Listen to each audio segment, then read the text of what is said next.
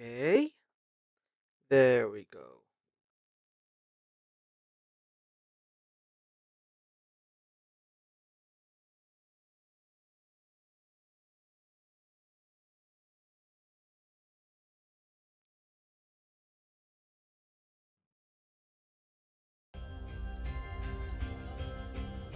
Hello everyone, this is Bad Art Boy, and we are back playing Suzerain.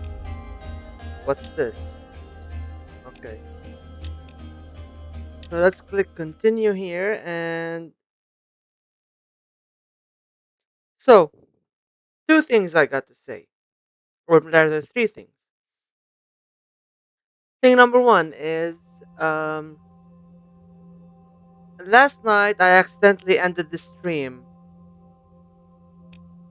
Yeah, it's my bad. I kept going, and then I was trying to check on the audio quality, and then it dawned on me that the stream quality was really really shitty.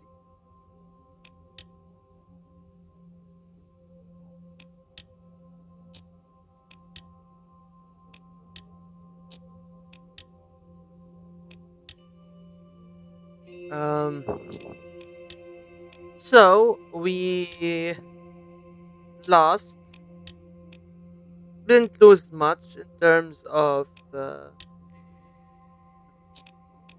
content.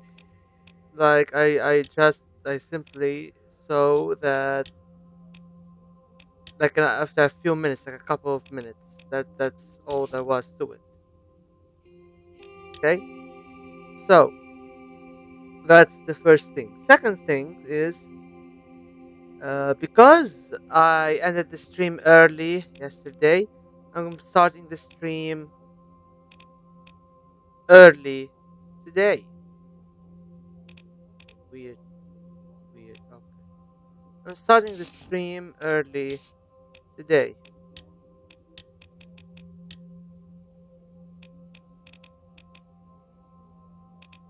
What's this? Okay. And third is I believe my my mic situation was fixed. Let me check. And third is I believe yeah, it works. It works very well. All right. That being said, let us continue our game. Emergency meeting. The mood in the situation room was gloomy. The cabinet members were gathered to discuss the shooting outside the palace. Lilias presented the initial report. Bernard Circus was shot dead at 9:03 p.m. in front of the palace gates. He was an elected independent member of assembly and, as you know, a famous communist. She spat the last word out with some distaste. And guys, you gotta forgive the S and sh sounds going to be coming out. They're gonna be a little bit weird. That's because, as I stated last time, I got new braces. We just have to, we just have to bear it for a few months. Okay. The guards at the scene were 50 meters away and immediately took action by responding and killing the assailant, who was identified as a member of the nationalist organization Young Swords. The president and his family were unharmed, praise God. MP shot near the palace, that is absolutely unacceptable. I agree, we are re-evaluating our security measures. However, the recession has affected my ministry negatively.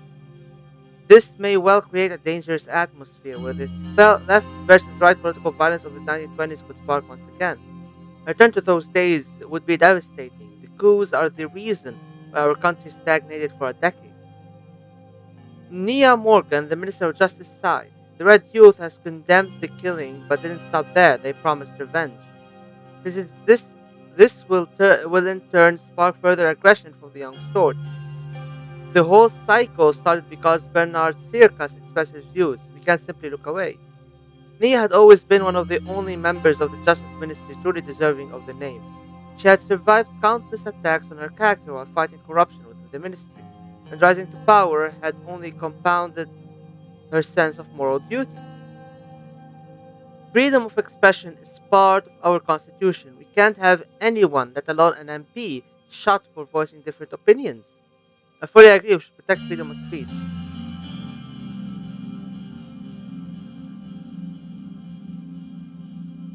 Our laws do, and for good reason. Silencing voices only result in fear and stagnation inside society. We had that before, and know very well how it was. I hear your concerns. Our police do their best to uphold the rights of our citizens. We will prevent such an act from happening again by making sure our security measures are re-evaluated. Minister of Defense Josef Lancia grunted in approval. He towered over the rest of us in full military uniform, his many war medals conspicuously on display. Agreed, ma'am. Our gendarmerie will also help boost security in the rural areas where possible. There might be more violence to come. We should refrain from making the issue a political one from the start. It will only add fuel to the fire.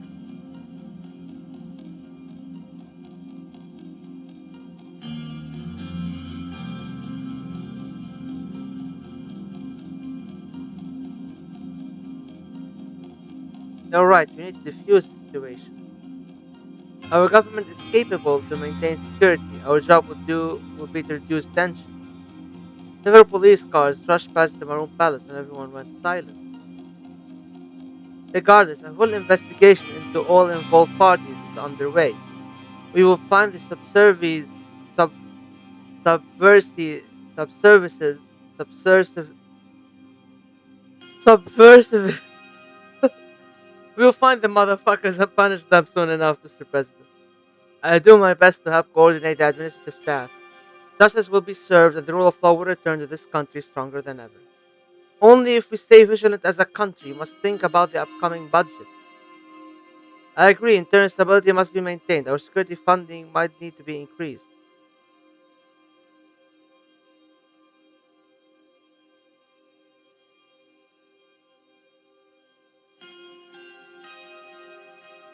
Okay. It is too soon to jump into conclusions. I agreed, we need to be patient until we have the full picture. Lucian took some notes after checking the latest newspapers and reports. It seems that the tensions between the communists and nationalists will escalate further. It would be very difficult to pass any meaningful change if there is chaos in the country. You can't pass any constitutional reform in such an atmosphere. You can't fix the recession if there is instability. Make it through this and deliver our promises. Hell yes, President Crane. This will be it for today then. We will convene again soon. Thank you all and keep us updated. The meeting concluded and the ministers left the room with concerned looks. It was hard to anticipate what would happen next.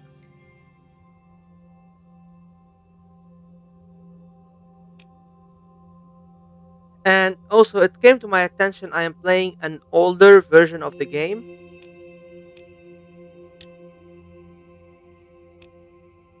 So, the situation is not the best in terms of the version. I cannot seem to find the latest version, sadly. So, it will have to wait.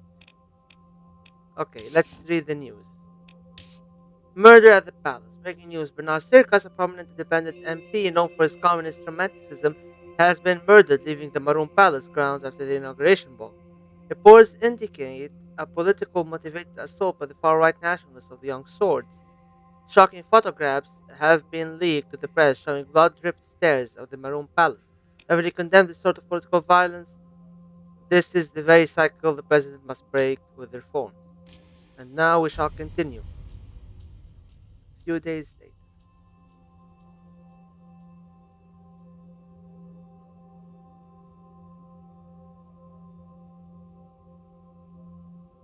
Let's read the reports. Police overburden in Estor. We have been receiving reports of a lack of equipment and staff from the police forces in Estor.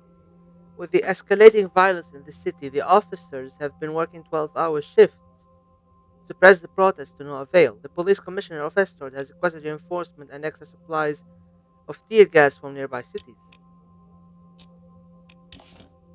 Police understaffed. Narble has reported that it is currently too understaffed to deal with the ongoing political violence.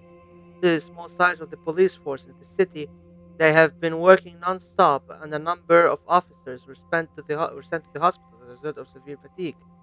Minister of Interior Elias Graf has been working with the head of the police, Carl Greiser, to address the issue.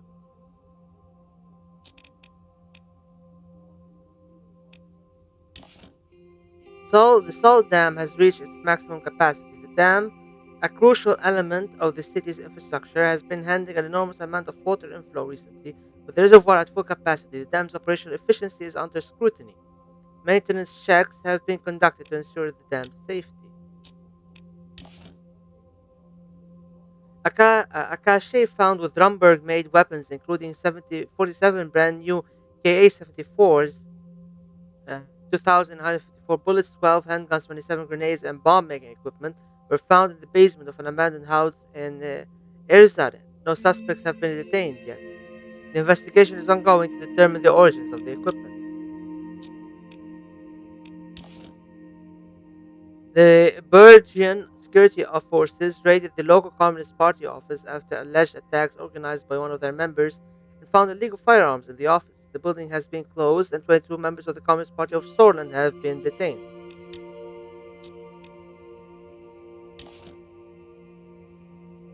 Local Young Swords youth wing leader in Urziren, Iak Toiren, has claimed responsibility for the organized attack in the bloodish market that resulted in the death of seven.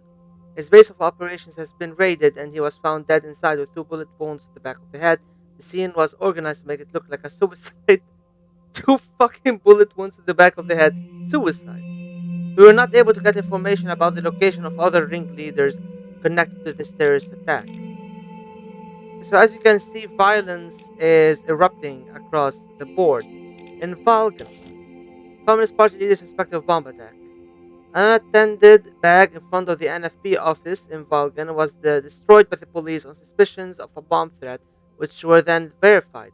Upon further investigation, the Communist Party leader of Valgan, Milt Heiner, has been arrested in connections to the incident.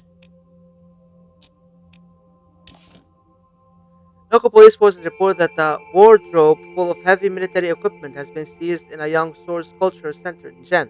Regulars of the place denied having any knowledge about the weapons. The owners of the building have been detained along with 13 other people. The police captured 22 rifles and 2 machine guns. The equipment belonged to the Swordish Armed Forces, dated 1929 and kept in very good condition. Basically, we are viewing escalation. Putin critiques trade. The leader of Agnolia has diplomatically critiqued the imbalance of trade between our countries.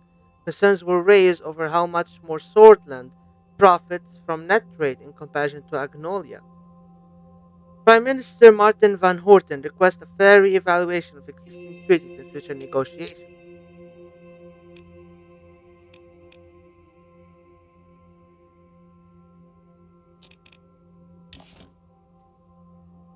The latest diplomatic message from the leader of Wellen warned us regarding a pathway from the mountains of Bergia that allowed traitors of the state escaping to Sorland.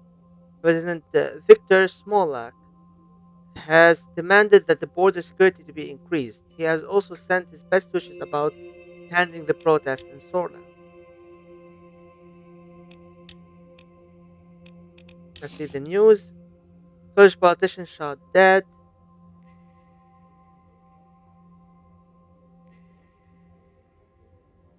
Okay,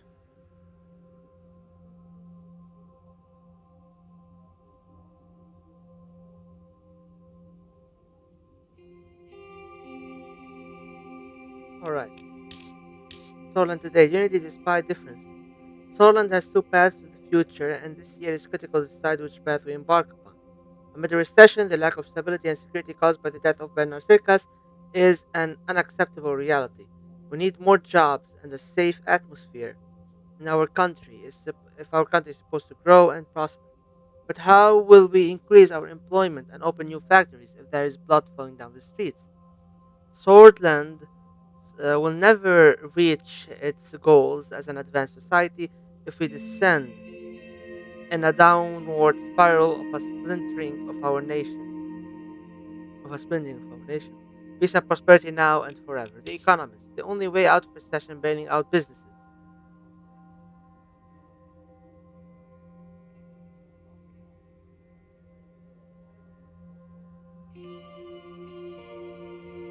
bailing out businesses to truly provide relief to the economy. This in turn should revitalize the economy by creating more employment opportunities. Murder was a method of the past. The tensions between the left and right extremists have increased in the country after the assassination of MP Bernard Circus. Protests of Malenivist groups quickly turned into riots around the country. We are calling for peaceful protest and dialogue instead of violence. After the attack that prompted the riots, a member of Young Swords assassinating a member of assembly clearly shows that they are willing to use extreme action, said Franz Richter in his speech in the Grand National Assembly. We live within these borders together, and therefore we all bear a responsibility, a duty to live together with our differences. Richter's unifying message is something that we all should listen to in these times of danger of loss. Basically, the Langkaven Times are the reformist mouthpiece. Pass and say, seductor. Okay, okay. Basically, farewell, Bernard Circus. It's a sad moment for Solent. We have lost a renowned poet who not only wrote about the struggles of the working class but also acted on them. However, his decision to enter Swedish politics was met with a sick attack that ended his life. This was indeed intended as a message to all opposing voices in Solent. We, the team here at the Radical, condemn this evil act of terror of the young swords, who we believe must be held accountable as a whole group. It is finally the time for the government to realize its organization as a terrorist threat and serve the justice that is due. Bernard Circus is always going to be in our hearts as a great Swedish poet, as a revolutionary, as the leader of the Swedish avant-garde, as a futurist, as a romantic, as a millennialist, but beyond all, as a symbol of freedom of speech. He is now a man who was murdered for speaking his mind. This cannot remain as yet another political murder of the sad reality of Sorland. In fact, it's time to change this. It's time to speak up as people. The most beautiful sea hasn't been crossed yet, said the great poet, reminding us to always have hope. And we must strive to have hope and to make them a reality. It is the best way to honor his memory.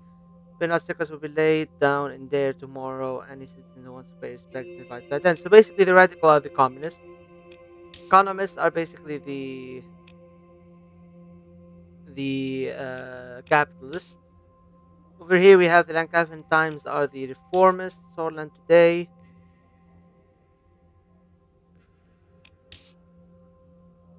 Okay, then you have geopolitical. Bugs and labor unions drive further decentralized economic growth, empower workers. Harlem Volksland, building upon the foundations of Volkslandian socialism inspired by Emmerich Hagel's revolutionary ideas, labor unions are spearheading the next phase of decentralized economic growth and worker empowerment in Volksland. This unique form of socialism, emphasizing a federal economic organization of society, continues to reshape the nation's political and economic landscape. The Volksland Workers' Cooperative, a successful example of Volkslandian socialism, in practice, has led to a remarkable 70% increase in productivity and an impressive 53% rise in worker satisfaction. Encouraged by these results, calls for the expansion of decentralized structures across various sectors of the economy have gained momentum. In light of these successes, Volk's then Minister of Labor, Frida, recently unveiled a new initiative in Haarlem aimed at further expanding infrastructure, promoting scientific and technological advancements. We believe that the principles of Volkslandian socialism offer a sustainable and equitable path for our nation's future, Abisher stated during the press conference in Tahalot. As Volksland moves forward with the Emmerich Hagel's vision of a decentralized egalitarian society, the nation is solidifying its position as a leader in socialist thought and policy making both at home and abroad, with labor unions at the forefront of this movement. The ongoing development of socialism offers a promising blueprint for other nations seeking to implement similar reforms. Arcadian PMC descends on Marabon amid resource extraction controversy. In the midst of the politically unstable situation in Marabon, the largest Arcadian private military corporation, Palantor Security Solutions (PSS), has deployed its forces in the resource-rich nation. Sources reveal that the Arcadian PMC has been contracted by several multinational corporations to secure and extract valuable natural resources amidst the chaos. Marabon, a country in the continent of Africa, has been grappling with internal strife and weak governance, leading to a power vacuum. This has opened doors for foreign interests to exploit the situation and extract the abundant resources such as oil, minerals, and rare earth metals present within Marabon's borders. Reports suggest that PSS has already established several forward operating bases near key resource extraction sites, raising concern about the long term implications of this move on Marabon's sovereignty. Hmm. Let's see the report. Reports of BFF activity in the capital. The chief of police, Carl Grazer, reports that two bloodish women with affiliations to the British Freedom Front have been caught in Holsworth before they could execute a terror attack at a crowded rally. Both women are listed as wanted criminals and enemies of the state. The arrested women have admitted their intentions to attack the National Front's party rally at Sol Square when Gazaro Kibener gave his speech, but rejected any connections to the BFF. Both claim that they were acting alone. Police reports that the situation is under control and further investigations are underway. Oh shit, okay. Dinner with the family at home. After a long day at the palace, I was finally home. I thanked Serge and walked through the front gates, nodding at the two guards as I went by. Even as I turned to the doorknob, I could hear Dina rushing down the stairs to greet me. I opened the door, and there she was, standing in front of me with expectant eyes. Papa, you're home! And yeah, by the way, I'm gonna say everything she says in a Super Mario voice. Because why the fuck not? I can't do it, so why the fuck not?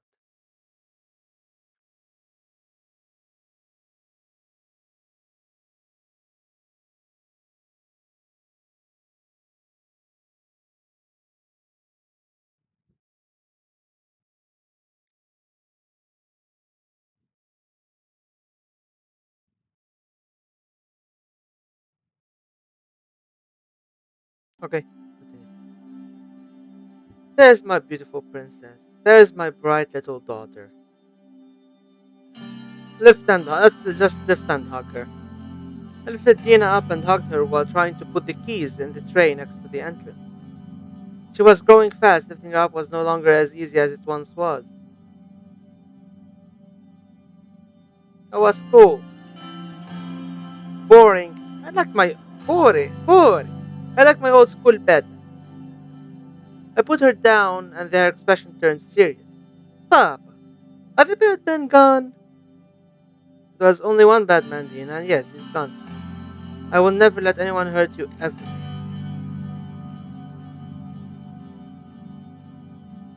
Okay, Papa.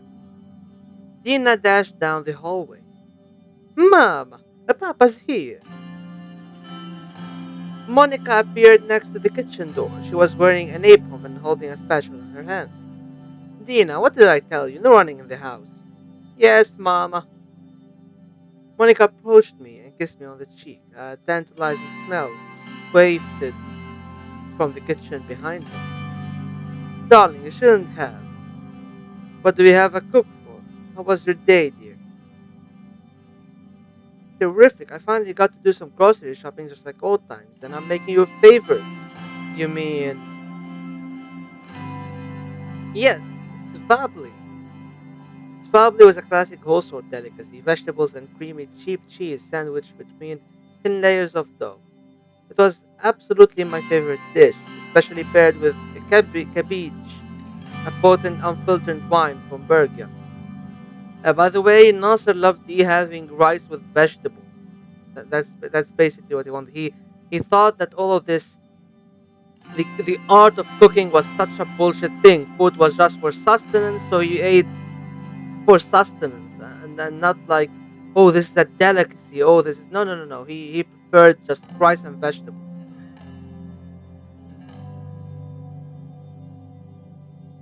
Let's kiss her on the cheek.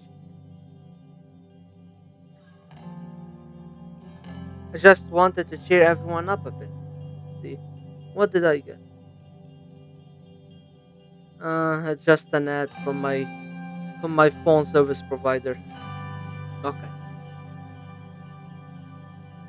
Her smile faded, and she lowered her voice so that Dina wouldn't hear. Especially after what happened at the ball.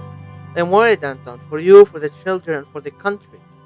Dina suddenly appeared next to us. Mama, yes, sweetheart, I'm hungry. Mother, I crave sustenance. We'll eat in just a minute. Will you help me set the table? Anton, can you tell Frank to come down for dinner? He's been sulking in his room all day. Monica started taking out the plates while I headed upstairs to fetch my son. Loud rock and roll music echoed down the hallway from his room. I caught a faint hint of cigarette smoke. Knock on the door. There was no response.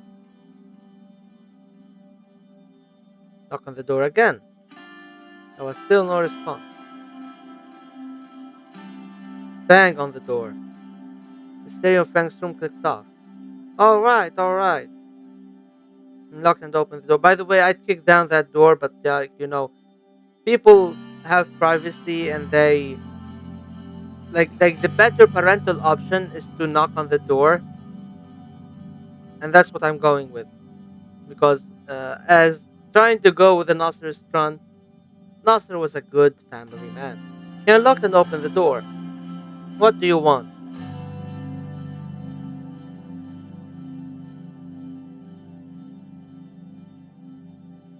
Hand over those cigarettes and join your family for dinner.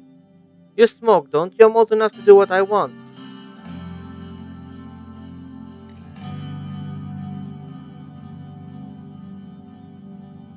I'm trying to quit that nasty habit. You ought to stop while you still can. Nasser was a chain smoker, by the way. That did not help his health towards the end. Frank heaved a sigh, handed me the packet, and headed downstairs. I followed him to the living room. Table was prepared, and Monica was ladling food onto the plates. Come on, have a seat. It won't be as tasty if it's cold.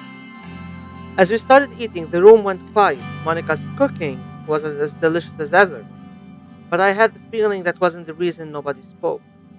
Monica was the first to break the silence. Say, did you know that they refurbished the grocery store? I don't know if you remember the owner has been there every day for the past 30 years. Can you imagine doing the same job for so long? What if you were president for 20 years, for example? That'd make me a fucking dictator. Nasser was a president for 18 years. I'd be living up to the challenge of this run. 20 years of this, I'd be dead. Why not? We could live with kings. Honestly, that really be so. I don't want this kind of stuff around there. Not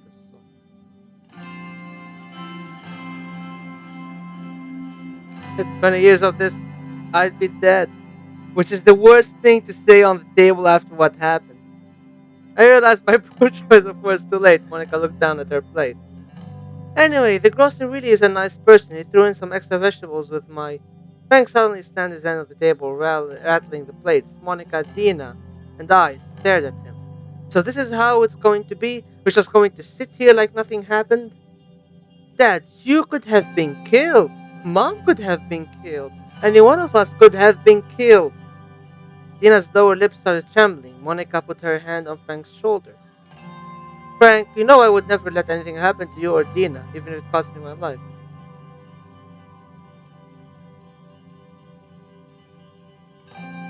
And yet we are all still alive.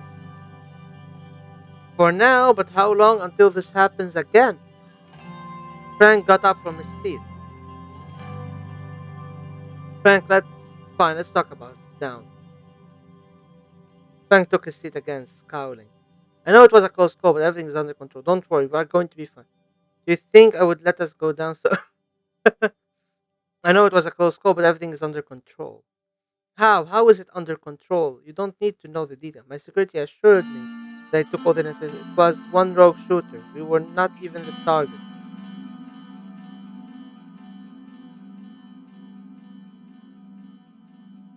But what if we were?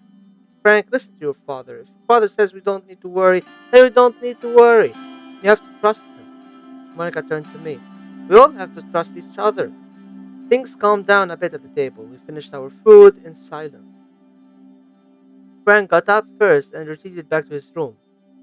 Monica lifted Dina up and plopped her in front of the living room TV for returning to the table. She sat down across from me. Anton, he is still young. I know, but there's not much longer we can shield him from the ugliness of this world.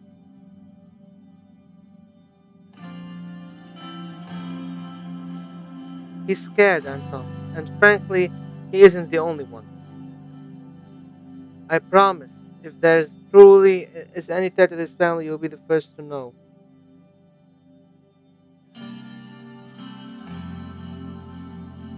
He got up, stood behind me, and massaged my shoulders for a moment before leaving me alone in the dining room. Sat alone at the table and drained my glass of cabbage. Had I been lying to Frank and Dina? Was the threat to my family truly over? Time would tell. Ooh, more reports. International reports. CSP faction spotlight workers' rights in report, drawing international attention to the pressing issues of labor conditions. A faction within the Contana Security Pact has released an insightful report on workers' rights within its members' nation, as the CSP, consisting primarily of planned economies, grapples with the growing capitalist influence of Acacia and the ATO, which is like the NATO. This report underscores the need for robust labor protections in the world. The document provides a thorough analysis of workers' rights and labor conditions within CSP member nations, spanning several continents. It asserts that these nations surpass the global standard with an average minimum wage 45% higher and industrial sector unionization rates at an impressive 95%. However, it also calls for action, which is such as the gender wage gap, averaging 12% within CSP nations. The report concludes by advocating for broader enforcement of rigorous labor laws, embodying the CSP's commitment to social and political justice. The CSP's stance on workers' rights offers a strong counter-narrative to the ATO's capitalist orientation, emphasizing the alliance's commitment to socio-economic equity.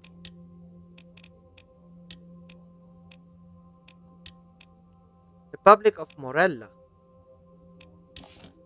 Morella expressed condolences for Circus. In the wake of Bernard Circus' untimely passing, Prime Minister Alma Sultana of Morella conveyed heartfelt condolences to the people of Sorland. The leader recognized Circus as an influential poet and advocate for millennialist ideas, lamenting his loss as a blow to the literary and political world. She called for the memorialization of Circus' contribution to social discourse and reaffirmed Morella's commitment to the ideals he espoused.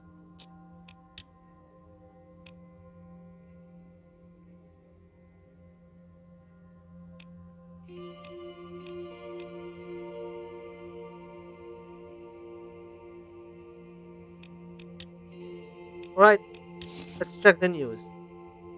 The whole stand post. Protests across Solent. Protests erupted around Solent after the death of Bernard Circus, many of which started peaceful but soon turned violent. Protesters with red youth flags were seen in most central cities around Solent carrying out violent riots and organized protests and disrupted much vital services from being delivered to the Scottish people.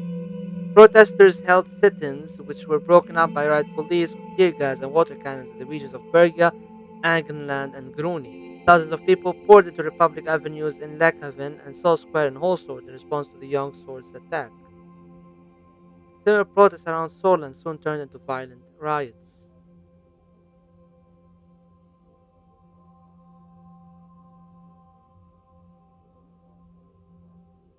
I think the Holsworth post is like the right wing. It's like this is like the New York Post and this is the New York Times. Solent today. Protests in Groenie. Protests are taking place throughout the Groenie region. In response, in response to the assassination of Bernard Circus, the protesters raised their concern about young swords, the increased cost of living, and inequality prevalent in the country. Large rallies have been organized in the city centers of Benfey and Boren, and a large congregation of Red Youth members organized sit-ins and protests aimed at hampering public transport in the city of Falcon, which brought the city to a standstill for a few hours before riot police came to disperse large groups of protesters at transportation nodes. The wrong economy. The government has made its decision to promote a planned economy, decision which is based on flawed arguments of Solonomics. Okay.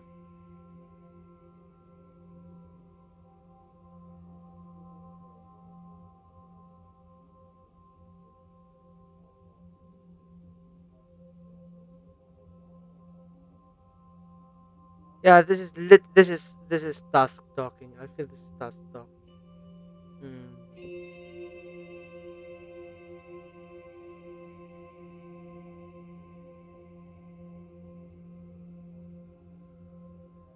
Okay. Political chaos. Political violence has surrounded Solent since yesterday. Officials from police claims to have the situation under control. Oh, shit. Hmm. Hopefully blood will not pour out of my finger right now. Anyway, NFP and US call for protests. Kisaro and the National Front called a rally to condemn communist influence for United Cartana. On the other hand, the labor unions of Solent has gathered, alright. Young stores marginalized straws, NFP office burned. Basically, shit is hitting the fan. The radical unrest in Solent. Every yesterday, nationals descended on the PFGP party office in Arvory after the supportive statements of Franz Richter about Bernard Circus. The office was stoned by the aggressive group and several. Okay,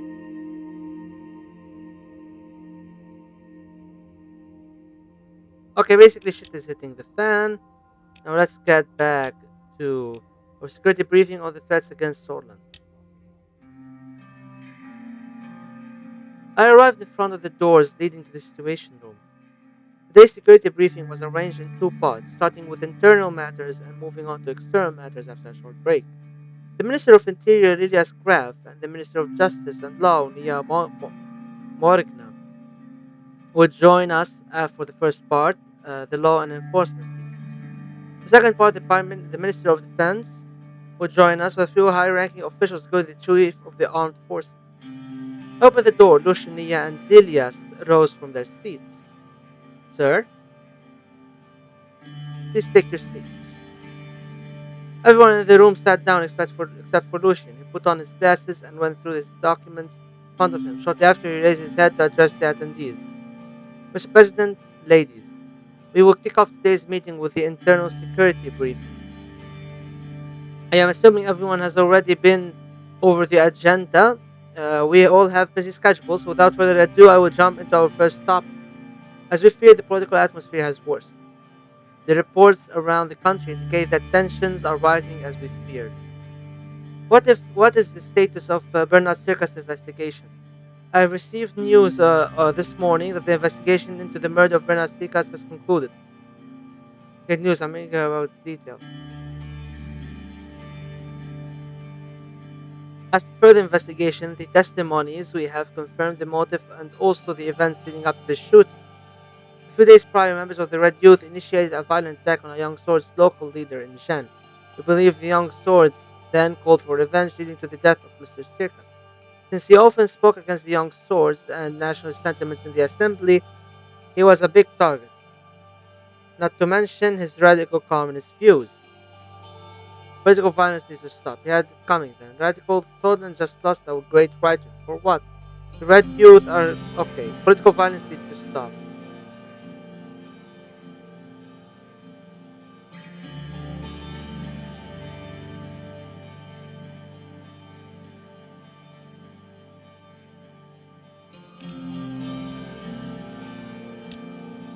Yes, we've kept it at bay for so long, but it seems that there are now new triggers. Lilias continued, handed over the report, and pointed at the highlighted section in the document. The investigation revealed a very troubling fact. The funding source for the Red Youth have a clear link to United Contana. Are you sure? Yes, we have found the cash trail. Several Red Youth members with ties to United Contana have been detained, and the information extracted from them points to a preparation for a communist uprising in Sorland. It isn't unusual for the superpowers to influence other nations, but I think this case is a little far-fetched. The left lacks popular support in Sorland. Nia eagerly lifted her hand. I motioned for her to speak. I went over the report in detail. It would be wrong to jump to conclusions about a clear foreign interference yet. United Contana has humanitarian and cultural ties with many countries, including Sorland. I also don't want to jump to conclusions immediately. We shouldn't create a crisis with them. Nearly 3 decades ago, they funded General Ricard and tried to establish a communist dictatorship in our country. If it was not for Colonel Soul, we had have seen the real crisis. She took a sip from a glass of water and continued. Our police chief, Carl Greaser, has linked the funding channels to the United Contana Consulate in Benfi. As we all know, the enemies of Sorland are many, but we also have the threats inside the country.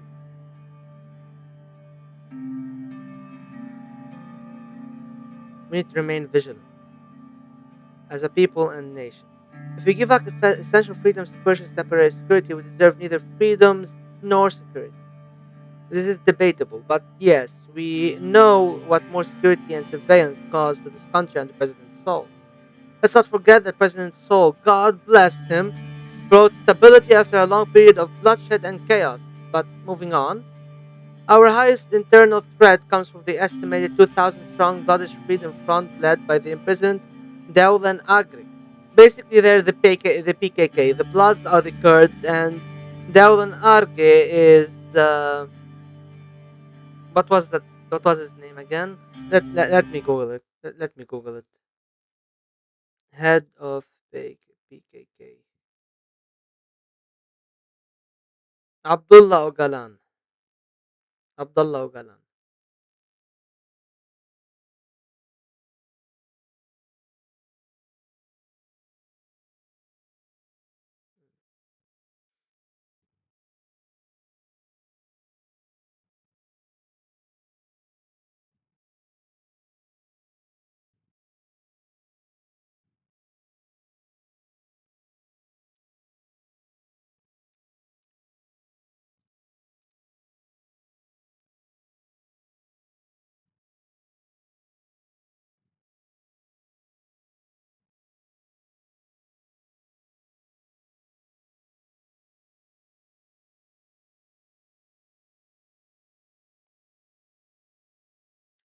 Okay. So Ogalan. They are a banned political organization, now a militant force that is trying to incite racial violence. By the way, the PKK has gave up their arms recently, so there's that. They make a lot of noise, but have little substance. A barking dog doesn't bite. And they're supported by our blooded citizens.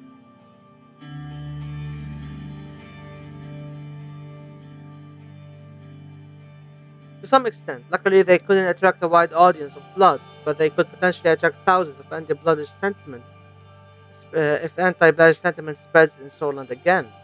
Lily has pointed to page 3 on the report. Our intelligence intercepted two crates filled with weapons close to the Rumburg border. They were filled with military-grade Ka-74s. We ex- Excuse me. We expect that more have been smuggled in. A group of Bloods were caught with three guns at a checkpoint not far away. The governor of Bergia, Felix Braun, has already taken the necessary measures to counter the threat. Bromberg has been acting aggressively in the region for a long time. I'm not surprised that they would attempt to weaponize the Bloodish people against us. This is worrying, very worrying. We're making a direct correlation between the BFF and Romberg. It was expected that Romberg would undermine us, but this is too far. We need to keep a level head with Romberg. We're looking for reasons to take action. They will play dirty while we play nice. It is a battle we will lose. This is grave news, but we must be careful not to stoke the fires of anti-Bloodish sentiment. Unfortunately, Governor Brown is directly causing the tensions to increase with his increasingly anti-British stance. I must remind you, Governor Brown is directly responsible for the arrest of Dowlan Arge, the previous leader of the BFF. It's true that his methods can be extreme at times, but it was his policies that kept the region peaceful over the last decade. He is misusing the powers given to him by Tarkin Sol. The insane authority of the governor is surely a root cause. It would be very difficult to revoke the special status of Bergia under the current circumstances, Morgna. Miss Morgna, the presidents no longer have the authority Tarkin Sol enjoyed. For now, yes, but with enough justification for it, it will be possible anyway. We will be discussing this at a later time. Tell me more about the special zone.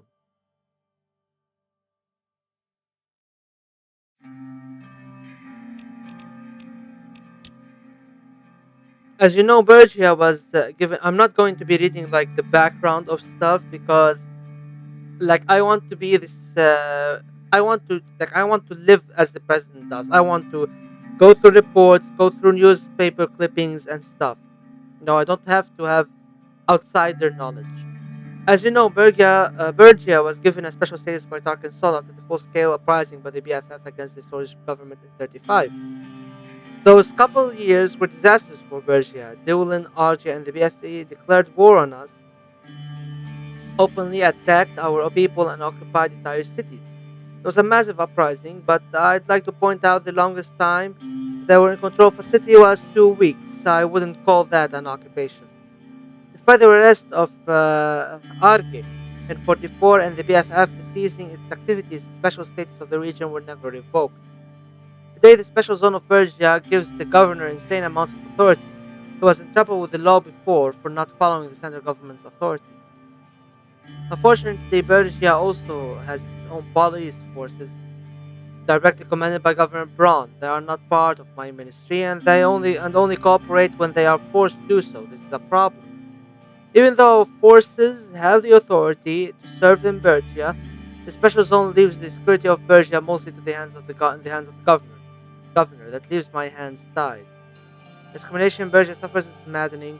We should find a way to revoke the special status of Bergia one way or another.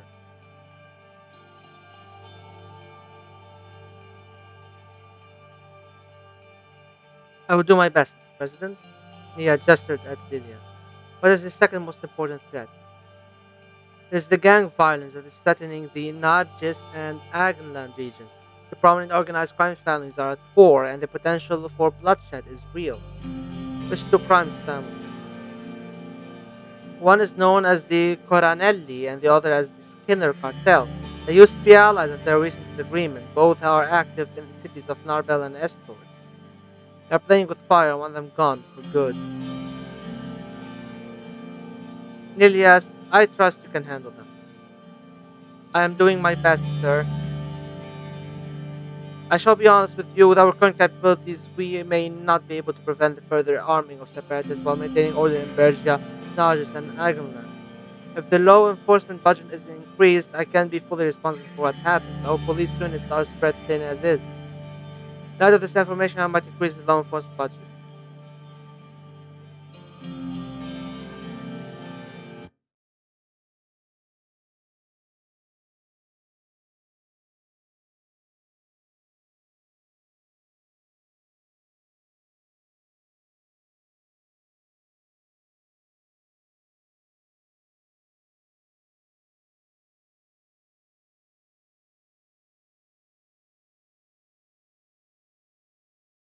Okay, back. We will rid our country from separatists and violent tongues if we do so. I wish you would stop using the word thugs, Lilias. The problem is corruption, which is fueling the gang violence and is very likely the reason why these weapons were smuggled in. A higher budget could help us end that. Valid points, corruption is the root of all evil, after all.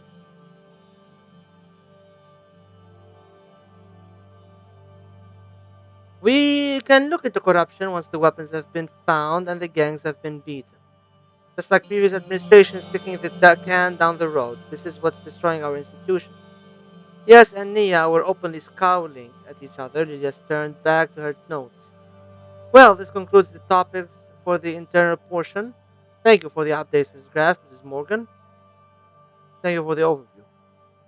Have a good day. Until next time. The two ministers left the room. We took a short break before continuing to the second part. Okay, I need a moment. I'll be back.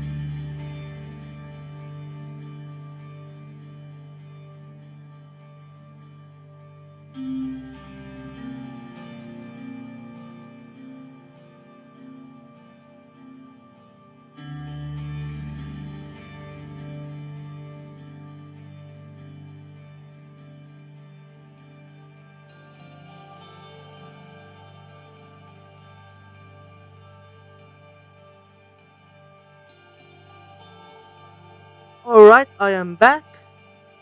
Upon invitation, Josef Lancia, along with three high ranking officials from the Ministry of Defense, walked into the room. One of the men was none other than General Kruger, the chief of the armed forces. Josef made his way towards the table while the others stood by the door. Mr. President, Josef, welcome. I brought General Kruger with me due to the escalation on our borders. General Kruger stepped forward and saluted. He had a strong jaw with sharp cheekbones, his tall stature, uniform, and medals combined with his deep and intense stare made him look threatening. He was in his 70s, yet he had a bulky body that was a result of his commando training. Not only was he the second most decorated officer in Sorland, he was also the longest serving. Salute him. He smiled at the gesture and bowed his head in respect. Joseph tapped his foot impatiently. He seemed uneasy with the presence of another high-ranking officer in the room. Gentlemen, thanks for coming to this significant gathering. Let's begin. Joseph and Vulcan took their seats at the table while the rest of the officers stood by the door. Mr. President, the situation in the west at the western and northern borders towards Rumburg is very intense. We are observing deployments of divisions closer to our border. Rumburg has been increasingly expansionist in the past decades and also interfered in Agnolia, but now they have turned their sights on us. That's the capabilities of our armed forces to handle any threats. What's your current strategy? Patrolling close to the borders with our border force and keeping army reserve divisions near. It seems like they want to increase the pressure both externally and internally. Oh, critical! What's up, man? Glad to see you. Glad to see you.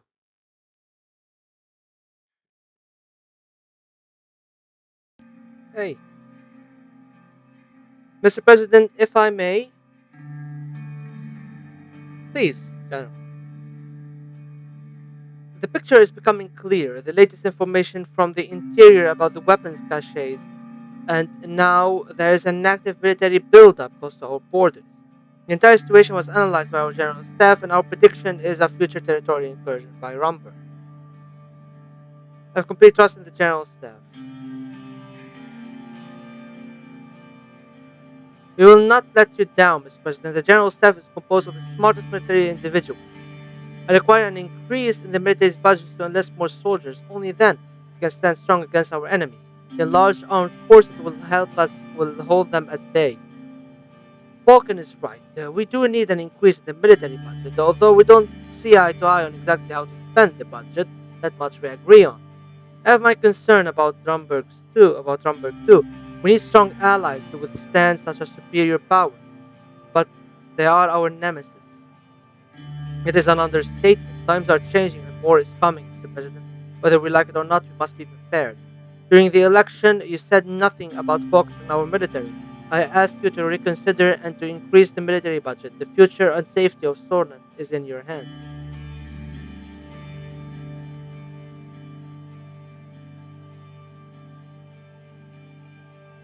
I sure hope I'm not coming down with something. I hate this weather.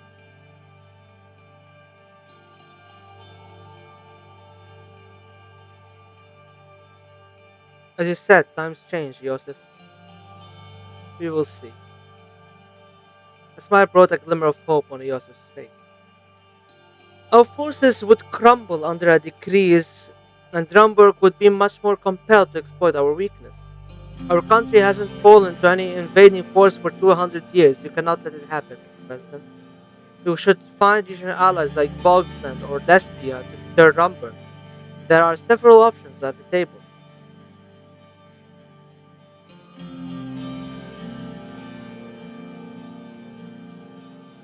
Drumburg wouldn't attack. Sorland must stand on its own 2 feet and be able to defend itself. These options should be considered. They could be considered, but they pander to others when we can solve these issues. But why pander to others? We can solve these issues ourselves. We have no true friends outside these borders. Everyone fell silent when a soldier entered the room and let Joseph Lancia know that a call had come through from the ministry. Excuse me, Mr. President. Joseph left the room to answer. 2 minutes later, he entered the room again. His expression had changed. Mr. President, there had been a Ramborgian military activity close to the Narbel border. They spoke with the local commander. Vulcan, we should go to the ministry and get further updates from our branches. Understood. Raising military readiness is the first call of action. If there is truly an extraordinary attempt, we will relay it to you immediately and wait for further orders, Mr. President. Which investment did you choose? I haven't chosen investments yet, but if you mean about the infrastructure, I chose the highway that leads to Agnolia because I want to leverage that for a good trade deal with Agnolia later. Make sure they know we are observant and ready. Go and show them the might of the Soldier Armed Forces. Your service is appreciated, but remain calm. Be sure not to escalate things. Nobody wants a war. We will exercise utmost caution, Mr. President. Very Nasserist of me. I mean, also, the center is already very developed. It's time to develop the rural areas a little bit more.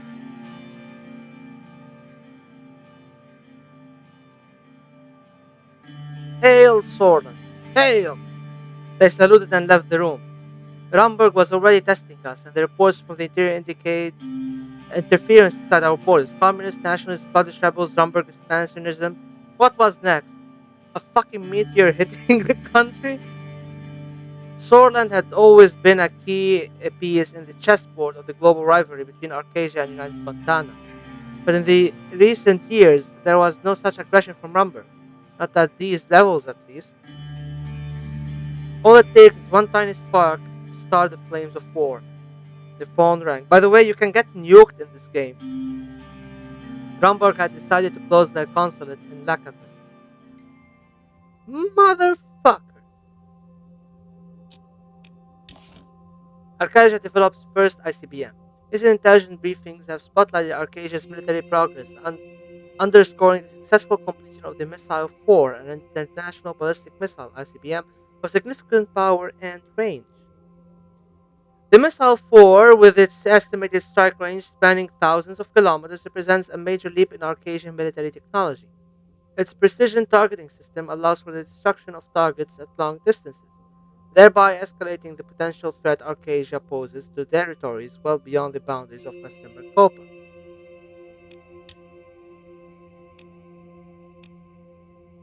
Anything here? No? Alright. Overview.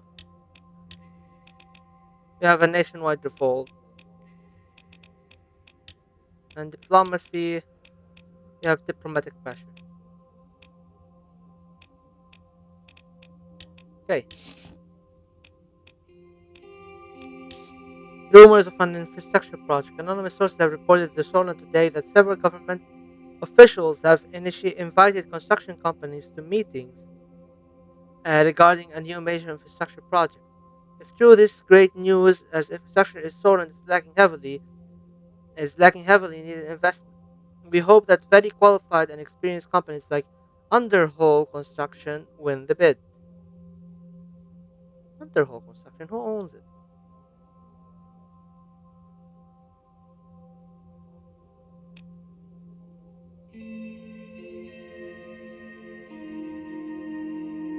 Walter Tusk. Solon today is Tusk. Underhole Construction was once again picked as number one construction company of the year by the reputable statistics Solon. This was the 11th time the company was selected for the top spot in a row since Chris Starr was appointed as the CEO. Basically, they're glazing it. Okay, what if I piss the Soviets? Oh no, you get nuked if you go to war with Rumberg. Rumberg is developing nuclear weapons behind the scenes, and you can sanction the fuck out of it by the entirety of the United Nations if you can uncover it. Or rather, if you can support, like if you can get enough people to actually say, oh yes, something is going on in Rumberg. can sanction the fuck out of Rumberg. But we'll see. Gang violence claims young girl's life. A 15-year-old girl was shot death in Narble as she walked her dog a few blocks away from her apartment. The police said the shooting, which occurred in an area affiliated with the gang Coranelli, was a reckless act of violence. And the victim was not the target.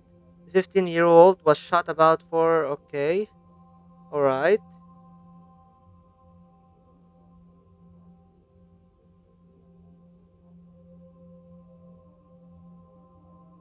Our sources report that the local police force of the region is understaffed. Okay. The real truth behind the economic crisis. We have all seen this scenario play before. Large corporate businesses, time and time again, receive money from the government under the disguise of helping the economy, but about the people. Many in the neglected regions still do not have electricity or fresh water in their homes, and they are the lucky ones. There is a growing housing crisis, and people are on the streets begging for food. In the year of 1954, it is time that the money is invested in us, the people of Solon, instead of armchair millionaires in their luxurious villas. I was there when General Luderin, the Andrikar clashed in the plains outside of Holsword, when the armies of Swedish people killed each other. I was there when Colonel Saul won the war after bombarding cities with soldier civilians inside them. We saw this great nation fall into bloodshed and chaos. We thought that we would learn our lesson and formed a new republic. But one man's idea became the idea of the state, and we allowed it to be forced upon us. We are a generation who lived with darkened soul for most of their lives. However, this generation is different. Our kids have not experienced civil war or martial law. This generation is born in a changing time. We cannot allow the same conditions to return. We cannot forget when General Luderin declared martial law in 1977, when his tanks rolled and murders took place. Those tanks cannot roll again, bombs cannot fall again, freedoms cannot be suspended again. 1927, never again. I thought you can win that war. Honestly, I only played the Suzerain once in my life, like 4 years ago, 3 years ago, like in 2021 or so. So I don't remember exactly what there is to do. Rumberg closes consulate. Rumberg has closed down its consulate in Sorland, one of the few East Mercopan nations to have diplomatic ties with the Northern Kingdom. This comes right after deployment of Ramburgian troops near the northern borders of Sorland. Ramburgian officials cite political unrest and uncertainty as the main reason of the closure, while raising concerns over the security in the country. In Lakaven, a diplomatic source said the Ramburgian flag has been lowered overnight and that the diplomatic staff were expected to leave Sorland on Friday or Saturday. Many Lakaveners were shocked as the 120-year-old Ramberg consulate closed. Dozens of citizens with Ramburgian relatives went out to protest against this action in the afternoon. It was not clear if the consulate closure was temporary or permanent, signaling a break in diplomatic ties which date from 1923. Our editors see the situation as a further deterioration of relations between Sorland and Ramberg. This can be easily regarded as one-sided provocation from the north. Yes, one-sided. Let's read here. United Contana Consulate helped protesters. Around midnight, red youth protesters clashed with young swords at the Vesor city center, resulting in many injuries. The counter protesters were cornered in front of the United Contana Consulate after they were pushed back by the police. The diplomatic mission opened its doors and Red Youth members escaped inside. Police are still waiting outside the building for the return of Red Youth members. Rise of Golkondism in rural areas of Beria. Golkondism, a minor religious branch of the Wurist Nurity, has gained a significant following in the city of Erzarin and the rural areas of Bergia, mainly due to limited access to education and employment opportunities. This sect offers a sense of community purpose and salvation through strict adherence to its doctrines. British Freedom Front and foreign proselytizers are suspected to be behind the sudden increase in Golkondism. Many British political leaders are recruiting members through grassroots campaigns, making Golkondism one of the most popular religious groups in the region.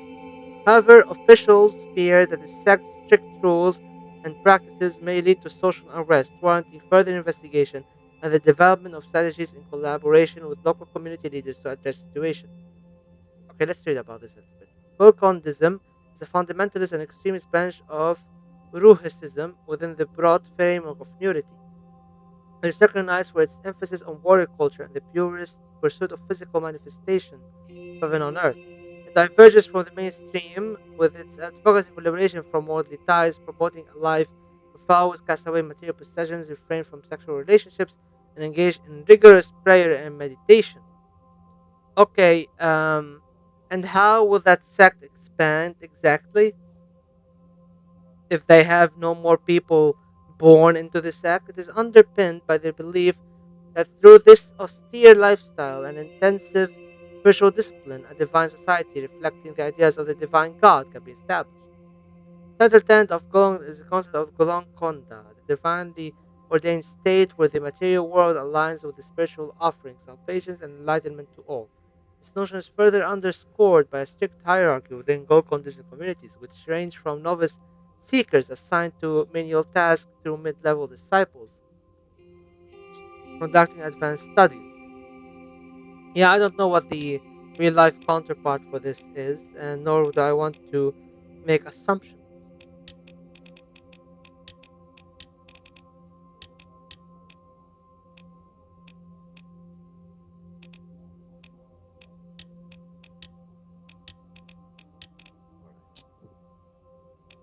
React to the unrest. Addition to address the instability in the nation. Oh, this is the explanation. It is a state of political chaos. Protesters have shows of civil disobedience.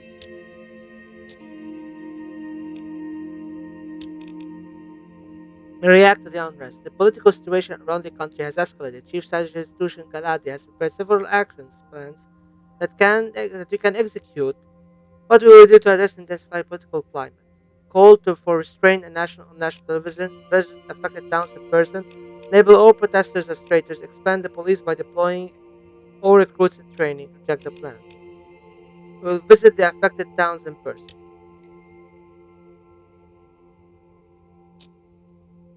End of day at the Maroon Palace. It was late in the evening. The Maroon Palace was finally getting somewhat quiet when I returned to my office at the top. I eagerly approached my chair and sprawled out on it. It had been an exhausting day, just like every day since I took office. Lean back and relax. I stretched out my arms, leaned back in my chair, and took a deep breath. Household skyline was daunting and beautiful, but beautiful. I glanced downwards out the window and saw Serge and the guards waiting for me by the main gate.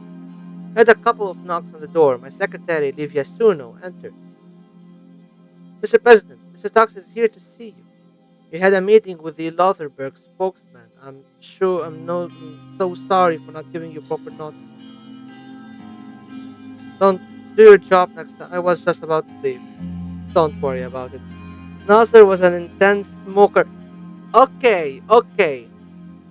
Nasser was an intense smoker. Fuck me. I forgot about that.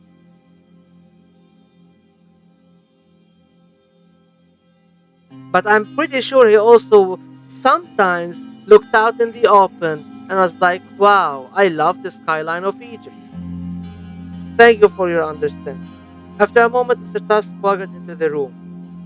I'd met Sorland's most prominent businessman once or twice, but never alone. He had large jowls, blindingly shiny shoes, and the air of someone who was used to getting his way. Anything to drink, Mr. Tusk? Water? Whiskey? Cognac, preferably from before you were born, sweetheart. I, I'll check the supply room. Livia backed out of the office, shooting me an apologetic look as she did so. Walter hung up his hat, which I could see was lined with mink. He fixed me with a long, hard stare, then broke into a toothy grin. Good evening, Mr. President. I am here to congratulate you. I will light a cigarette now for Nasser. Hey, don't smoke. Don't smoke. That's bad for your health. We both sat down. My business partners and I wish you a successful term as the leader of our nation. Thank you, Mr. Tusk. I had no chance to say this at the ball with all the panic, but we are very much looking forward to working with you.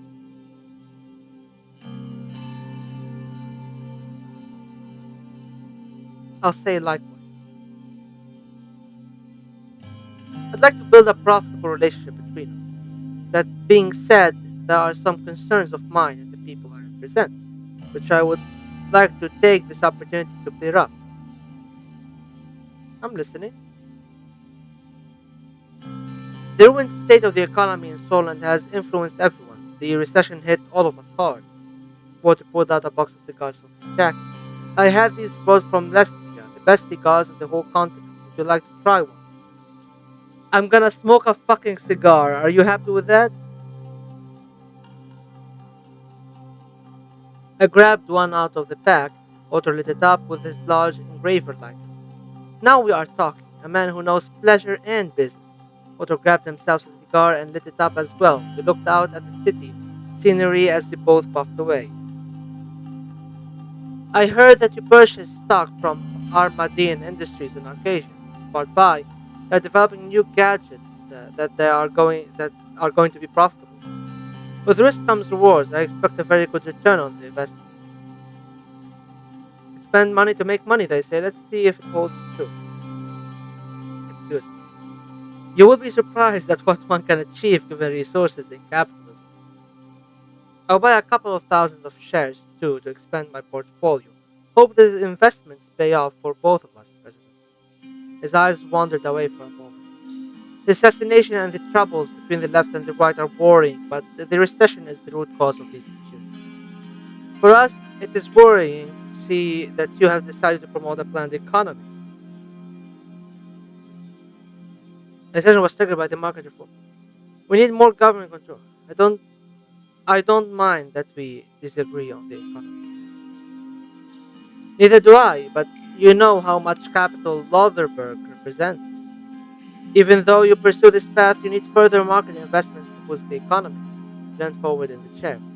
The highway investment was a good call, but there was more to gain in the high speed rail, especially for business logistics.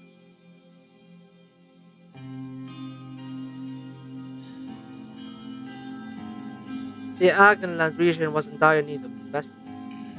The most important goal is to divert investments where most profits can be made for the Treasury.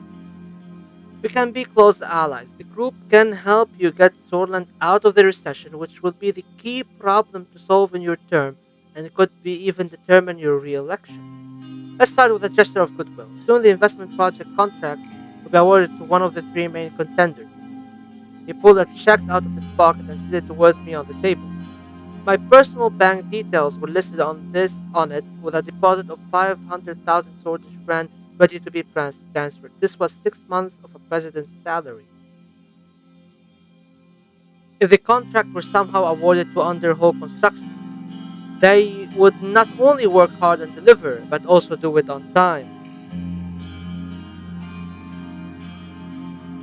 Exactly. Oh my god, you read my mind. CIA moment. You read my mind. What do you think, Mr. Rain? Wouldn't that be good? He put his index finger on the check. There was a noise by the door. Livia Sunu was standing there, holding a tray with a bottle and two glasses. I'm so sorry, Mr. Tusk, but I could find was a 1942 Savigny. I hope that's acceptable. She quickly put the tray on my desk and walked out. Tusk eyed her as she left. Remind me to visit your office more often. Now, where were we? Do we have a deal? Indeed, Mr. Tusk, I am looking forward for our future transactions. Not yet. We will. No, I will make my own decision. Did you just try to bribe the president of Poland? I refuse. So, I'm gonna take the decision and then I'm going to explain it. Indeed, Mr. Tux, I am looking forward to our future transactions. You don't have to wait long, Mr. Rain. As a gesture of faith in our newfound partnership, I will invite you to a special meeting in the future. He grinned and let out a laugh. The check was right between his hands. He pulled his hands back and took the check, and I took the check. This deal will also show to the group that the administration hasn't left the private sector behind. Our goal is to unite every stakeholder to improve the economy. The administration will maintain a good relationship with the group. I am very happy we came to an agreement today, Mr. Tusk. Likewise, President Reen, it was a pleasure doing business with you. Oh, and before I forget, a final token of my gratitude. Walter pulls out a box of cigars out of his pocket and the label reads Varo Ben Vinotto. Some of Lesbia's finest, made by true craftsmen in the fabled city of of San Verlon. You should visit someday, should the opportunity arise. We will be in touch. Walter stood up, grabbed his jacket, and shook my hand before making his way towards the door. He smiled before closing the door and leaving. I gathered my things and prepared to finally head home. As I walked out, I noticed Livia still there, covering up her typewriter for the evening. If I may be so bold, Mr. President, would you accept his offer? There's absolutely no fear. Of course I didn't. How would you even ask me that?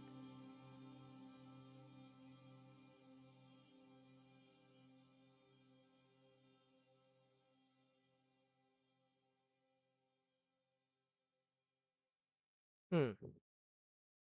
How do I answer?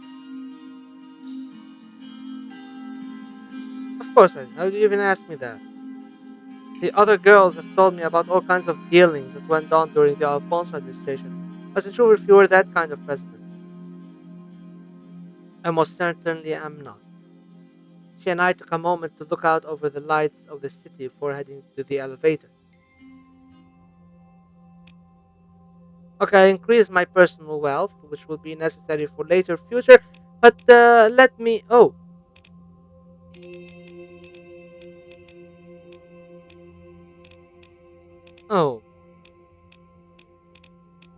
oh, there's plenty of things in here.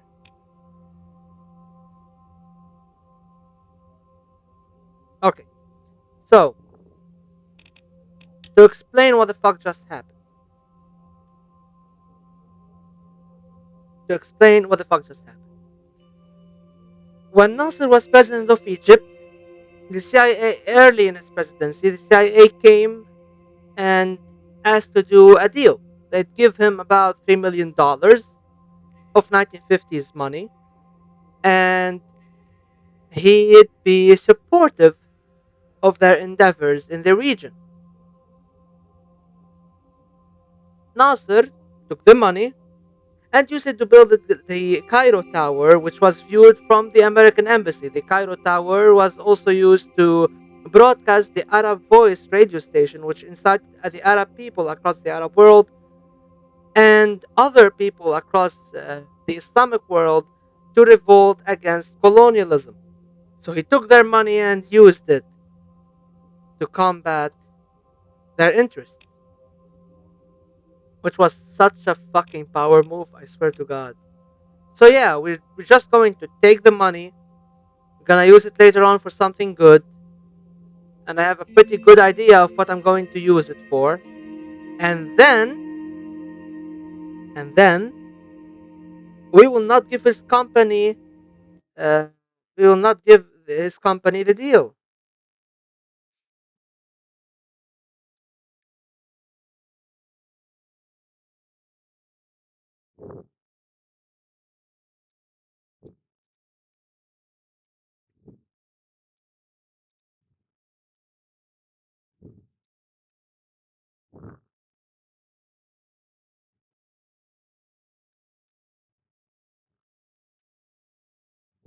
Hmm, okay, let's continue.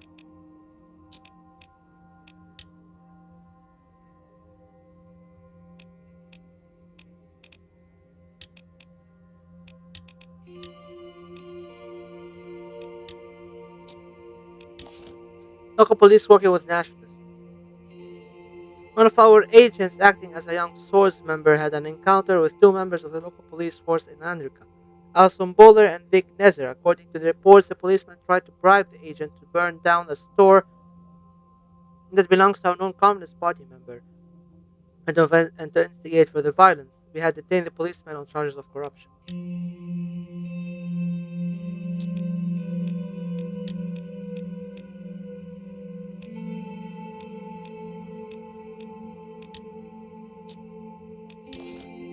Situation report. The Ministry of Defense reports that the situation along the border is getting tense. Stromberg's Southern Army was sighted training close to our borders and did not respond after we issued a radio message. Excuse me. The Chief of the Armed Forces, General Kruger, reports to have increased patrolling duties along the northern border to signal readiness.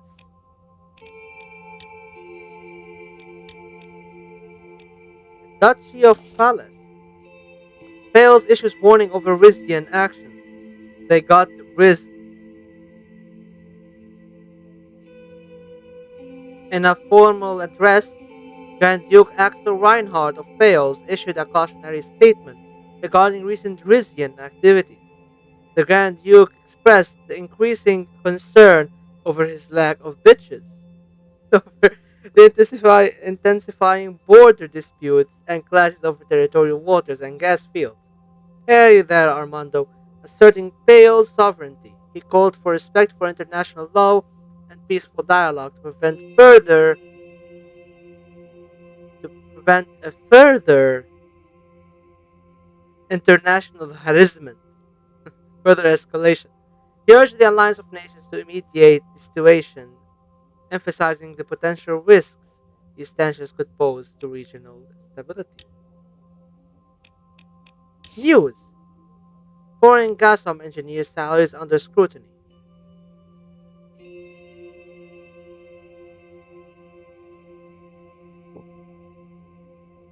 Okay,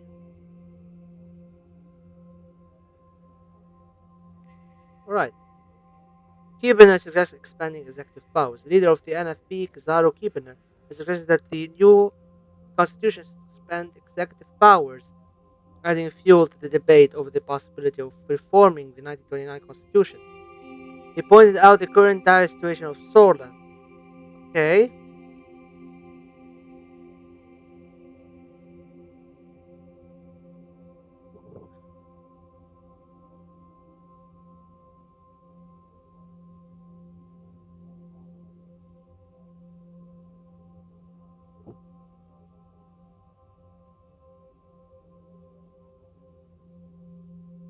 okay. Last, LUS calls for corporate responsibility in Narble. Okay, has made a strong call for corporate social responsibility in Narble. Income inequality and public service deficiencies exacerbate. LUS demands local corporations step up to the aid community. It is time for corporations to prioritize people of profit. Okay, reform demands can gain popularity. Alright. Workers' Party Solidarity March. Pro-minority Workers' Party of Blue their rally in the Blood majority city of Erzaran. Among the speakers at the rally was Mansour Leke, a Blood member of Assembly, who was standing as the leader of the independents in the Grand National Assembly. We will again foil this war plot that was set up by the soulless ideology, he said, reference to the series of conflict that bloodshed during Tarkin's Soul's term as president, which claimed thousands of bloodshed lives. We will come out of this tunnel of conflict. We will not only win against discrimination, we will win the truth.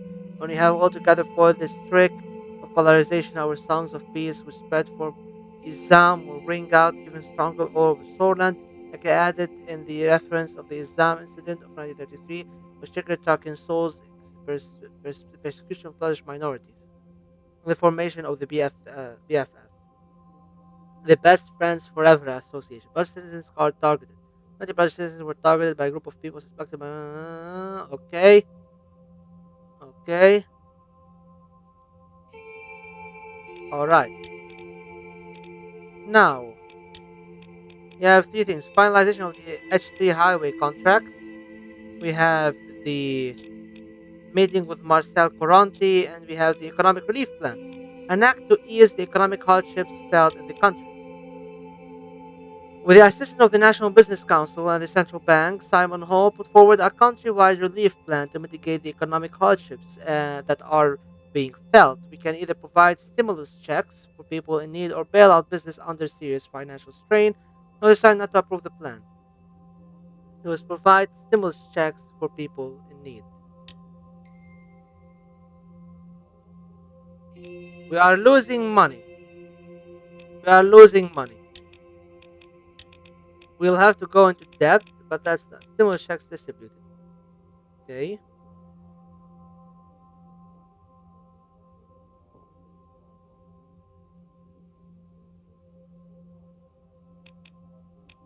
Okay. Save some lives. Let's finalize the H3 highway situation. After a lengthy drive on cliffside roads, we arrived in Lenkirk. There, crowds of cheering citizens. You should go, wealthy family. Nah, I don't want to have a wealthy family because Nasser was not a wealthy man.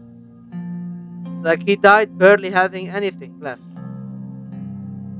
He was the least, well, he was not a corrupt politician, he was not a corrupt leader. After a lengthy drive to the cliffside roads, we arrived in Lenkirk. There are crowds of cheering citizens that greeted us, and the local government officials escorted us to the city hall. We were here for a significant meeting about the H3 project. Several construction companies sent their representatives to the city hall. Gus Manger wouldn't make the meeting due to his visit to Rizia, but I had Simon Hall and Lilia Scraff by my side. Besides Simon Hall, besides starting our economic recovery, this project will cut the time it takes to get here by road in half, Mr. President. More importantly, it will lead to improvement in Agenland. I have lived with these people and seen them suffer. I trust your plan, Simon. I'm glad to hear that. We should be able to slow down the recession if we finish this project successfully. I look forward to a positive financial outcome. According to my sources, we'll lift many people in these areas out of poverty. What will it take to stop the recession? This is just the beginning. We will need to follow this project up with several other economic investments. That depends on the government budget. We need to make sure we have enough money to fund critical ministries, but still have enough left to invest. Actually, let's look at the radical help comes at last. The new administration led by President Ukraine has accomplished a great feat by providing stimulus checks to help people in need. These started going out as soon as the act was approved by President himself, and all eligible people in the lower income brackets received nearly 4 months of the average salary on a single day. This was such a powerful political move that resonated very well with the populace. Praise where praise is due. When the people who were in dire need and of help and suffered, the president came to their aid. Thanks to this action, many who were economically insecure have just received a second chance to bounce back. Help came to the people at last. Unemployment unchecked. The administration has fallen for populism and the idea that giving people money will solve the problems of the economy overall. It is hard to grasp, okay?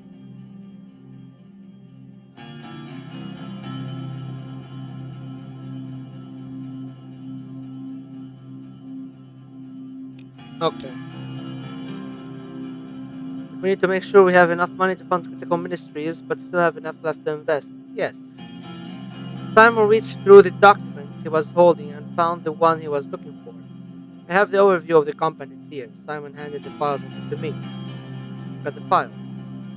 I look at the files. Three corporations were listed: the Soldier State Corporation, Adore Construction, and Taurus Holding.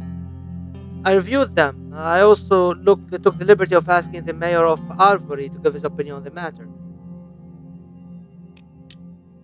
Which corporation should we talk about? The Soldier State Corporation. The respected Soldier State Corporation, also known as the SSC, was founded in 1891. It is the main state corporation tasked with running the day-to-day construction services of our country. The SEC is one of our most trusted and honorable companies. They have served us a long time. I have worked with them on several occasions. It will fulfill your initial election promise of using a state-dominant planned economy to improve Sorland's bleak economic prospects. They have the experience and the manpower to pull off a project like this. He has paused for a second.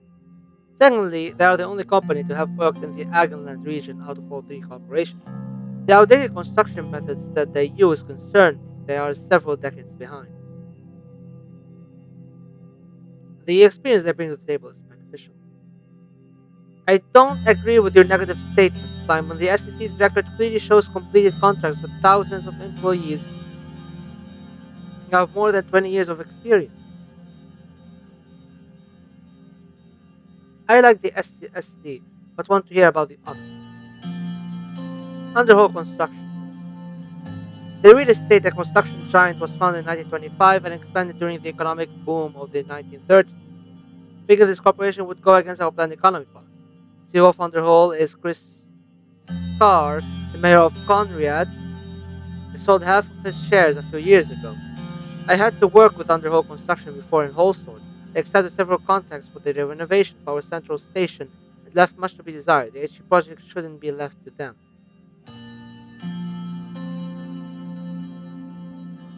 I like to hear your thoughts, Simon. I think that they have been doing relatively well in the private sector. They are dominating the construction industry with successful projects. Nonetheless, they subjected their workers to conditions beneath our standards during the whole Seoul Central Station contract, which is troubling. Working conditions must be respected. It doesn't inspire confidence. I agree. The workers were under undocumented Agnolian and Wezek immigrants with no papers, a clear violation of our laws.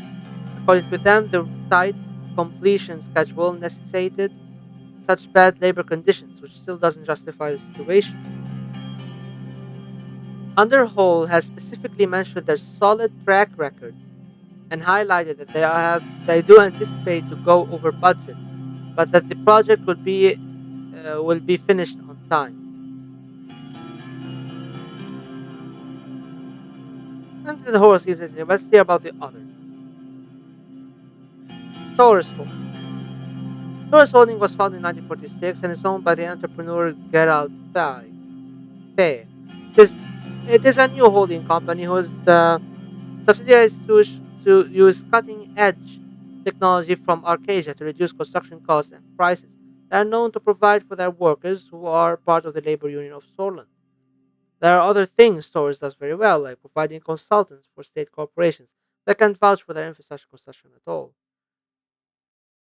Why shouldn't we go with Taurus? Well, one of our promises would be respected. We promised to focus on the planned economy to create jobs.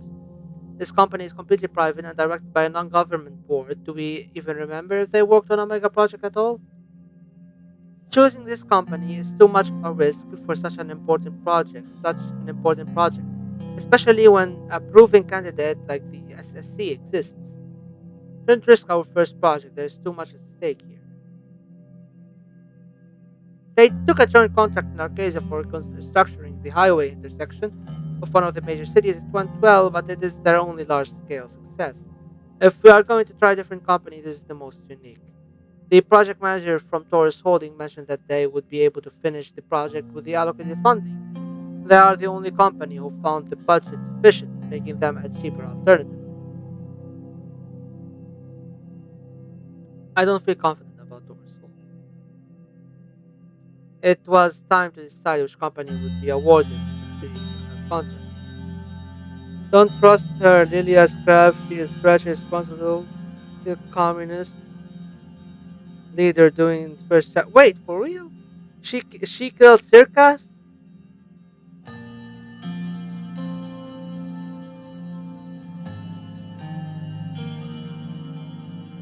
Well, I can see that happening. I'm going to go with the SSC though. Good. Good that we are staying consistent with our economic strategy. Simon signed a certain section of the dossier and fixed his glasses. Some of the Lotherberg group won't like this, but the contract will be awarded to the Sword State Corporation. I'm so glad that you have made this choice. I can tell from my experience that you will be very satisfied with this corporation. The company will be notified today and construction work will begin immediately after. I think we are off to a good start. My expectations are that the grand opening ceremony will happen late next year. I'd better get back to work then. Thank you. This concludes the meeting. The meeting ended and we spent the remainder of the day attending events in Langford. It was nice to enjoy the natural beauty of Agenland and to eat some good fish. Okay, we have lost plenty of money, and I hate losing money. So we need to save whatever is left of our governmental budget for stuff. Construction begins for H3 Highway. Salt City Corporation has been awarded a 2-year contract for an extensive infrastructure project. Okay,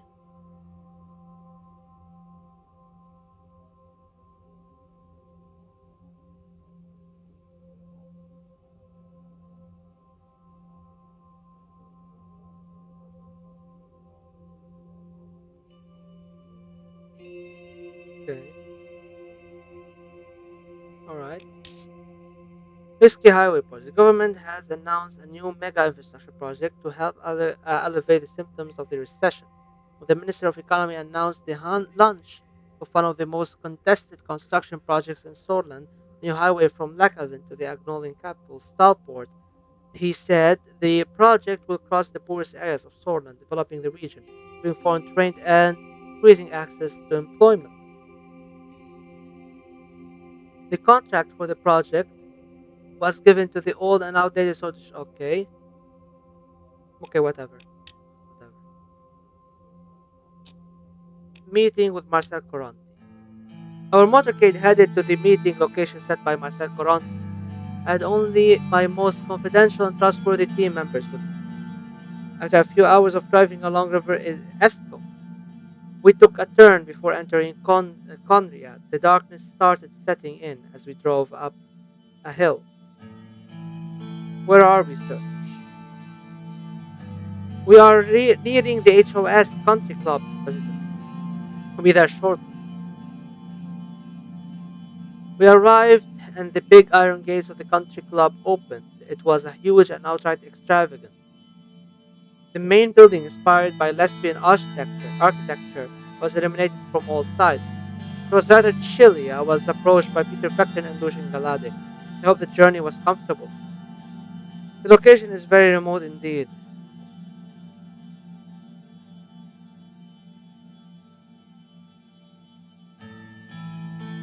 It's a very exclusive country club for people who value their privacy. We entered the building. After opening the marble engraved wooden door, we were greeted by two tall women. The receptionist led us to the meeting room upstairs. Marcel was standing by the window, looking outside the beautiful complex. He turned around to have a quick look at us both.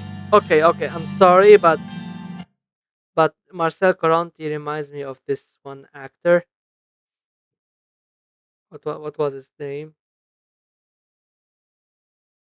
Steve Buscemi. He looks like Steve Buscemi. Oh my god! Like he was a strikingly handsome man with well groomed hair. He walked towards me with his hand reached out for a handshake. Reached out for a handshake. I shook his hand. He had a firm grip. It is such a pleasure to meet you in person, Mr. Coranti. I appreciate your efforts to reach out and establish a mutually beneficial friendship.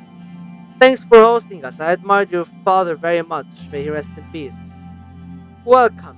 Your kind words have touched me, Mr. Vice President. He was indeed a great man. Please accept our condolences. We are saddened. He would have been very happy to hear this from you, Mr. President. It's time to look forward. Let's talk about our bright future. Yes, there is much to discuss. Believe it or not, I have been a secret admirer of your political success. I find your quick rise to power was shockingly well executed. The admiration goes both ways. Marcel gently pointed at the seats. We sat down around a gigantic table before speaking. Uh, he knocked on wood. The past month, the past months have been tumultuous to say the least. I am glad you and your family were unharmed at the shooting. The whole incidents have been a shock for the kids. They aren't used to what we lived through. Must have been okay. They aren't used to what we lived through back in the late 20s.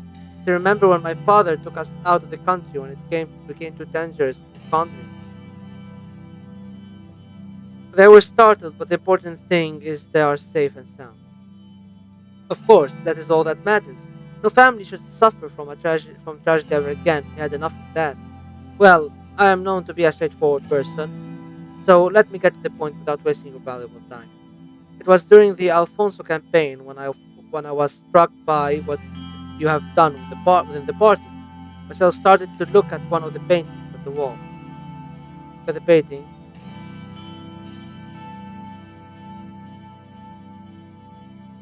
Observe the painting. Famous piece depicted a giant sleeping beneath a village. The trees, rivers, and hills were all part of the giant's body. His eyes were two caves looking up at the people. It showed daylight at the far left and night time at the far right. The giant seemed to be watching the village. It was totally unbeknownst to the villagers. Master pointed his finger at me. You said you will transform this nation, Mr. Rain. My conglomerate has a way of doing things, and I don't want them to change. So I want to cooperate with you.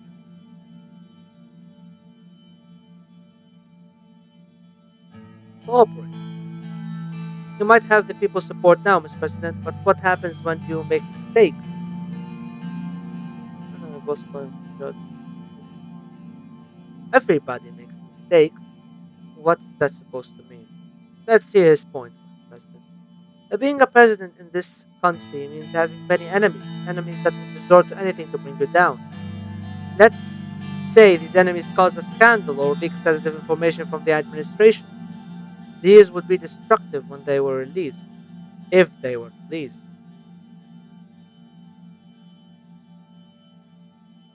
I see where you are getting at. You knew that a long time before you came here. I see your offer. I want two things, Mr. President. Number one is a guarantee from you that the Rain administration won't meddle in HHS affairs no matter what happens. Number two is a simple gentleman's favor for the future. Let me prove my services to you first. I'm sure you won't disapprove when the time comes.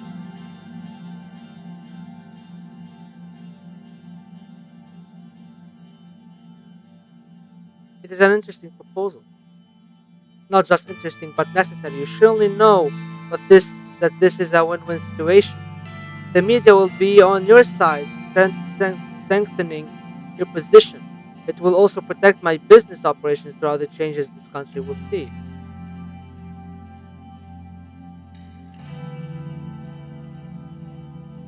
What do you think about this, Lucian? Lucian leaned to my ears and whispered, I think it's a good deal. He's right. We will need the media support. With his newspapers and channels on our side, we can dodge a lot of bullets. The one thing that bothers me, though, is his favor request. Do not know what it is, and he could ask for something that could point fingers at us. Master interrupted us. So, do we have a deal? Hmm. Hmm. Do we have a deal? I think I'll take the deal now, Nico, and then we can fuck him over later like we did with Tusk. I hope so. And the rationale behind this is that Nasser had a lot of media support behind him, especially from the Al Ahram newspaper and the South Al Arab radio station. And also, I believe he did have some media support, but they turned out to be CIA agents, so they got sacked and thrown in jail. Like the whole thing, like they were twin publishers or something. Never mind. Happy to hear that. You can contact me personally through this number. As soon as you know that a story against you will break, please call me and it will be taken care of. I hope you will uphold your end of the bargain as well.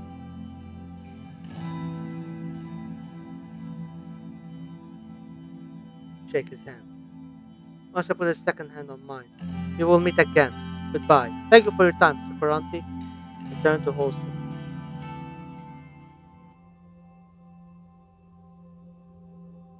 Holsword. Kisaru Kiben demands emergency to be called. Leader of the NFP, Kisaru Kibener, has demanded an emergency to be called to address the increasing political violence in the country. He stated that without a declaration of emergency, Sorland would be destabilized and the integrity of the country would be damaged even further. Situation. We have media bias. The media in Solent is facing a significant challenge due to the organized interference from both the state and private organizations. This interference has been aimed at controlling the narrative and shaping public opinion in favor of specific agendas.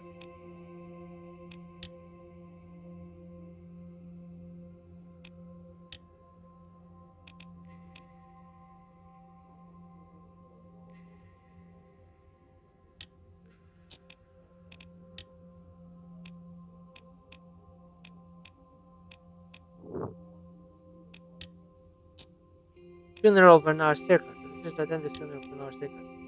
Death of Bernard Circus has shocked the country, and his funeral will be held in their among a large crowd of sympathizers. Circus was not only a communist poet, but also an elected MP that had a voice. A state funeral has been organized to honor him. The question is whether the president and the administration will attend the funeral or not. We will attend the funeral. We are the president, after all.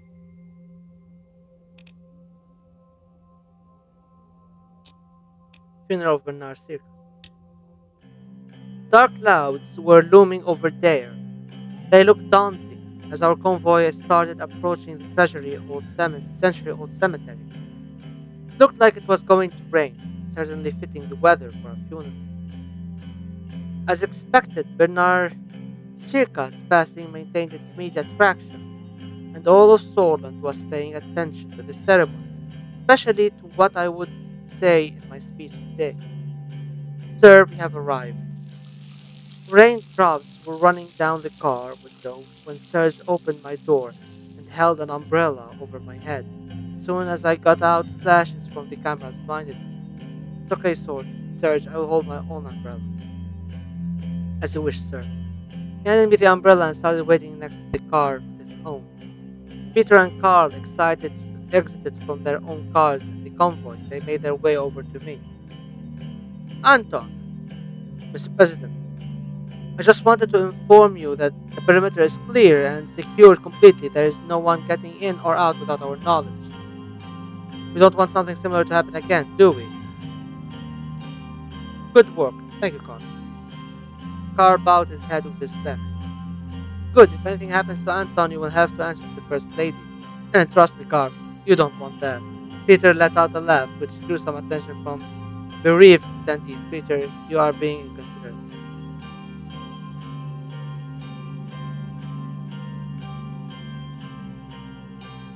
You are the only one who can make me laugh at a funeral. Now, right? I mean, life is full of tragedy. We should try to take it easy if we can. It started to rain. Several unintelligible voices were heard from Carl's radio.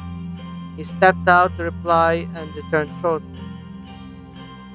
Basically, basically, what kicked off all the fucking violence between the left and the right was the fact an independent member of parliament was shot at my inauguration party. He was a communist. He was shot by a nationalist, by a member of the Young Swords, which is the nationalist youth group. So the Red Youth, which is the communist youth group, declared they wanted revenge, and shit started escalating. And we are now at his funeral. We have a problem, sir. A few, five to be exact, Red Youth members are here to attend the funeral. The bandits did say they wish to pay their respect to their fallen comrade. Should we let them in? Do you think they pose a security threat? No, they were thoroughly searched. It looks like they're really here to attend the funeral. Let them in. As you command. Let's head over. They are about to start.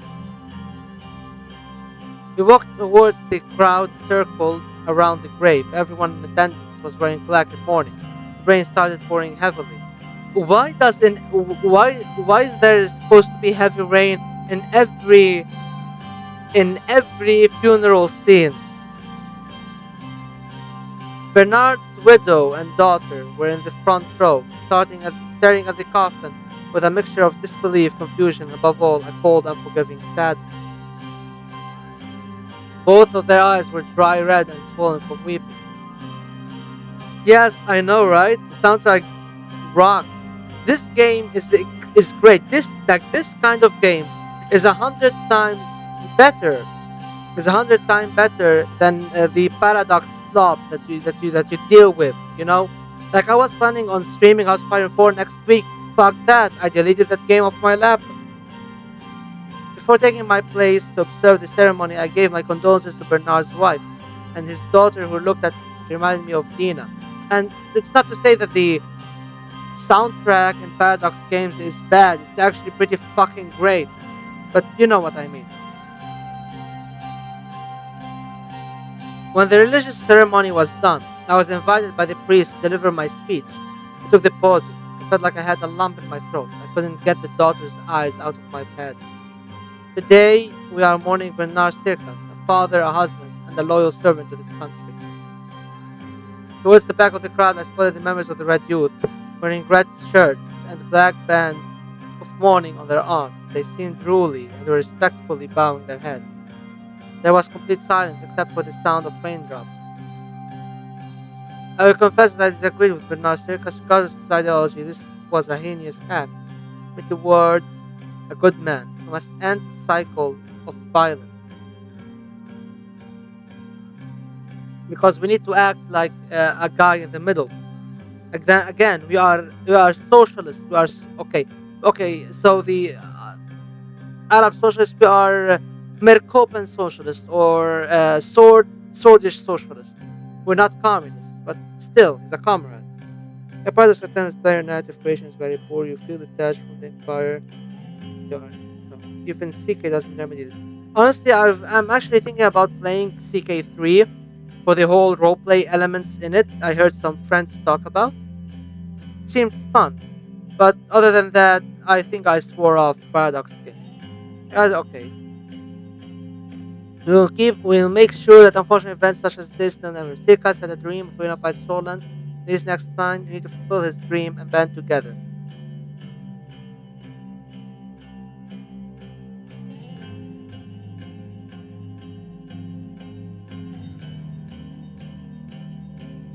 Thus mourn the passing of Benazegas and remember him well. But hatred begets hatred. There is only one way to overcome this vicious cycle. We must unite against the evil of this world.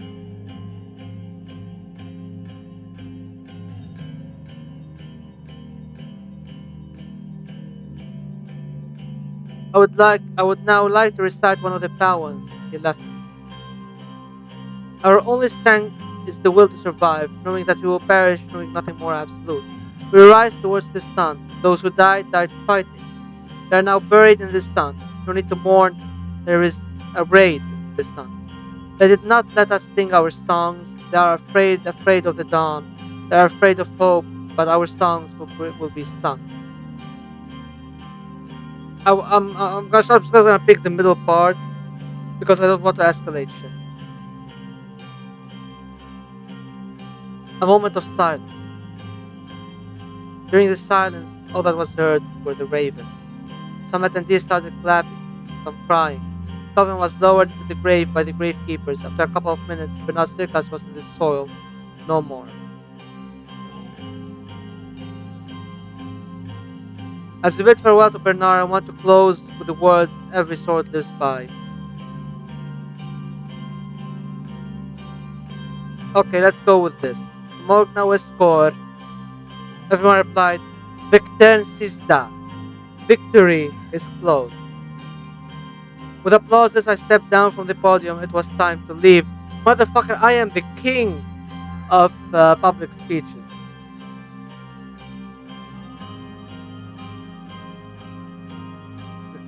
What does pretenti mean, by the way? The widow thanked me with a soft and defeated voice before we dispersed. You will love Disco Elysium if you loved it. By the way, I played like 45 minutes of Disco Elysium. I came upon this little fuckhead who keeps referring to himself in the third person and throws rocks at a hanging body, and I wanted to punch him, but I couldn't. Hey, don't call me a pretentious little piece of shit. At least I don't smoke. On my way back to the car, I still Kuno, yes, Kuno, that motherfucker. That I hated him.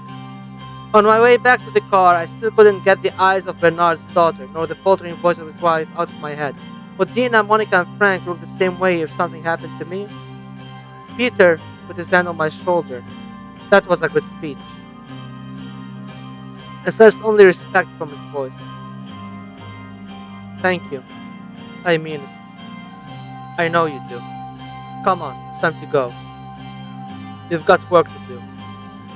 Excuse me. He was right. We had work to do. So much more to do. I realized the rain had stopped and I looked up. The black clouds slowly dispersed and sunbeams enlightened our surroundings. As someone once said, even the darkest night will end and the sun will rise. Hope was still on the horizon.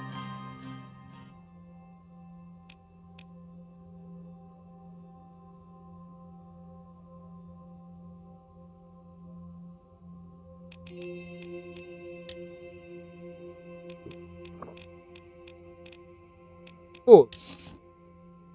Those who died died fighting. Huge crowds of mourners, including President Train and other senior soldier officials, joined under a rare display of unity, poured into the heart of Dayer today to bid farewell to Bernard Circus, the poet and politician who was shot and killed at the gates of the Maroon Palace after Rain's inauguration ball. With hundreds of police officers in riot gear on duty and traffic barred on major thoroughfares, the normally chaotic section of the city took on a somber atmosphere. Millennialist anthems played from loudspeakers along Freedom Avenue, as sort of citizens of various ethnicities stood shoulder to shoulder, many of them in tears. Others leaned out windows or over balcony railings towards the procession. President Rain gave a unifying message to all Swordland by attending the funeral. He paid his respect to Circus and met with his close relatives. Rain also made an emotional speech that touched thousands of attendees. He finished his speech with a quote from Circus: "We rise towards the sun. Those who died, died fighting. They are now buried in the sun. No need to mourn. There is a ray to the sun." President Rain's last farewell to Bernard Circus. Scenes of compassion, unity, and respect were recorded during the solemn funeral of Bernard Circus, which the VP and the President attended. President Rain has shown respect and grace by let youth members enter the funeral to give their final goodbyes to their fellow travelers.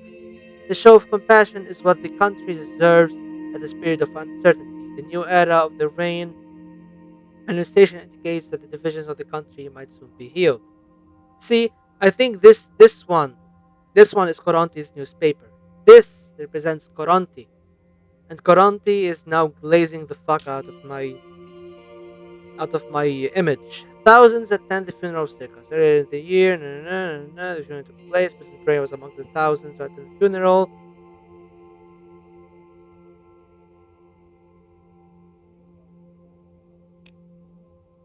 Okay, now what do we have? Can we now Blackhaven? Briefing on the current diplomatic situation, Blue Mansion, Blackhaven. I fucking want to allocate the money for the budget. The Blue Mansion in Blackhaven hosted us for the important diplomacy gathering. The door opened and David Wishke, once a lecturer to me, now the Minister of Foreign Affairs, gently made his way towards my desk. May I sit down, Mr. President? Did the formalities, David. Please take a seat. All right, Anton. I am used to titles. The diplomacy jobs train oneself.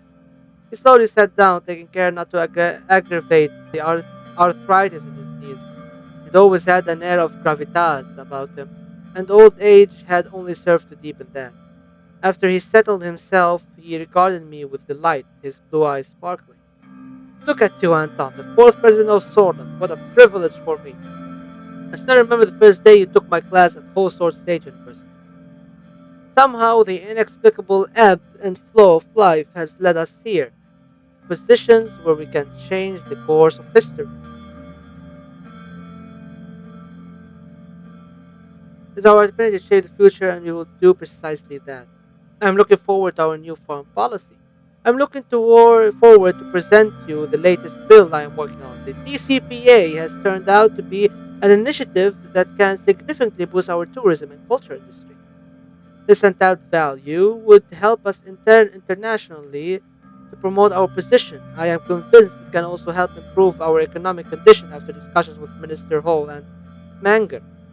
The GNA and USB factions are supportive too. I really shouldn't have done overtime hours to get it done, but I really care for position and value of our cult. He started coughing again, this time for longer. Would you like some tea or water? Oh yes, please. Tea and water sounds nice. Thank you very much. He smiled. Livia brought 2 cups of tea along with a glass of water and placed them on the table. It seems you still remember how much I like tea. Nowadays, it really does wonders for my throat. I love tea, by the way. Superior to coffee. When you want to sit down and enjoy a cup. But coffee really gives you a kick when you need it. Like sometimes at work, I go to the pharmacy downstairs and get myself some iced coffee. just to refresh myself and get a kick. How is your wife, Catherine, doing? As your niece Margie started going to the kindergarten yet? How is your health, Dave? How is your wife, Catherine, doing? My lovely Catherine is as energetic as always. Age has hit me harder than her, for sure. She still does her daily jogs, unlike me. Nothing can challenge time. Nothing. How's the Rain family? I'm slowly starting to get used to the routine.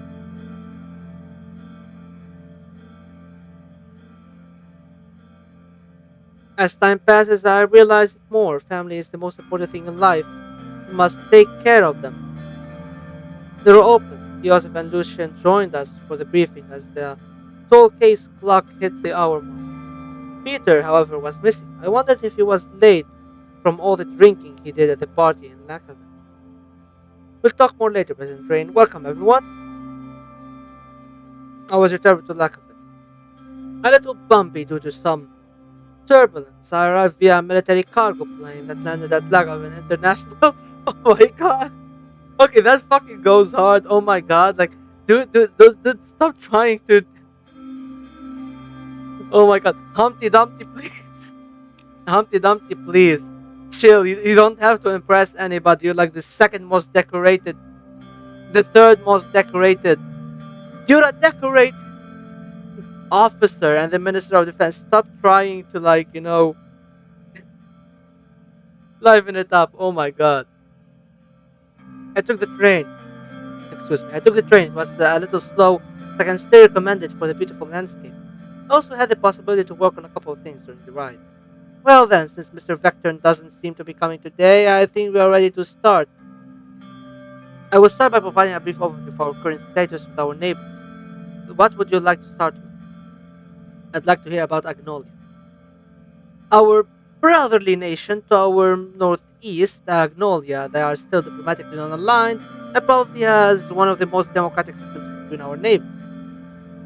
Economic stagnation is a worry for them. Their primary issue is their heavy reliance on foreign investment from us. Agnolia is our most friendly neighbor. We have been allies for the longest time after Rumburg annexed Dome. This fact needs to be part of the equation. Unsurprisingly, the Agnolian Prime Minister Martin van Horten is expecting Martin van Horten is expecting better cooperation through a new fair trade deal with us. It was one of his election mandates.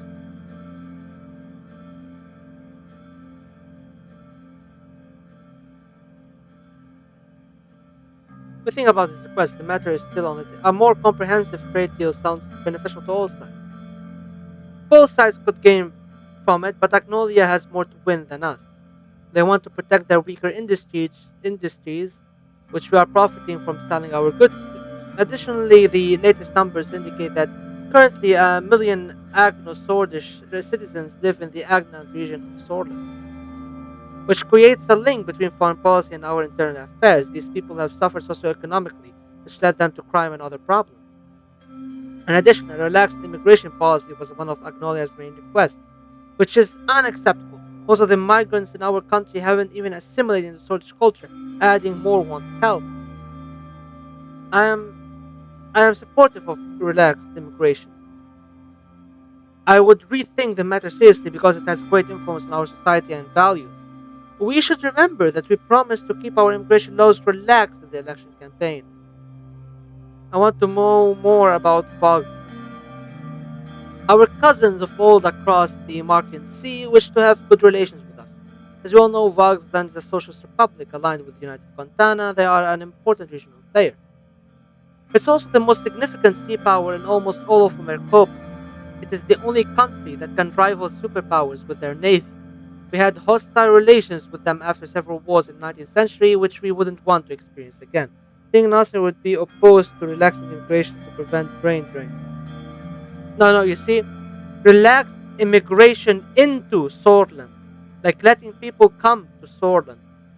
And Nasser had allowed people from all over the world, from all over the third world, to come to Egypt, to study in Egypt, to work in Egypt.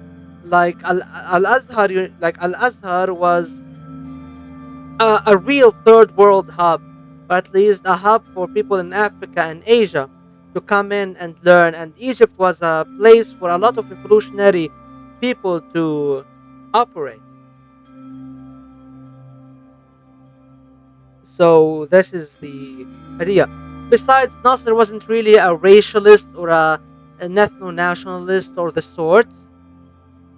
Quite opposed to the idea, in fact. And the people who want a tight immigration policy, they are the far right in the country. Those are most significant sea power, all right. As to prevent specialists coming from another country to Egypt, practicing medicine was banned in Egypt for non-Egyptians in the 50s. I think Al Azhar or supporting emigres is a different matter.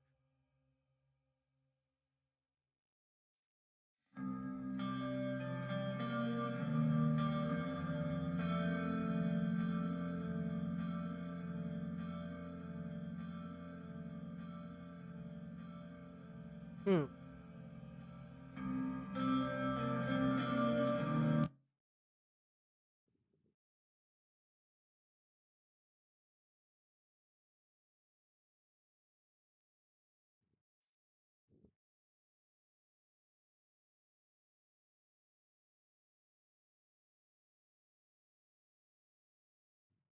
Egypt wanted to export its expert to the Arab world, not exploit it. Well, listen, I'm trying within the context of the game, okay? That's the issue. I'm trying a Nasserist run within the material conditions of Suzerain. And when looking at immigration, no, the people who want Titan immigration are the far right, the old guard, and all of that. And so loosening and like relaxing immigration means we have we put in more effort, on the reformist side and on the non starting wars, starting race wars in the country side. Listen, I have to cut corners and I have to reevaluate a lot of things to make sense because that's the only way it makes sense.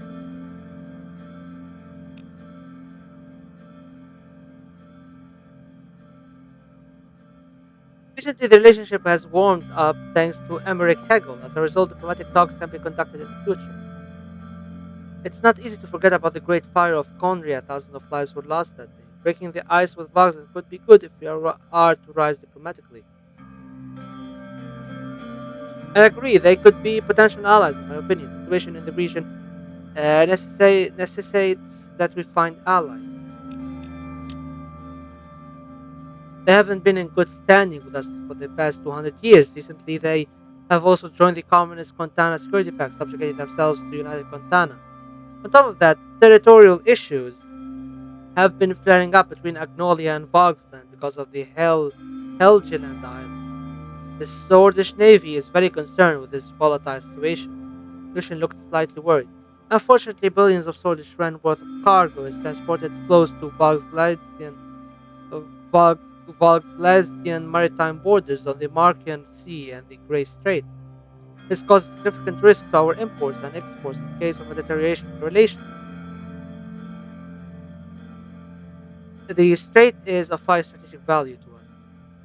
Yosef, the Navy is keeping an eye on the situation from a distance, right? We are actively monitoring the sea routes and cargo ships. For now, there is no immediate threat, but we don't know what can happen in the future. What is the latest situation in Welland? What is the latest situation in Welland? It is tumultuous in the south, as always. Victor Smolak is expanding his powers among protests from Wessex people. However, he is quite positive about a normalization of relations between our countries. Despite purging the Wessex communists, reports indicate that they have been warming up to Contanan international aid. As you know, well, instability is always a concern for the region. But if we want to help them, we must not treat refugees like we did in the 30s. I still can't stomach the inhumanity those people suffered. A trade agreement with them would improve stability and increase mutual trade.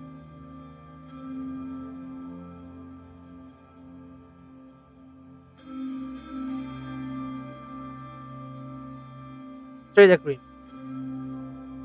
Okay. There would be many bargaining chips discussed, but Wellen could be a new player partner in the region.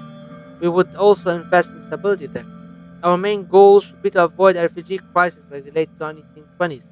That civil war had major security and economic repercussions on Polish soil. One of the demands of President Smolak was to tighten our immigration laws, so the political refugees don't escape to Sorban. There has been a recent purge that pushed many blooders to flee to Bergia. It is definitely troubling. Gumran outpost has regained its importance due to this. I'm sure you would remember that winter at the border outpost, Mr. President. He was right. I did remember that winter. I remembered how cold it was when I let the refugees slip through. I was discharged of my duties as a result by Major Josef Lancia, no less, spending the rest of my service cleaning toilets and sleeping in a cell. In fact, there had been similar refugee situations in the past. Even Mr. President himself chose to obey direct orders from his commanding officer at the time.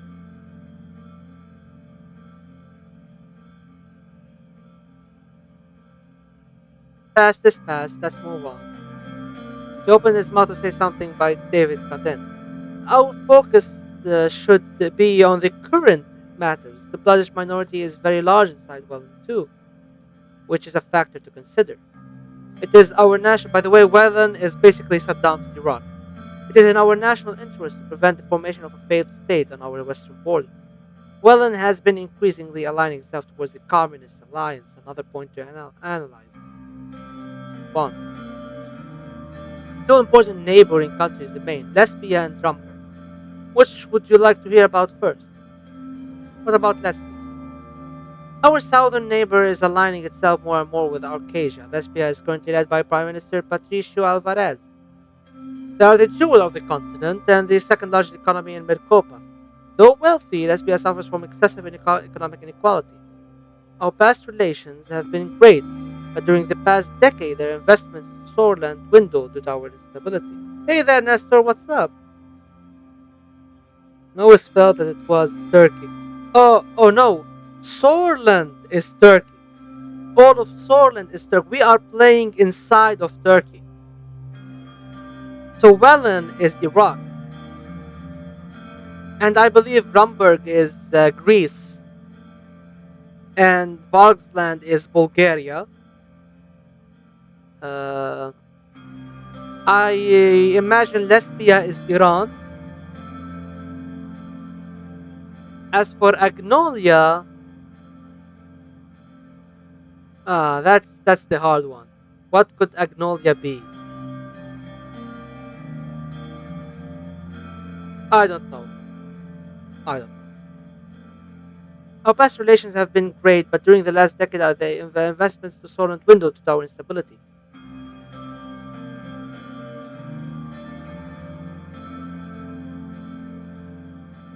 Aligning with the richest regional nation could be beneficial. It could be, but it would also mean that we would draw closer to the Arcadia bloc and near the Arcadian Treaty Organization. I am certain that the recession has a lot to do with their rejection of investments. Once they see the money isn't in the picture, they vanish rather quickly because they are capitalists. They have shown a selfish attitude during the Welland Civil War by closing their borders and following refugees to cross into Sorland. Lucian cleared his throat. Our values are too different, Lesbia. It will be hard to see eye to eye. I completely agree. Lesbia has for a long time benefited from us through our old tariffs, our after exploitation. There are hundreds of very privileged oligarchs who invest inside and outside of Lesbia. Some made significant business investments in the cities of Benfi and Valgan. What is the situation with Rumburg? Now to the most troublesome nation, Rumburg, a constitutional monarchy led by Queen Beatrice Livingstone. I highly advise caution and calculated action against Rumburg. Our military must be prepared. The threat is real. They are strong and have the motivation as well as the means to damage us. Shouldn't give them any reasons to pursue aggression. Rumburg is and always will be a rogue-like state. Nothing can be done about them. We must prevent them from interfering in our affairs. They have shown similar behavior to their neighboring countries before, but we must be cautious. While Thornbor, whatever the fuck it is, openly denies such claims. Their past and situation and current actions make it clear they want to destabilize us. The weapons found by our intelligence agency clearly shows that their goals are what their goals are. Our military must be steadfast and our diplomacy valiant. Joseph looked stern and full of resolve.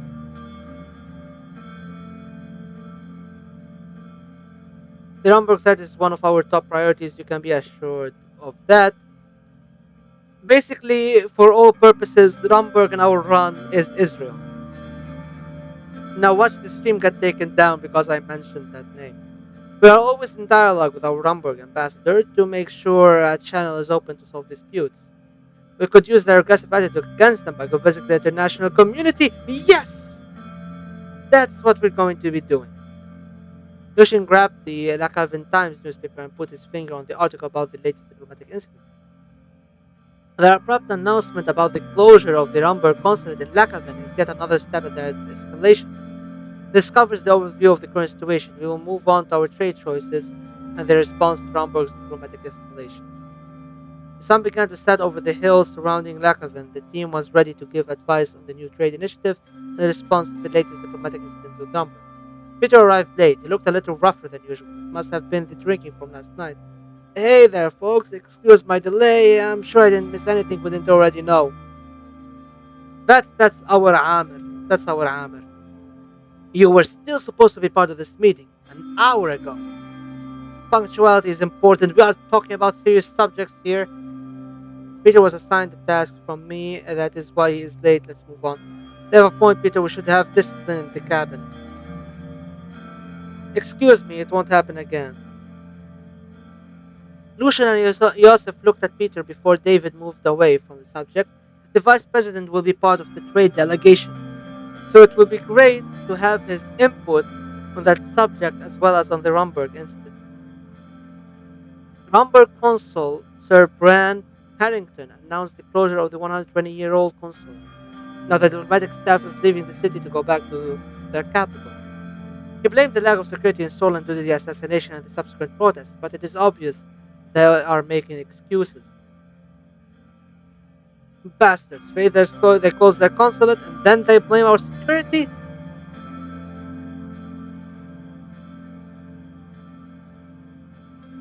Their concern could be genuine, but this reaction is unnecessary. Agreed, other diplomatic missions have worked with our security units to increase the protection of staff and buildings. The neglect of President Alfonso and the chaos of the elections delayed our diplomatic efforts. Now there are only two Rumburg diplomatic missions left in Sorland. One is the consulate in Deir, and the other is the embassy in Holsum. Where a constant usual rhetoric by this is far more serious.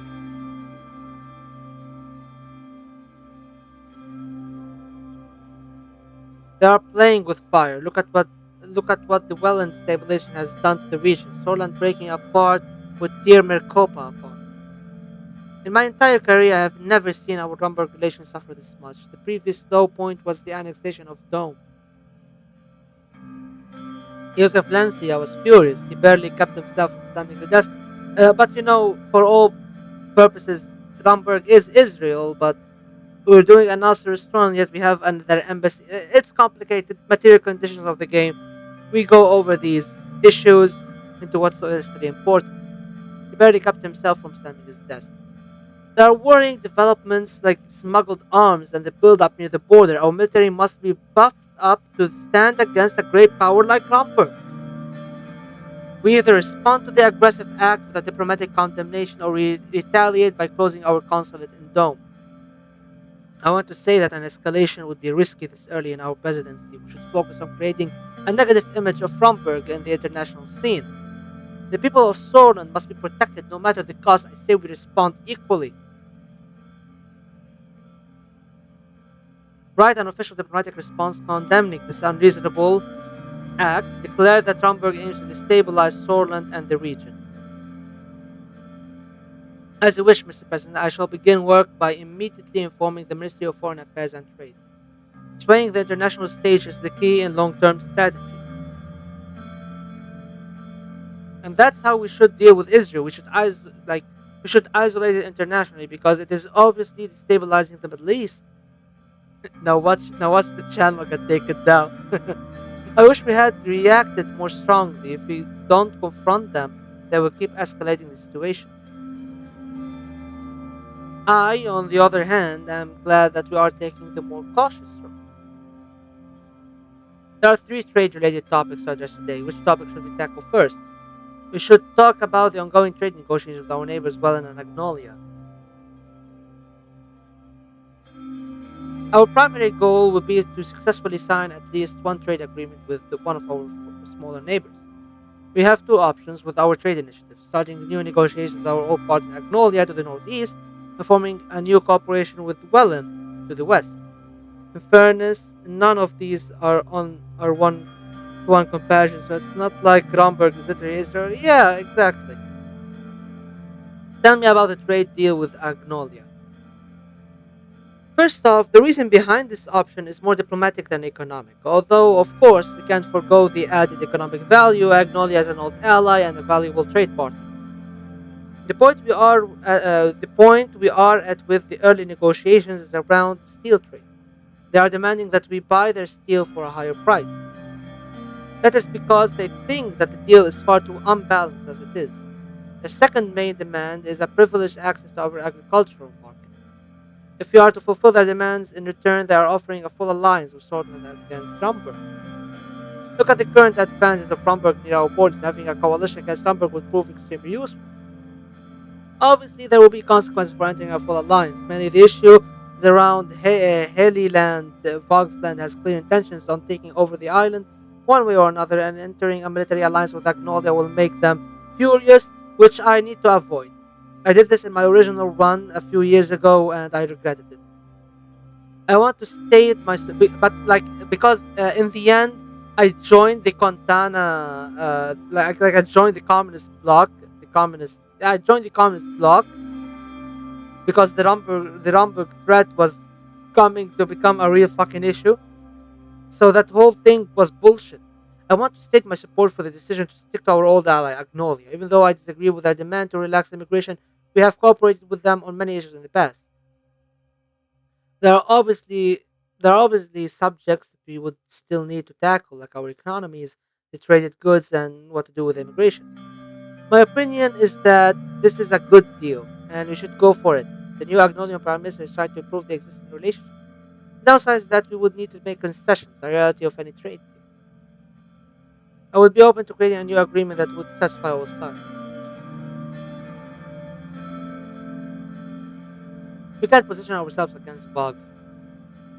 That is certainly a valid reason. If you decide that Agnolia is a good option, another point is that they have a very democratic system. In the recent election, the PM has a mandate to arrange a fair deal with us. Martin von Horten also is an avid supporter of relaxed immigration. Since we said we will keep immigration relaxed, it will help us. Starting the highway construction in Nagaland also plays a part too.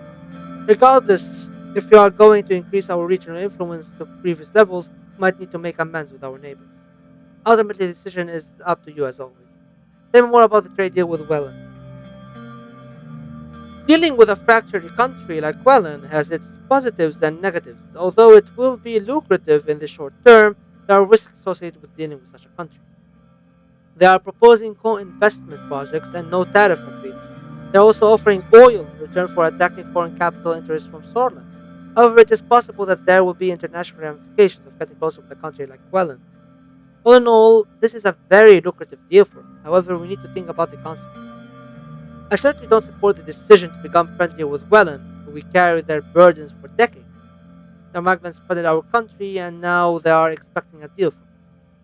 Maintaining influence with Welland could prove useful. Yes, it is risky, but think about our influence on an underdeveloped region like that. We could also sell more products and enter their market easily. I am of the opinion that it is simply too risky. Yes, we would gain resources and immediate capital, but I'm afraid of the consequences. I think the return is too lucrative to pass on regardless of the risk. The migrant crisis was one of the reasons behind the destabilization of Sorland. I would like to point out that it was due to Welland. If we wish to go forward with the deal when the time comes, there is a topic of immigration to consider. Victor Smolak, as a known isolationist, our promise to keep our immigration policy relaxed will not help at all. He blames us for bringing Western interests to the region. He also doesn't want his political opponents to flee here. I personally don't like the idea of getting too close with Wellen. Me too. Agreed. I still think we should give it a try. Hmm. Since we did not promise to align with neither East nor West, it's very likely that their concerns would be more around the deal itself. Our our neutrality strategy might ease the tensions with Rumburg, since their primary concern is the strengthening of the superpower blocks. The last handful of monarchies in Maricopa are reactive against the influences of Arcasian capitalism and millennialism. We also need to consider the effects of our economic doctrine plan. The fact that we are headed towards a planned economy will have enough influence. Good negotiation optimizes the interests, which makes differences become trivial, allowing both sides to reach a deal. Very true, Mr. Vector. We also have a lot of time to prepare before we schedule visits to Welland and Agnolia. I believe this brief overview of our current options. Our trade delegation will begin work towards the end of the year. We expect final negotiations and the signing of trade agreements to happen next year. I am very much looking forward to visiting Stalport and Warklowitz with party animals like David and Simon. Peter laughed, Joseph narrowed his eyes and stared at him.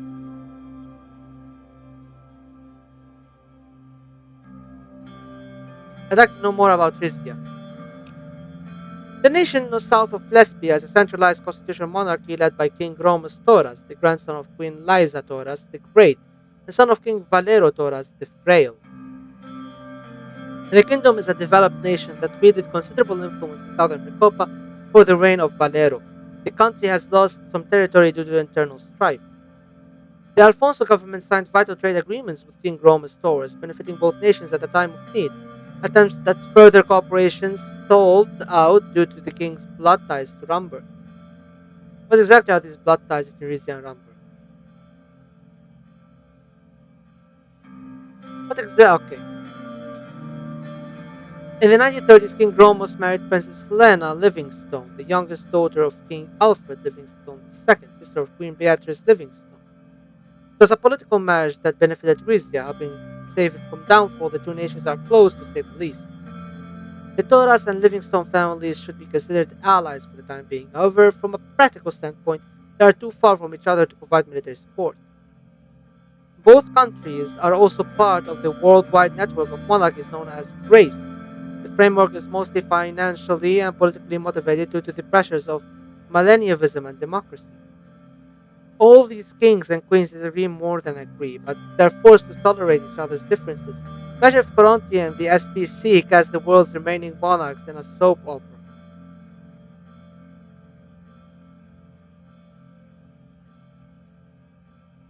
You should bring it up next time you see him. See what he says. I smell international hit. Lucian knocked on the table. We should be more concerned with. Peter interjected and reached his pocket. Actually, a friend of Gus called Rusty gifted me his beautiful piece of full Rizian gold coin. They say it helps you find love. Look! Peter pulled out the ornamental coin and put it on the table. It was so polished that it caught reflections of lights in the room. Lucian was clearly frustrated.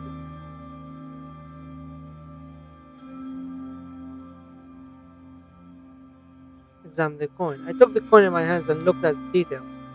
At the center was the emblem of Rizia, a fierce bull standing on 2 feet with its horns pointing upwards. In the background was a shield intricately ornamented with leaves and a crown. At the bottom, the letters RRG were engraved.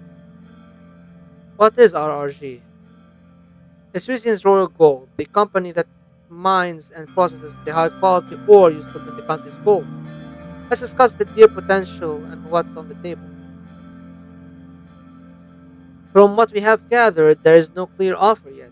The interest clearly seems to be more control over the gas produced and sold in Sorland. I suspect this must be related to the recent tensions on the coast of Pals.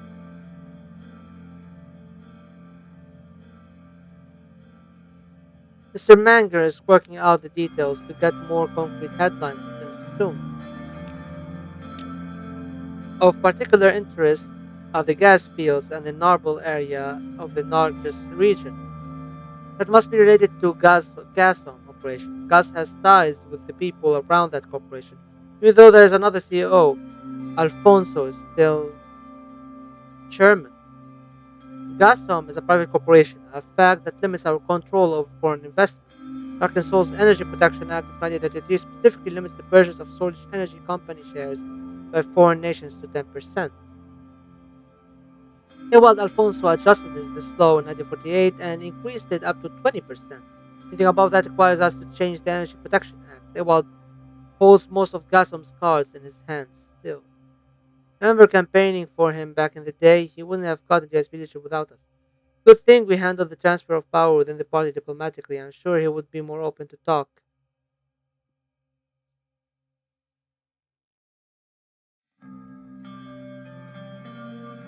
Yeah, so many people in the party approached me and praised our course of action.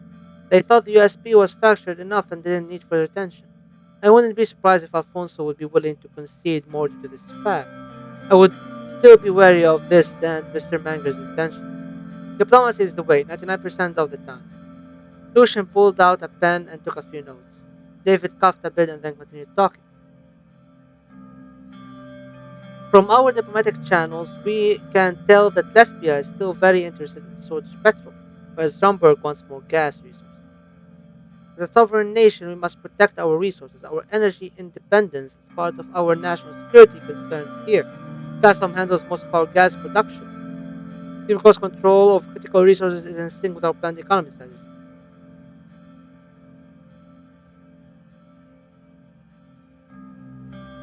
I'm very glad you have chosen a Solent-centric path, Mr. President. In theory, centralization works, but it leaves little room for outside help when internal conditions are dire. If Frisia wants to buy more than 20% of shares allowed by the protectionism laws, the government can step in to make the changes to the EPA. Precisely, but we don't know if this will be the case. There is a scenario in which they might invest within the EPA limitations. Just have to hear more before weighing the options. They never revealed much about their involvement to me, but I always had the feeling that Alfonso's crew was more linked to Gazam than they seemed. I have information that CEO has that replaced Alfonso is a loyalist. Alfonso still is the chairman of Gazam and the de facto key figure. Additionally, National Business Council chairman Mikhail Avin and Minister Gus Manger have shares in the company and preside over the board. Power structure behind the scenes shouldn't matter much to us. Affluent swords don't stray far from each other. Motivations. Expect that the corporation isn't going too well and they are seeking investments. An investment into Gazprom will enrich the owners and might also lead to more jobs and growth. Any further comments, esteemed cabinet members? The room went silent and no one stepped forward. It was noticeable how much people respected Rishi. He carried the soul of Solent as a symbol of the past. I think this summarizes all we know and what we stand to gain, Mr. President. What are your thoughts? I look favorably towards potential investments from Rishi and Solent. We'll have to wait and hear more from Mr. Manger to decide. If there's one thing Gus is good at, it's making deals. I'm curious in how it will develop. It's mostly out of the hands of the Ministry of Foreign Affairs for now. I will assess and analyze the political implications, Mr. Wishi. Mr. Vishi. I don't know. Thank you. Our support staff and I will be working towards the next step soon after receiving more context from Mr. Manger. Our ambassadors in Port Raison is in communication with Lorento Esquel, the resident Counselor of Foreign Affairs already. Well, that concludes our meeting, Mr. Rain. Thank you all for coming. I will take my leave then. Sir, the meeting concluded and the team dispersed. Our diplomatic action plan officially began.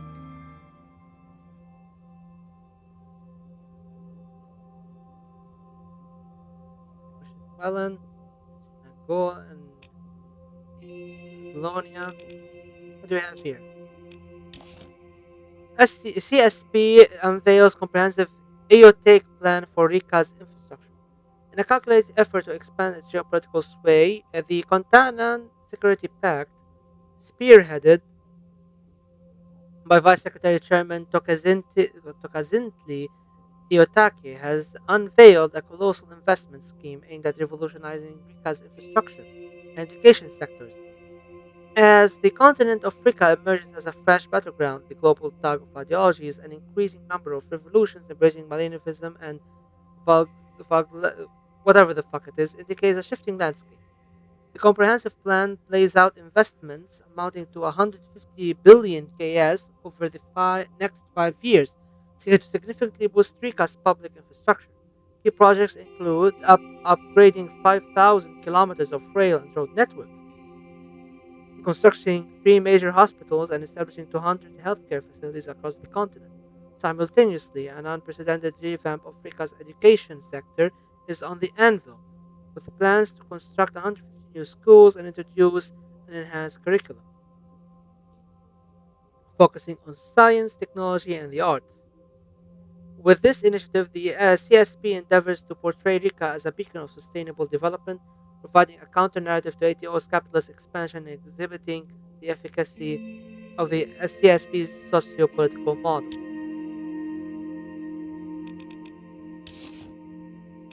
Let's check the news. Nemo's Holstorm criticized workers' rights bill. Energy Protection Act repeal process begins.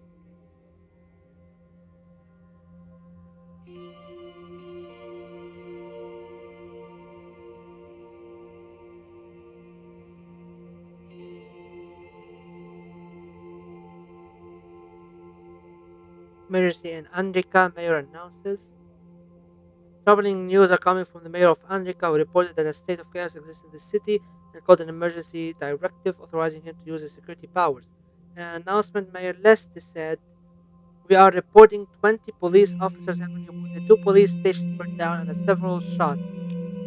The city is in a state of emergency and we are trying to restore order. The local gendarmerie began assisting the mayor after the emergency request was made. The armed units are now securing critical junctions and key infrastructure like power stations, hospitals, and the municipality building. Local NFP leaders have announced that they will assist with the local enforcement with the task of keeping the city safe by reporting violent dissidents as statement criticized by the local PFGP officials. Alfonso Foundation, a beacon of charity.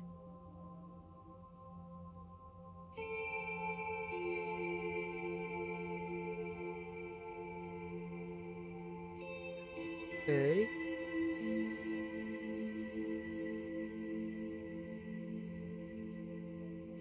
okay. Calling for an open market, repealing the EPA,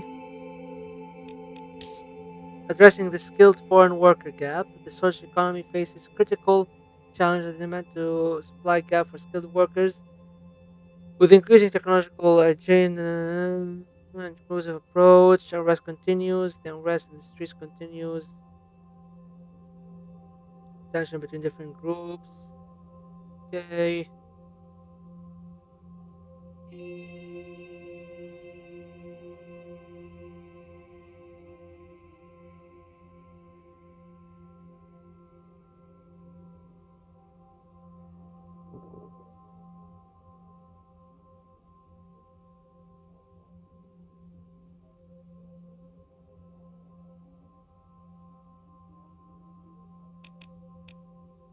The radical, we need democracy.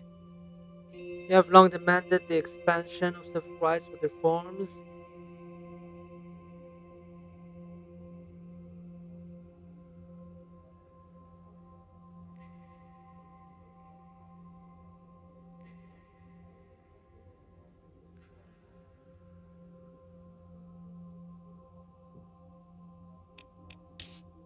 Energy tensions escalate in Rizia. In a recent development, Less Power, the largest energy corporation in the ATO member Lesbia, announced an energy deal with Palace over the disputed sea gas field Orios.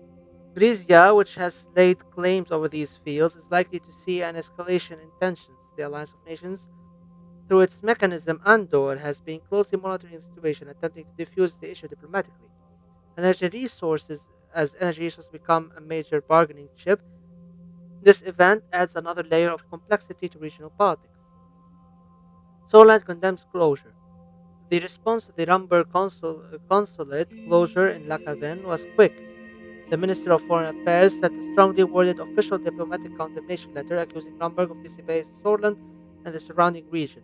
Several nations have made supporting statements for Soland and the Alliance of Nations. It's clear that the letter is not just directed at Rumburg, but to all surrounding countries observing the serious situation. Okay, let's check the reports.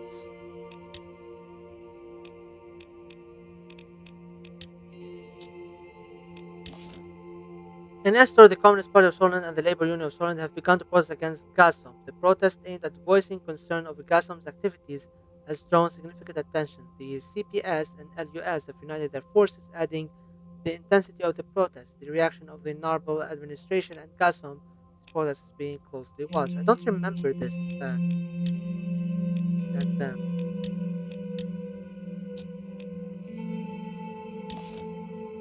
A detained young Stones member in Arvory claimed that he has connections to the local government. We have been investigating the truth of his claims, but we're not able to find any further leads for now. Investigation about this case will be continuing.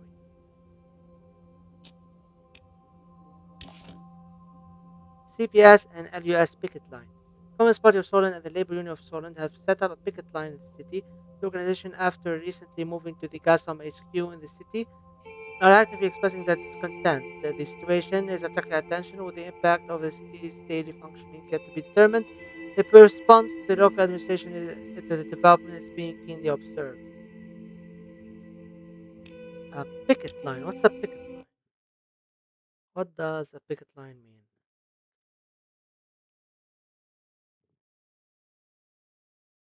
Okay, something related to strikes. I see.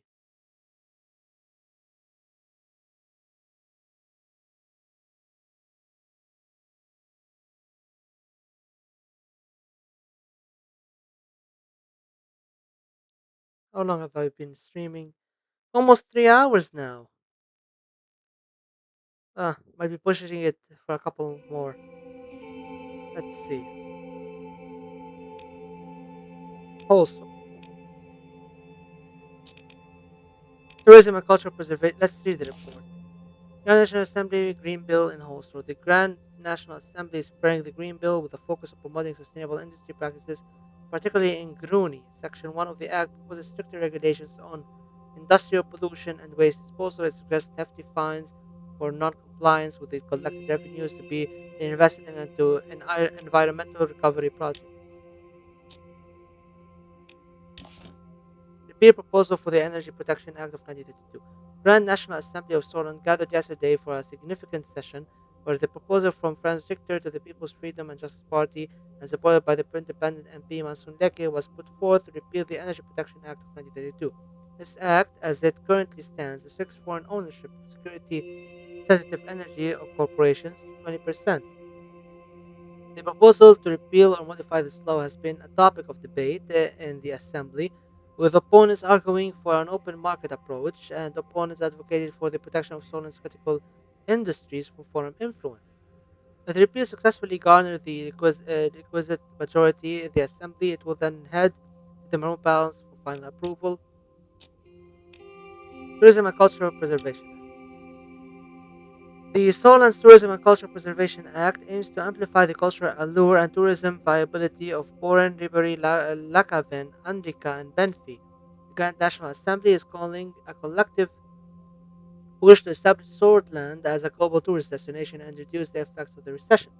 The Schumann focuses on the cultural elevation of these cities, identifying local food, drink, music, dance, architecture, and historical sites as unique selling propositions. This cultivation of cultural tourism is positioned as a catalyst for economic invigoration. Section 2 underscores the restoration and preservation of key landmarks in Lakaven and Andrika. Concurrently, it proposes a comprehensive renovation of tourist infrastructure in Benfi to enrich the visitor experience and generate steady income for local communities. Section 2, subsection 1 further commits to the safeguarding and development of the caves of Antera Ribery and the vineyards of Porin, recognizing the potential as tourism growth drivers. Fuck it, let's sign it. We are losing money, but it's okay.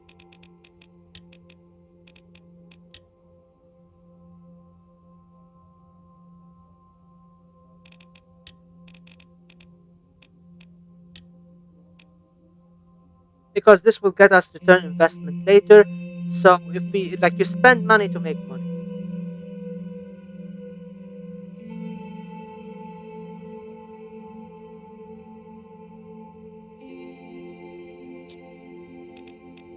Briefing on the result of the reform committee. I came a little early to the meeting room before anybody showed up. Okay, just give me a moment.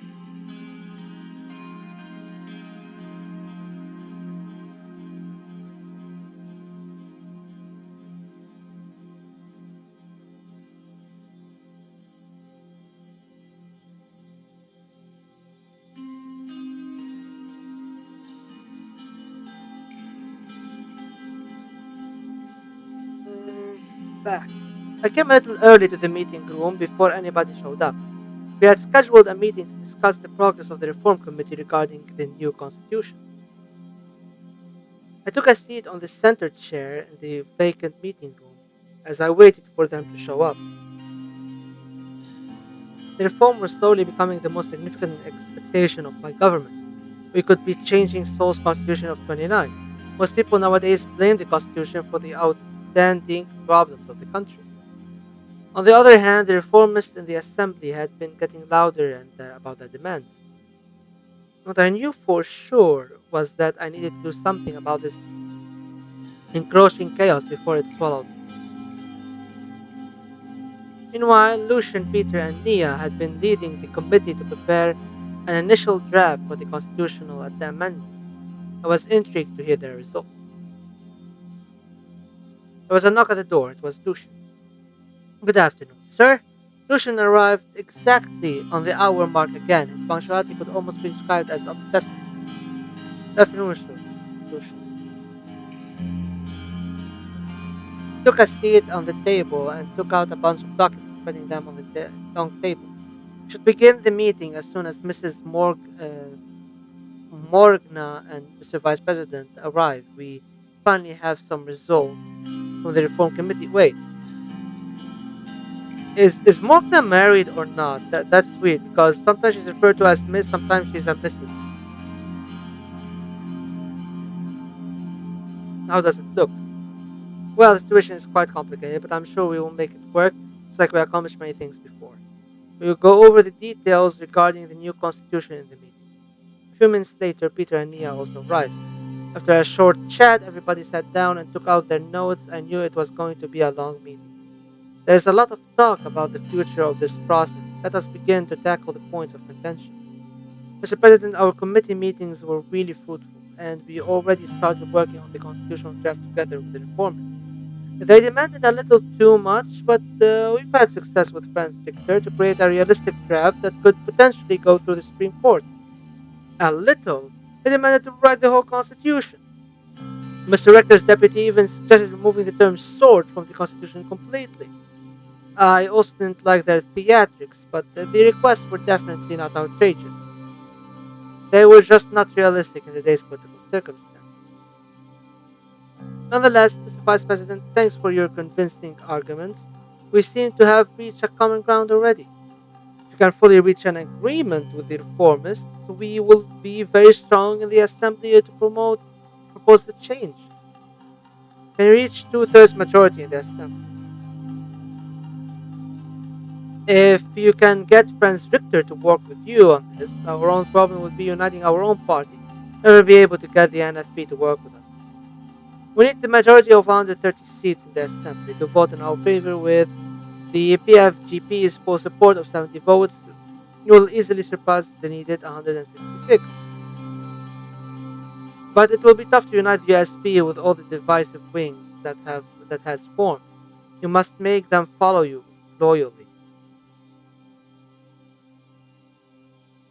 We were convinced the leads. Alvin Calvin's reformist wing would be supporting you. We already weighed in heavily in the committee meetings. However, the Conservatives would be tough to break. The influence of Saul is still living strong in the party.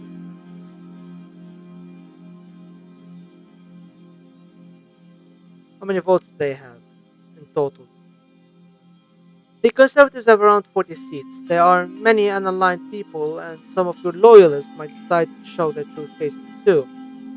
So we need as many of the Conservatives to support us, and there is only one person who is key to make them back us. Gloria Tori, she's well respected as the soloist. She'll be our biggest obstacle in the assembly, and her demands will be extensive. I also have reasons to think she might be in Orso's pocket.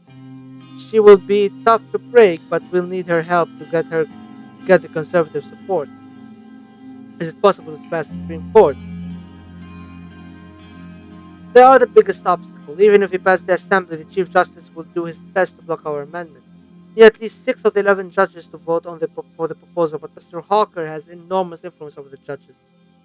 We should reach out to the judges in secret. Some of them might be willing to break rank to support us. All means are to be considered in order to succeed. They will surely support a just cause for the country and its future. Lucian looks skeptical. According to the Constitution, I am a member of the Supreme Court, which means we already have one vote. Two of the judges are friends of mine and of similar opinion about the reforms. Consider them with me. So we only have 3 votes out of 11. Who else would be willing to support the reforms? I think Judge Edmonds can be persuaded as an extension, Mr. Dalton and Mr. Merton. They weren't really blinded by the source ideology. Yes, those three don't seem to be working directly with the Chief Justice Hawker. If we can get to Isabel Edmonds, we might get the 6 votes needed. That's our best bet. What are the demands? We should run down each of the main demands of the committee and get your input first. Mrs. Morgna can explain them further. We start with the first red line. The new constitution would fix the loopholes regarding the president's absolute veto powers. Even though Mr. Richter put on a whole show about why vetoes should be completely be removed, the committee has almost unanimously agreed on fixing the loopholes as limiting presidential vetoes. My suggestion is to add a clause detailing the methods the assembly may override a veto with some sort of a supermajority. One person should never be able to block the rest. So in agreement with Mr. Victor, the loopholes give the president too much power.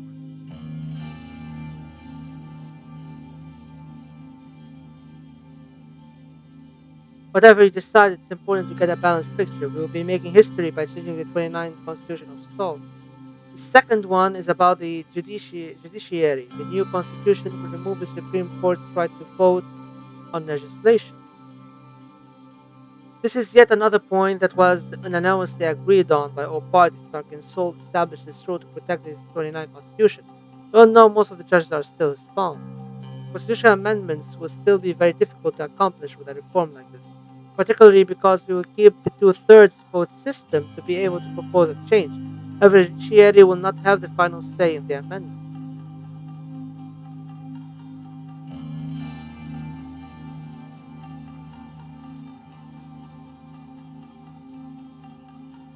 This is already what we wanted to do. Yes, this will ensure that there won't be another politically motivated Supreme Court. Apart from these two critical points, they have other major demands. They want to reform the appointment procedures of the ministers. Mr. Richter clarified that the Assembly should have a say in the formation of the Council of Ministers. That is something that a majority in our party also supports. Well, Mr. Richter also talked about abolishing the member of honor rights of Tarkin Soul that gives him absolute immunity and makes him a permanent member of the Assembly. Well, that one is a controversial one. I doubt that USP would like that. Immunity of the justices, the impeachment of the president, limiting the power of the presidential decrees, all of this came up during the committee meetings. Yes, reformers expect big reforms, while our faction in the USP are not very keen on pushing changes that are too great. I'd say keeping everything in the middle ground is the best, safest bet. No need to agitate anyone too much.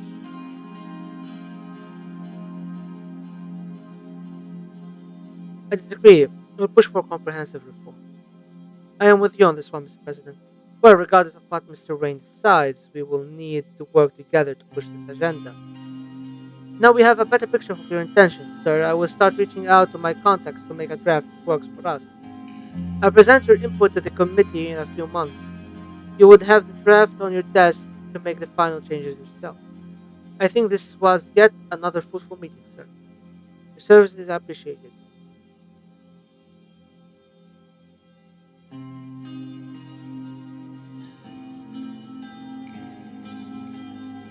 Thank you for the kind words, sir. You can count on us, Anton. Yes, Mr. President. I think this is where we call it, sir. Have a good day. They left the room.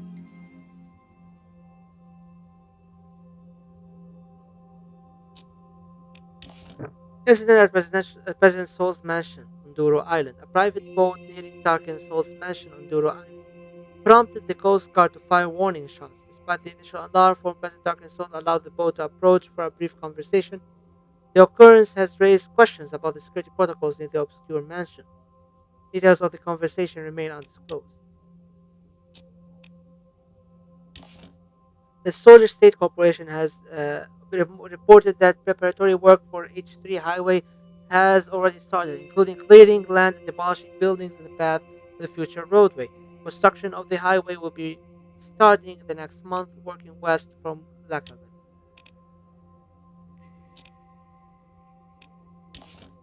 Nature Preservation Protest. The Nature Preservation Foundation is protesting against the remaining coal industry, a significant contributor to storage energy. The group is voicing concern about the environmental impact of the industry. The protest is gaining momentum and drawing attention to the need for sustainable energy alternatives. The future of coal industry operation in Morbol is uncertain. Mr. Manger's Rural Development Vision. Minister of Rural Development Gus Manger recently unveiled an ambitious investment plan concept aimed at revitalizing Sorland's rural economies and ensuring the nation's food sustainability. Dubbed the Gruni Rural Development Investment, the plan envisions judicious resource allocation to invigorate agricultural communities, strengthen food security, and bolster the regional economy of Gruni. This multifaceted strategy is indicative of a broader shift toward rural development, emphasizing sustainable agriculture and regional prosperity. Tourism and Cultural Preservation Act signed, and a move set to transform Soland into a premier global tourist destination. President Anton Rain signed the Swordland Tourism and Cultural Preservation Act. This act aims to enrich cultural allure and tourism viability across Boran, Ribery, Lakaven, Andrika, and Penfi. The focus is on cultural elevation, preservation of key landmarks, and a commitment to enriching the visitor experience. Okay. Cooperation with Rumberg and economic imperative. Amidst ongoing geopolitical uncertainties, there's an economic imperative that we cannot ignore. The potential of our northern neighbor Rumberg, known for its large energy economy and access to two leading energy corporations, Rizia's Rizian Oil and Gas ROG Corporation and Royal Emerald Energy REE, thrive for collaboration. These energy giants represent not just the possibility of wealth generation, but also a means of diplomatic softening, aligning mutual interests to avoid future conflicts. By welcoming partnerships, we ensure that globalization serves as a bridge, not a barrier. Job freeze sparks fear for Gazpром's financial stability.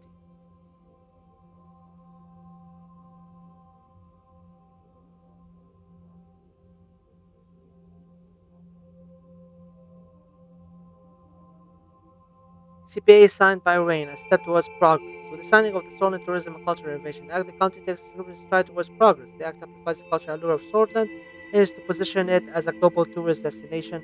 As the tourism industry prepares to flourish, this progressive legislation paves the way for economic recovery and cultural recognition on a global platform. The Otake Plan, a global perspective. The CSP's Iotaki Plan, an ambitious investment scheme designed to revolutionize Rika's infrastructure and education sectors, has received a mixed response from around the world. Western Maricopa and Northern China display skepticism, their concern rooted in geopolitical maneuvering and ideological clashes. In contrast, Rika has welcomed the plan warmly, hoping for the transformation it promises. Cautious has been advised by Anraka and Yarkatlis,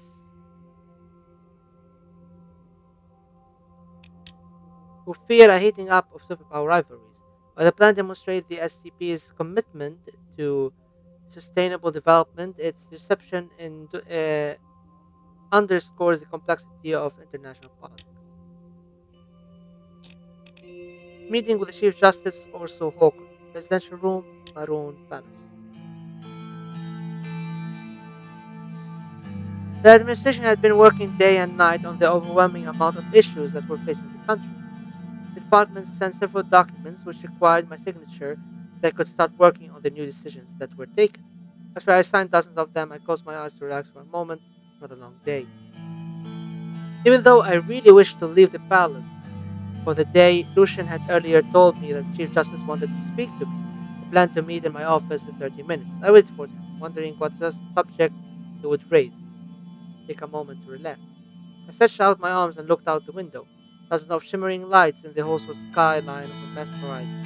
Suddenly I heard a knock on the door. It was Lucian. Good evening, sir. Good evening, Lucian. I'm sorry that I couldn't explain the situation to you in details earlier, sir. The Chief Justice insisted on seeing you this evening. I do not know what he has to say, but it will probably be about the new constitution. He will be coming shortly with Judge Mr. Garachi to the meeting. He wouldn't take them lightly. He wouldn't take them lightly.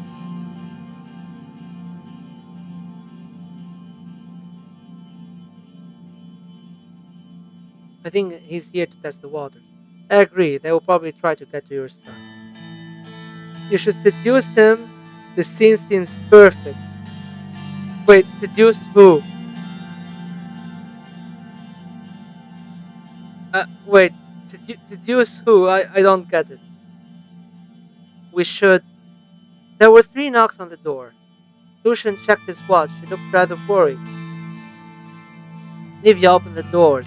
Chief Justice Orso Hawker and Judge Heron Garachi entered the room. Good evening, Mr. President. It's great to see you. Evening. Welcome, Justice Garachi and Chief Justice Hawker. Seduce Lucian. Oh my god, no, fuck no. He is not my type. My type are women and not birdmen. Destroy the ancient regime. Oh my god, critical. Take a breath, dude.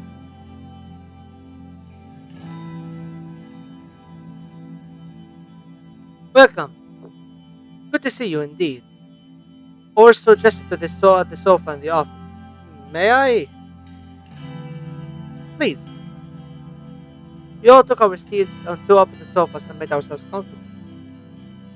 But you're not playing as you. You're playing as a Turkish guy. I'm playing as Turkish Abdel Nasser, please. By the way, it's wolf woman rather than bird man. If we're talking about Turkish leaders. How are your first couple of months, Mr. President? I hope you're faring well. Thank you. It's very busy, but I'm doing good. It will only get busier, yet I think you're doing a good job so far, considering all that's happening around us. With the shootings near the palace and soldiers on our borders, he let out a deep sigh. It is a troubling time. We appreciate your concerns. So, probably know why we are here. Please enlighten us, Mr. Hooker. We know you are working on a new constitution. The Supreme Court does not approve of this. With all due respect, the Constitution needs to be updated, sir. I am sure you are well aware of the public demand for and our circumstances. Is that so? I see that you are the one who is not aware of our actual circumstances. You want to make a weaker constitution in the midst of problems from both inside and outside. Even if your proposal passes the Assembly, I will make sure it will not pass the Supreme Court. That much is clear. You haven't even seen our proposal yet, Mr. Hawker. Isn't it too soon to be against it? Do you think I live under a rock, Mr. President? I know what goes on. Yet you, Mr. President, seem to be only partially informed about the current situation. Please let us explain the reasons of our stance. Let's hear it. We are protecting the Constitution because it works, Mr. President.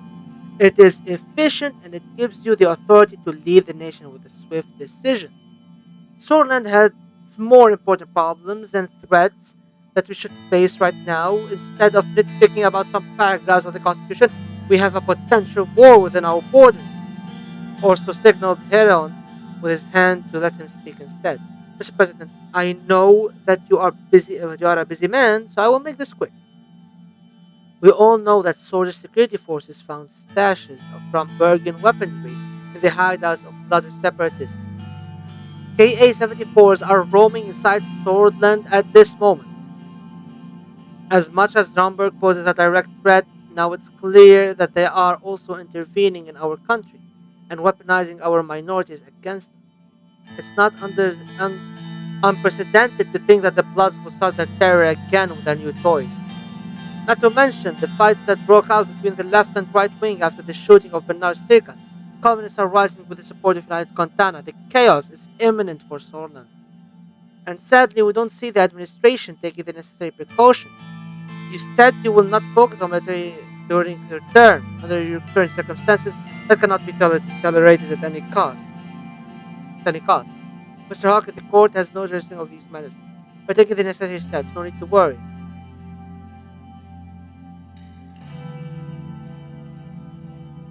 We hope that our police forces and our military is adequately funded during these times of conflict.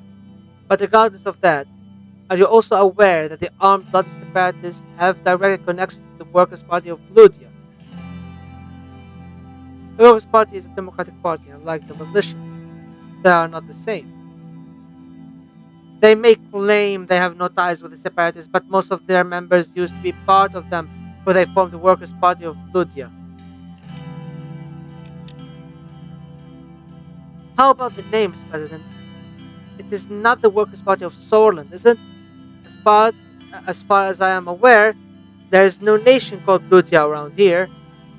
What is this all about?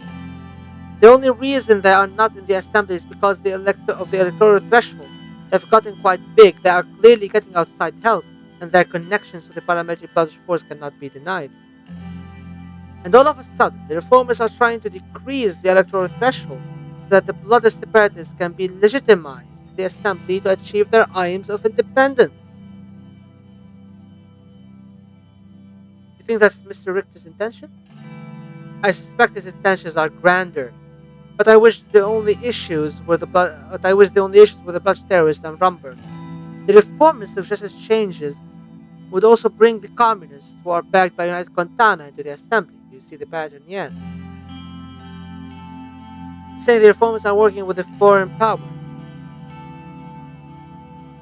Haven't you been briefed up by your security team? Maybe you should suspect them as well. We should take the necessary measures against communists and blockage laws, as well as increasing our military budget against possible conflict with Rumberg.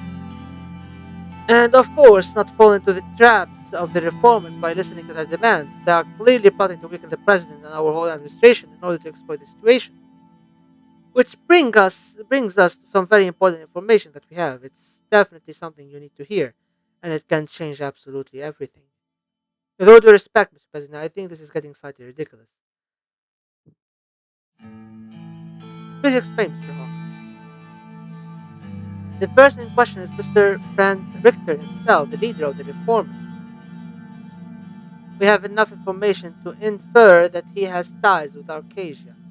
Arcasia is aggressively growing their influence around the world, and now we have Mr. Richter coming up with these ridiculous demands for a new constitution amidst a chaotic period in Sorland. All the pieces seem to fit perfectly.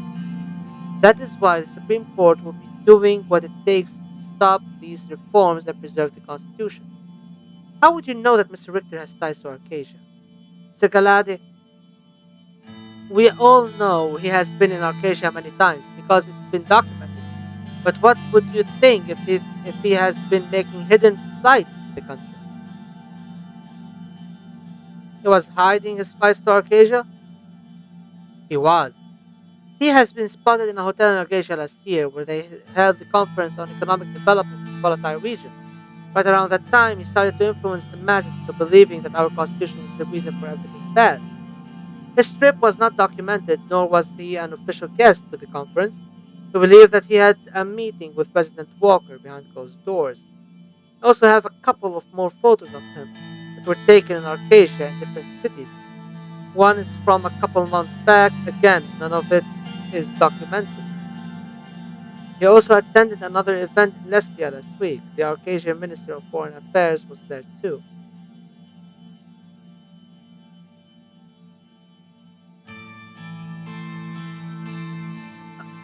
How can any of those be undocumented?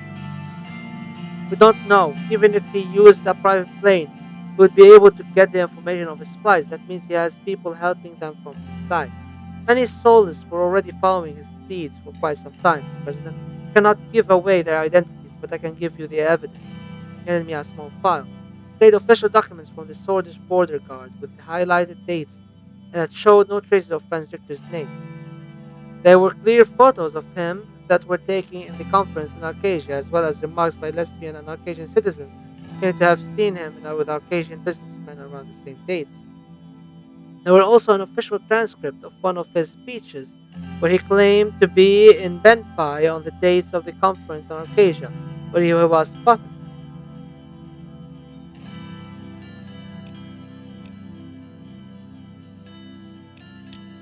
Lucian skimmed through the documents with skepticism, which slowly turned into surprise. These seem to be real. Of course they are real, Mr. Galadi. These seem to suggest that Arcadia is behind the reforms. The demands will only benefit Arcadia. They want us to have a weaker administration while we face all these threats. There's clearly a plot against Solent. I bet Drumberg is part of their plan too. This cannot be a coincidence that they are weaponizing our minorities against us around the same time. Now you understand the reasons of our current stance, and also our suspicions about your advisors who clearly have not given you this vital information. Mission gave him a sharp look. I appreciate the information, Mr. Hawker. I advise against jumping to conclusions right away. We still need to check the information. There is not much to think or check. It is clearly an emergency. In such cases, the Constitution gives the President the right to use the emergency powers. If you work together, you can be sure that the Supreme Court will not block your declaration of emergency.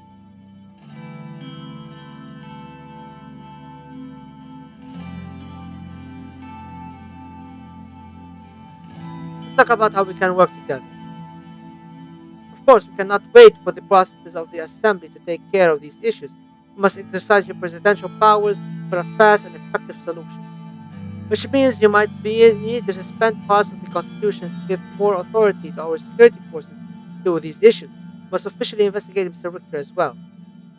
You can devise a strong security decree if you can base it on the Article 57 and 58, which gives the President the right to suspend parts of the Constitution to deal with national security threats. You can directly bypass the Assembly in such a situation. The only thing you need is the Supreme Court to allow the emergency to be declared, and you have our word on that. Sir, I think that's going a bit too far. We shouldn't escalate things so fast. Mr. President, why don't we talk in private, only two of us? We can devise a plan together. I know how we can use the Constitution to our advantage. It would be more effective if Mr. Galadi and Mr. Garachi leave the room before we discuss it. Sir, I advise against it.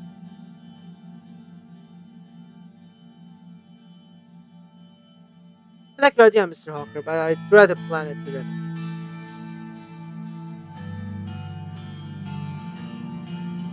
Glad to hear that we're on the same page, Mr. President, but I still have to insist on the private talk.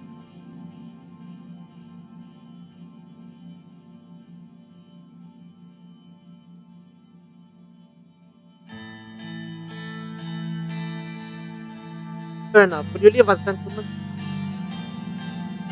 Lucian stood up as Orso gave him a smile. Heron paid his respect and left with Lucian, leaving me and Orso alone. So, Mr. President, we stop the Reform Committee meetings immediately and focus on the real threats. I will guarantee you we will manage the reforms together. We must eliminate these threats, both internal and external. An emergency act can help you do that. You cannot trust anyone in the administration either. How can we fight against these threats with an emergency act? You have the power to give more authority to the police with their search warrants, suspicion-based arrest, detention without trials, as well as banning threatening nation citizens from entering Sorland. According to Article 58, if public security and order are seriously disturbed or endangered within the Republic of Sorland, the President of Sorland may modify and suspend parts of the Constitution subject to confirmation by the Supreme Court to determine the validity of the declaration of a state of emergency.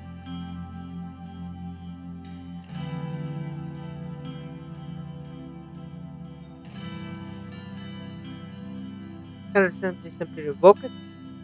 According to the Constitution, only the President and the Grand National Assembly can revoke the emergency after it is declared. That is correct. However, as long as your party is in line, they will never have a majority to revoke it immediately. So no, they cannot simply revoke it. Which parts of the Constitution can we modify or suspend? That is a kind of a gray area. The Constitution states that no state shall, in the case of national emergency, modify or suspend the rights of freedom defined in Article 100 of the Constitution unless actually invaded or in such imminent danger as will not admit of delay. If you want to give the police more authority, you might need to modify the rights of freedom too, and not under invasion. That is correct. However, the section where it states that actually invaded or in such imminent danger as will not admit of delay can be up to interpretation. We are definitely under such imminent danger because of Rumble. Not to mention United Contana's support for a communist coup in Soland, as well as Fran Richter's involvement with Arcasia, is definitely connected to all these problems. And of course, that is up to the Supreme Court to decide that is not a problem. How can we effectively silence the opposition? We may need increased surveillance on our political rivals to find out about their concessions and plots. Bringing unlimited detention would allow you to arrest people as necessary, such as Mr. Richter.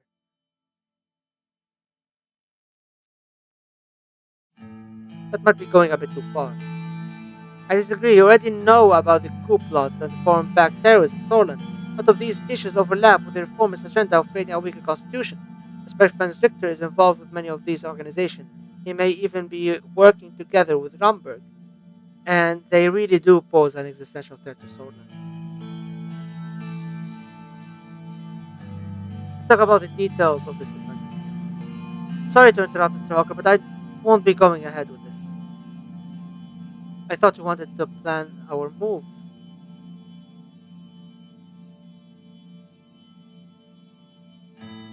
I just wasn't ready to hear your plan, and now I've heard it. What is the meaning of this? You will instead push on with your reforms then? It seems you are also part of the conspiracy after all. I think we should end the meeting before we offend each other. Good God. I hope Soren's future is not bleak. Good luck with your reforms, Mr. President.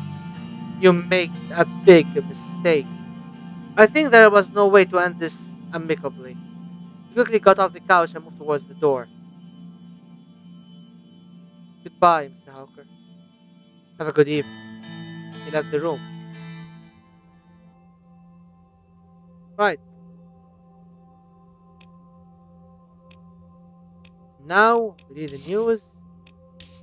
Hawker in Maroon Palace. Chief Justice Orson Hawker has been spotted entering the Maroon Palace. Our sources are intrigued by the timing of this visit that is happening right after the increased conversation about so-called democratic reform. Historically, Mr. Hawker usually does not frequent the palace unless for official business, and this was certainly an unplanned visit. Clearly, there must be something he wants out of this. Our speculation is that this has something to do with the reforms. More to come on this later. Hmm. Now we can continue, whatever continuing means.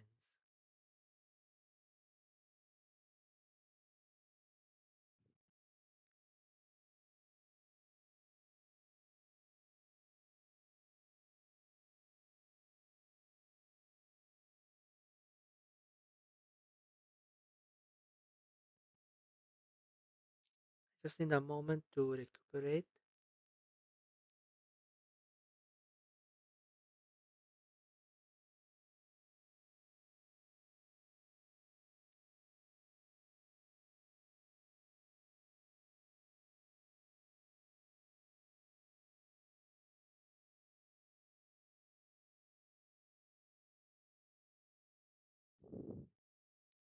I've been streaming for 3 hours and a half and 20 minutes now, and we're pushing towards 5 hour stream. So let's continue. Trials of Democracy. Here we are starting the second chapter.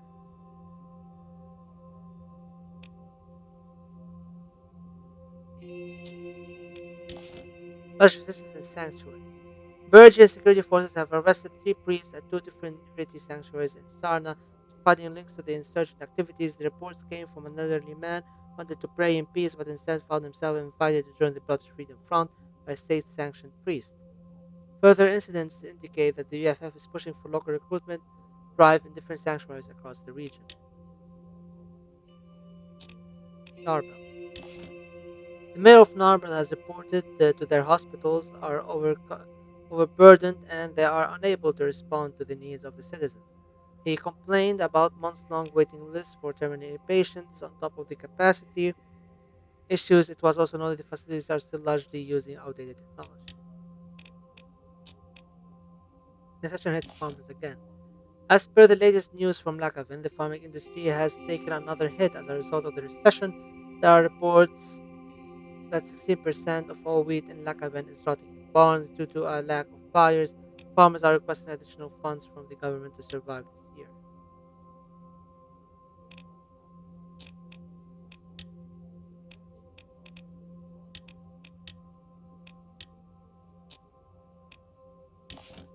Massive counter-protests against young swords led to a local politician known to be aligned with the Red Youth, resulting in many injuries and process damage. Subsequently, young swords and National Front Party flags were burned, which caused tensions to escalate. Local police dispersed the protesters by sundown.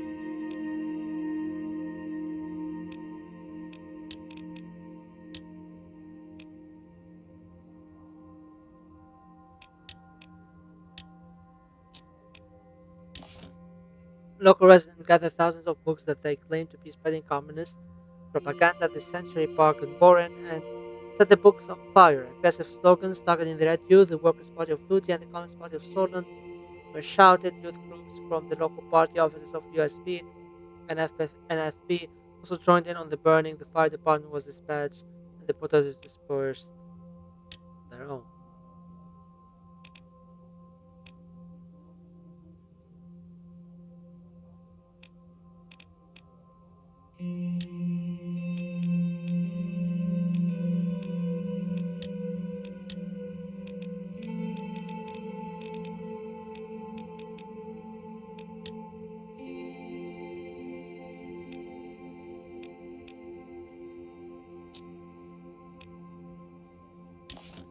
Debate on the repeal of the EPA. The Grand National Assembly has the stage for a contentious debate today over the proposed repeal of the Energy Protection Act of 1932. Arguments both for and against the repeal were put forth, with Franz Richter of the BFGP and USB reformer swing leader Alban Calvin leading the faction advocating for the repeal. They argued that such a move would foster economic growth and increase foreign investment. However, the United Solent Party and National Front Party, under the leadership of Gloria Tori and Kesaro Kibenet, respectively defended the act vehemently, citing the need for Solent to protect its strategic industries from foreign control. The final decision now hinges on the vote, which will be held the following month. Also, again, regarding the reforms and the Security Act, while Abdel Nasser historically did do a sort of Security Act, you know, and uh, like I've already explained it last time. It's more so these are not basically his views. He doesn't want an absolute dictatorship. He wants the people to choose. He wants the people to play a role. It was even outlined in his original theory after the post-revolution. This his book, the Philosophy of the Revolution, he talks about the role of the hero. He says no one man should be a hero. Instead, it's the whole nation that should be the hero of itself. Spirit of the nation. Barbecue with Frank. It was a Saturday afternoon. Oh wait, I totally forgot about the news. Red Youth rises warning bells for Sorland. Okay. School poisoning in Rebel. Police have arrested the principal of a high school in Repel in southern Belgium, where 12 students died after eating a free meal laced with pesticide. Students aged between 15 and 17 died after eating a lunch local dish of zabla cooked at the school in a poverty-stricken city. Police have started the investigation to solve the mystery of how the pesticide ended in the food. Upcoming government budget changes. Top economy experts in the economy have been watching upcoming changes in the government budget very closely. Canton Ray's first eternal economic challenge lies ahead. We see if he can prove his capabilities as a leader who can think ahead. Okay, we're going to get our budget soon. Worker unions put pressure on for promised benefits.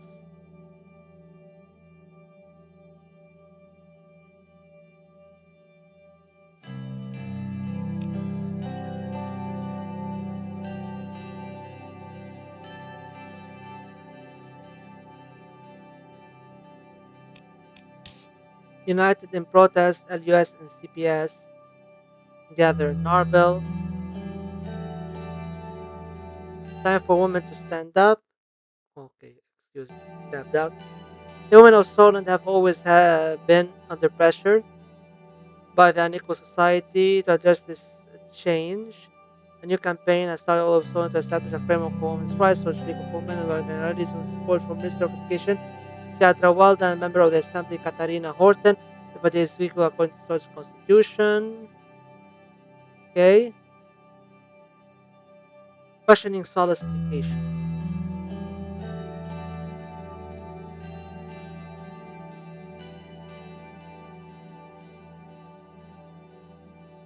Okay. Geopolitics. Anraka emerges as a buffer zone and global trade power. Federation of Anraka Isles, a collection of strategically isolated islands between the continents of Mercopa and Contana, is positioning itself as a significant buffer zone and global trade power amid escalating tensions between United Contana and Arcasia. Anraka's naval strength had been a key factor in maintaining its influence in the region. With a powerful fleet protecting its maritime borders, the Federation has managed to establish and maintain open trade routes even amidst the ongoing confrontation between United Contana and Arcasia. It has enabled Anraka to attract business from both countries, positioning itself as a neutral ground for global trade and economic cooperation. Grace nations unite in counter-ideological influences forge parallel financial order. In a historic move, the member states of the Guild of Royal Allies for Commercial Exchange, GRACE, has announced a series of joint initiatives aimed at countering the growing influence of Millennialist and Arcadian capitalism ideologies while establishing a parallel financial and trade order. The unprecedented collaboration comes at a time when traditional monarchies are increasingly being challenged by geopolitical shifts and global economic trends. During the recent Grace Summit held in Thorbor, the capital of the Kingdom of Fromberg, leaders from member nations, including the Kingdom of Frisia, baronies of Soradis, the principalities, Nar, Narborg, Holy Kingdom of Arricar, the Confederation of Vindonesam, the Kingdom of Nalipurna came together to discuss strategies and share insights on preserving their unique heritage and promoting prosperity and stability in the face of a rapidly changing world order. King Romus Taurus of Frisia addressed the summit, emphasizing the importance of a unity among the member states. We stand together not only as partners in commerce but also as protectors of our shared heritage and values. The tides of change may be strong, but our resolve to uphold our traditions, resist external influences, is ever stronger. Archduke Bernard de Valenois, the leader of Narberg, echoed King Taurus' sentiment, adding, "Our unity in grace sends a clear message to the world that we are capable of forging our path independent of the ideological battles that threaten to engulf the globe." As part of the initiative, Grace nations have agreed to establish a joint development bank to finance infrastructure projects, promote regional trade, and foster economic growth. In addition, they have committed to enhancing cultural and educational exchanges, aiming to bolster the relationships between their peoples and reinforce the bonds that unite them. Grace Summit ambitious agenda underscores the determination of these monarchies to not only survive but thrive in a world increasingly divided by larger conflicts. Van Horten blames Falkland for the missing fishing vessel. On Tuesday morning, Angolia's Prime Minister Van Horten has made a statement denouncing Volksland for the missing vessel. Hull number whatever. Our dutiful coast guards have rescued the crew member of the missing vessel. Through this statement, we had learned the ship's unfortunate end was none other than Volkslandian Navy. However, the Prime Minister has refused to disclose the surveying crew member due to fear of an assassination attempt from Volksland to cover up their hostility, as the minister later claimed.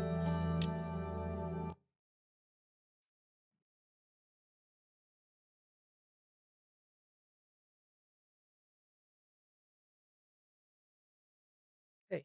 It was Saturday afternoon, my first break from work in what felt like years, and the weather couldn't have been more perfect. Trying to keep my mind off the upheaval sparked by the circus assassination, I lit the backyard grill. Monica and Dina were out shopping for craft supplies, and I'd given the staff the day off, just myself and Frank at home. I wasn't sure how he felt about me at the moment, but I did know how he felt about barbecued ribs our cook had left some marinating in the refrigerator. Sure enough, as soon as Frank glimpsed the grill and the meat, he stepped outside to join me. Well, look who's finally come to spend some quality time with your old man, have you? Sure, if you can spare a few minutes out of your busy schedule. Children who talk back to their fathers don't continue. Look, son, I am preoccupied with matters of national importance. I'm sorry, I know I haven't been around very often lately, but I'm happy to see you now. It's okay, I know you've got the most stressful job in the country, and you've got to feed your family on top of it all. You all chuckled. I turned to tend to the fire. Here, let me try. He grabbed the fan and started quickly weaving it over the coals. The fire roared to life. He turned to look at me with a grin on his face, as if he was expecting praise. Good job. Thank you, sir. It is in our utmost interest to fulfill our duties with precision. The grinding shall commence in exactly 1 minute and 32 seconds. Really? That was a spot-on impersonation of Lucian. We looked at each other for a second and burst out laughing. I realized my throat was parched. There was a six-pack of beer in the kitchen.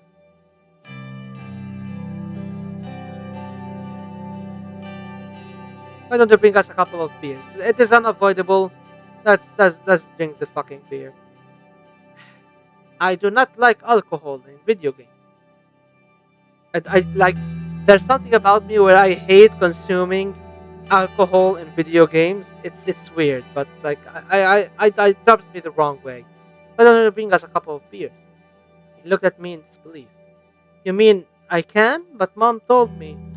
He stopped himself quickly, ran inside, and returned with two beers. He cracked them open in the bottles and gazed out at the city skyline.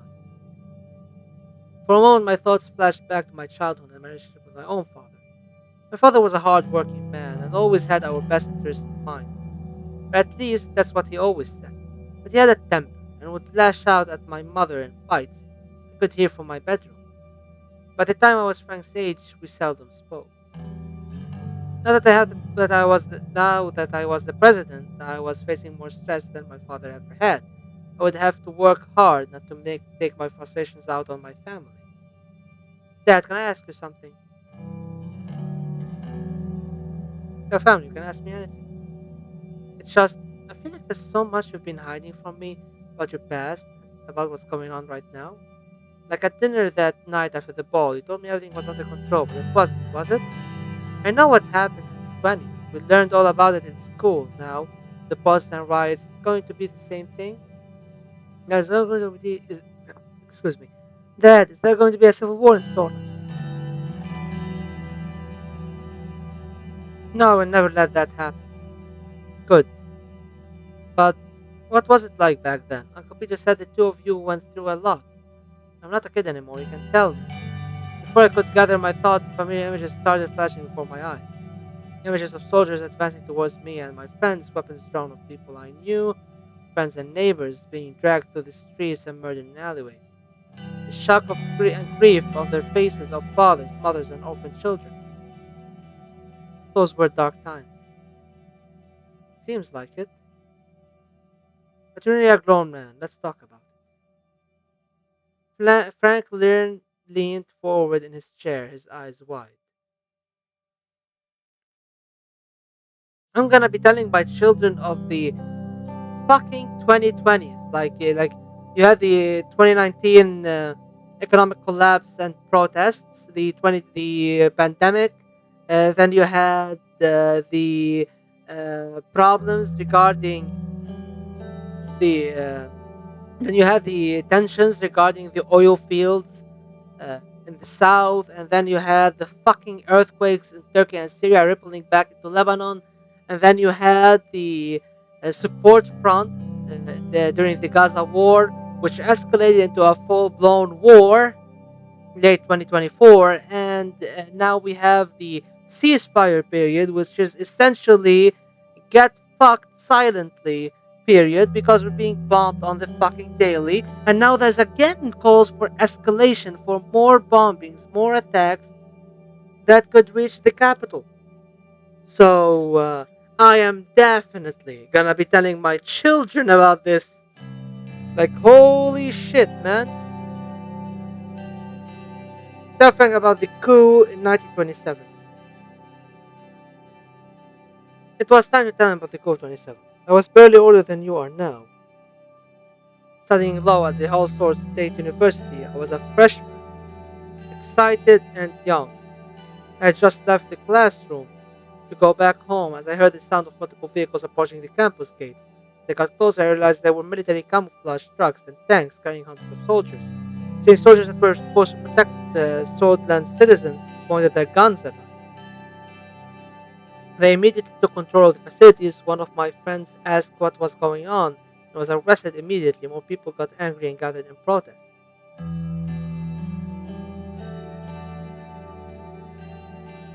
I was there with the protesters. As they declared martial law, we marched towards them.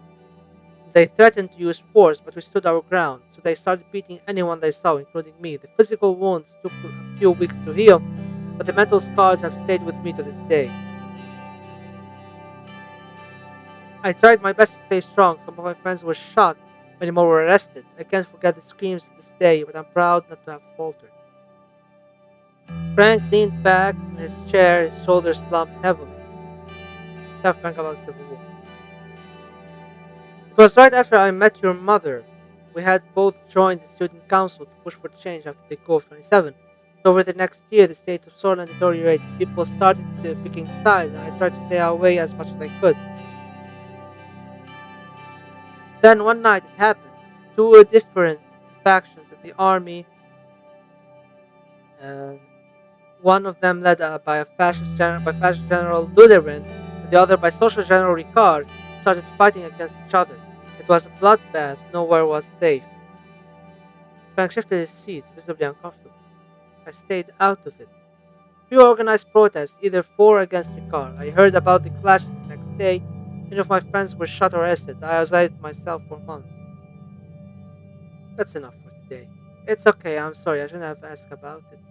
I know I don't understand how easy my life is sometimes. One more thing though.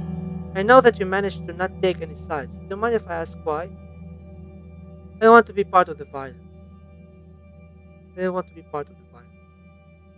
Frank raised his eyebrows, because he's still not satisfied. Sensing my reluctance to go on, he simply nodded. Sorry for bombarding you with questions. I know I complain sometimes, but my problems are nothing compared to what you went through. Learn to listen to them, no matter what they are. Before Frank could say anything else, I heard the front door unlock. Dina and Monica's voices and the sound of bustling shopping bags filled the house. Alright, I'll be upstairs until dinner. Frank went in and dashed upstairs. I took a long sip of my beer looking at the city and the now setting sun. I hoped that talking to Frank about my past had been the right decision. Part of me felt as if some sort of burden had been lifted. I had the same nightmares again that night.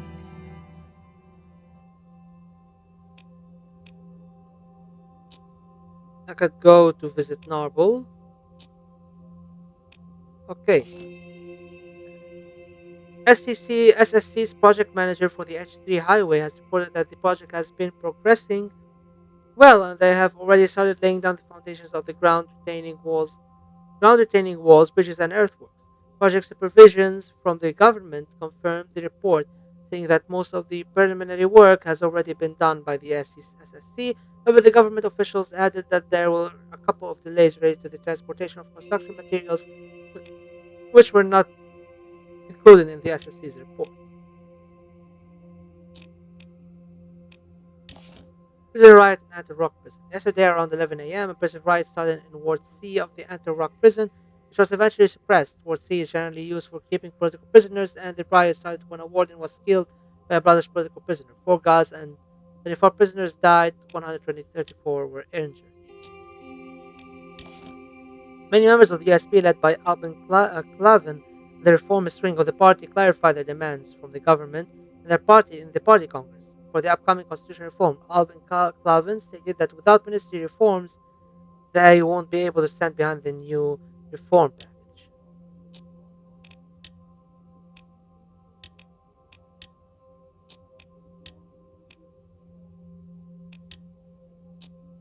Morna industrial output concerns.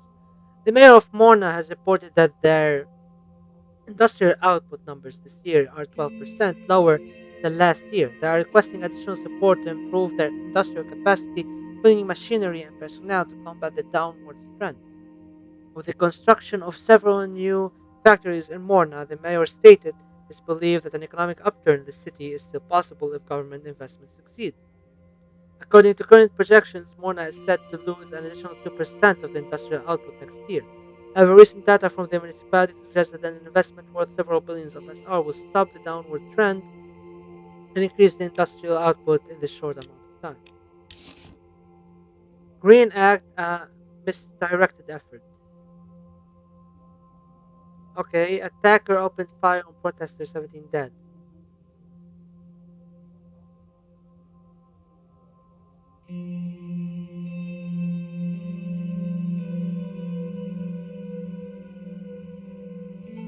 The attacker killed himself right after shooting 25 people, killing 16.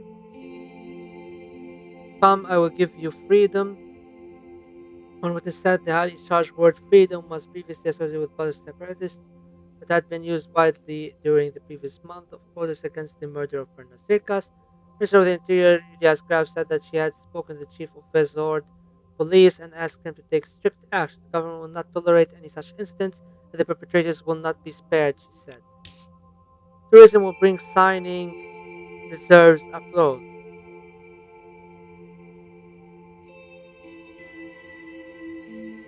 Okay. Green, a threat to growth.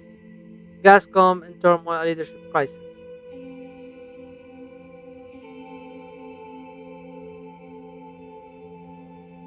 Okay. Frisian Oil and Gas expresses interest in Gascom.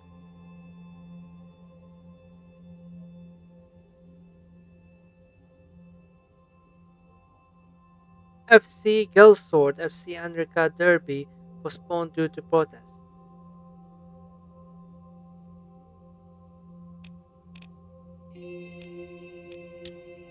The test was the city. The league had issued the following statement.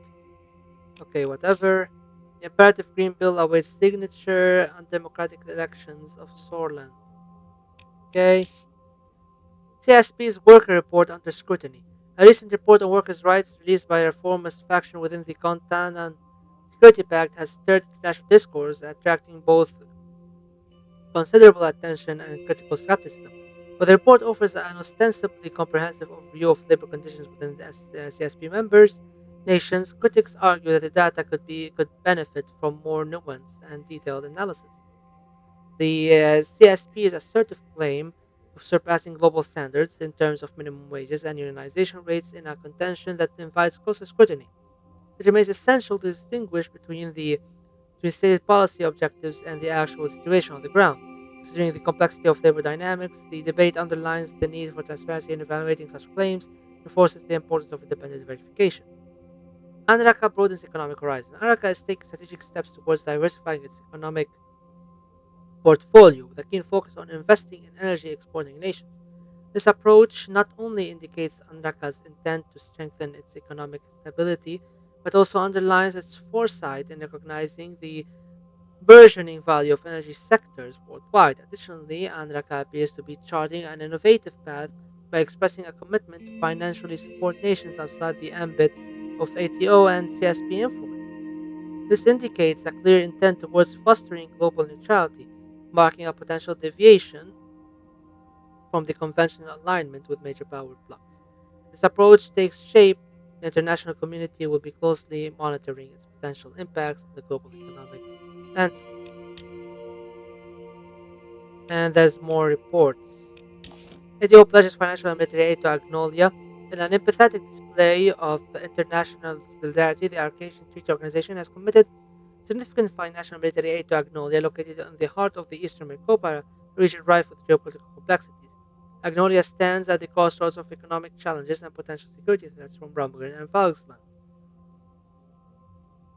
This aid package is designed to enhance Agnolia's economic stability and bolster military capabilities, fortifying it against possible CSP advances and further Rumburg hostilities as part of the ATO's larger goal to secure its capitalist allies against the spread of socialism.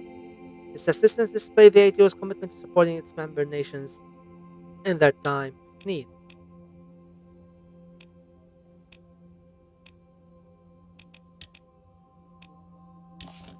The Eurasian Oil and Gas ROG has extended a co-investment proposal for Solon's ambitious Gazom energy venture. King Ramos emphasized the bilateral benefits of such a cooperation and its potential in bolstering the region's energy security. He also stressed that this collaborative venture could form a bedrock of a strong economic alliance, further binding our nations.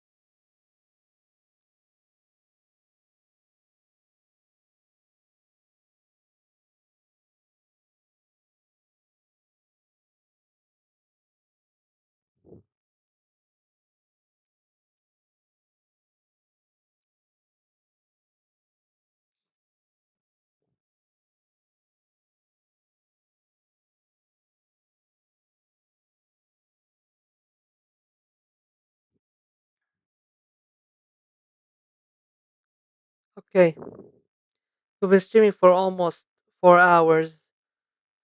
I think we can go for another hour before I just have to call it a night. Maybe tomorrow I'll do a similar 5 hour stream. I really want to finish this run, this series, by Sunday night. If not, then I'll have to extend it to next week as well. Even though I had like a nostalgia thing planned, but it could wait. Then I could do like a couple of nostalgia specials in December because I'm planning on taking a break from streaming in December. Let's go to Narbel. I was traveling to the snow-covered city of Narbel in the largest region of the Rural Development Forum organized by the Ministry of Health and the Ministry of Education. The mountainous city of Narbel had gritty stones to it. It was mostly regarded as one of the poorest cities in Sorland. Its people were hardy and wary. Even after the discovery of natural resources in the area, years of neglect by the central government were apparent in the buildings and the general infrastructure. Natural resources, namely gas and oil, were now under the control of Gazprom, which elevated the corporation to a place of power. My task in this forum was mainly symbolic: fake smiles and handshakes with oil barons, meeting with local politicians, but most importantly of all, making sure that Narbel did not feel like it was forgotten by the government. The scenery so far, however, was a reflection of Narbel's neglect. Main roads to the city were not maintained well. There were many bumpy and empty disclosure spots on the asphalt. Navigating and swerving to avoid any of the inconveniences, our motorcade finally started nearing the city. As if my discomfort from the bumpy ride was apparent to him, Serge rolled down the partition window. "We will be arriving at Hotel West in a few minutes, sir." "Thank you for letting me know." "Any time, it is my duty." After a moment, Serge started to smile under his mustache. "How is life, Serge?" Sir, I just want to say it has been great these last 2 months. As you know, my wife Susan recently gave birth to our son, sir, and now my daughter just started at a very good high school in Holsworth. That's great news, sir. I'm happy for you. I appreciate it, sir. Truly. I was worried that I wouldn't be able to afford a good private school if you scored less in the entrance exams. But I shouldn't have made my insecurity get to me. Erica outsmarts me in all the time. I'm very proud to have a daughter like her.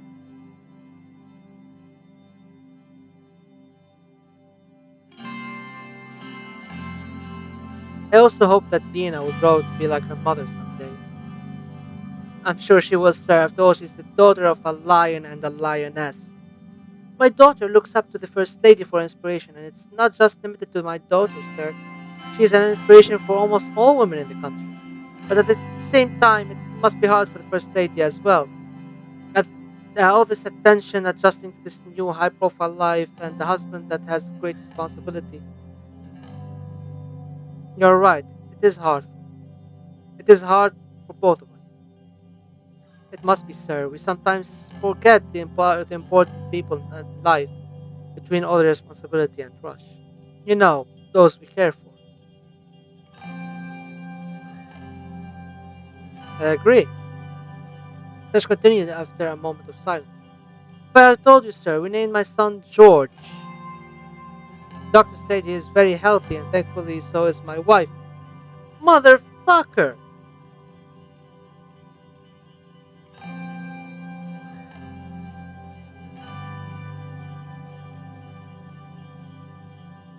That's good. I hope the hospital had a good service.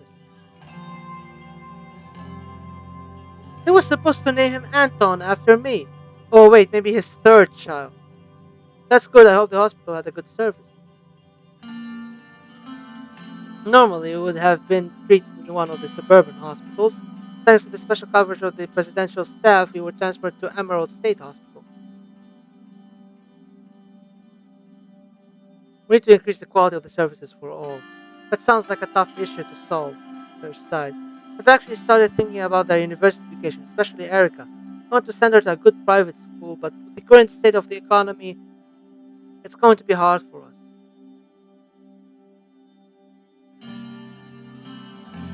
My daughter's family shouldn't want to for anything in this world. I cover your children's education and any other extra expenses you need. And that right there will save us from assassination. Mr. President, there is no way I can. With one look from me, Serge cut his sentence short and nodded at me after removing his hat. Mr. President, I don't know how I can ever repay you for this. Thank you so much.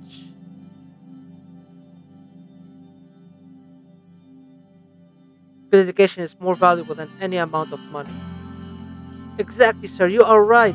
I think I have decided I will give your name to my boy. Fuck yeah! George Anton Walkner. May he grow strong like you. There's a nice ring to it. I like it. The car hit a major pothole and a bump which lifted us up in our seats for a second. Are you fine? Yes, sir. I hope the car is fine too. The motorcade began approaching the hotel. The Hotel West was supposedly the best hotel in Narble. The large 25-story main building was undoubtedly. I should have picked the uh, invest in infrastructure one, the more extensive buildings in the city. Towered over the nearby slums and had been a target for protests when it was first built. A crowd was gathered in front of the hotel with the welcoming committee at its center. As we approached the red carpeted entrance, I could see the mayor of Narble and his top aides. Serge got out of the car and opened the door. He bowed his head respectfully and gestured towards the entrance. Thank you. Have a good day, Mr. President. As soon as I left the vehicle, the fresh air of Narble filled my lungs. Almost immediately, everyone presented in the crowd flocked over to me with an excessive display of courtesy, smiles, and handshakes while I donned the mask of a politician. A mask that I was very used to. Okay, now I have no personal wealth, but it's okay. Franz Richter, leader of BFGP, recently outlined their demands for the reform package, declaring that without the implementation of the term limits and limited decrees, it would be very difficult for him and his party to stand behind the package.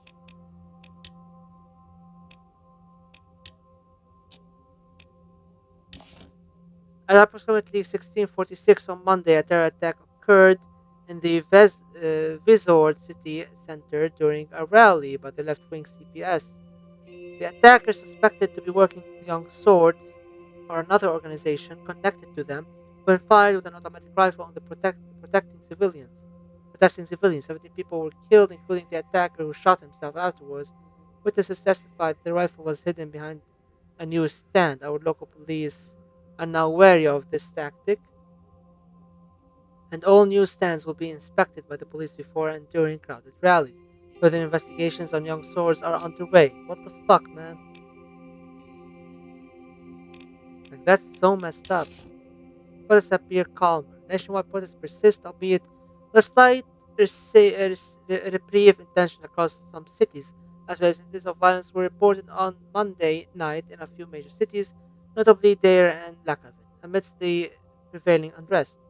Near the hometown of the revered circus, a massive memorial march saw tens of thousands of citizens taking to the streets in a peaceful remembrance. However, as dusk fell, the crowd began to dwindle. There were instances of discord. Authorities reported that a fraction of demonstrators resorted to hurling stones and disregarding orders to disperse, prompting police action and resulting in arrests. Elsewhere, the protests in Allsword, the majority of other significant urban centers, seemed to present a calmer facade, exhibiting fewer confrontations between civilians and law enforcement.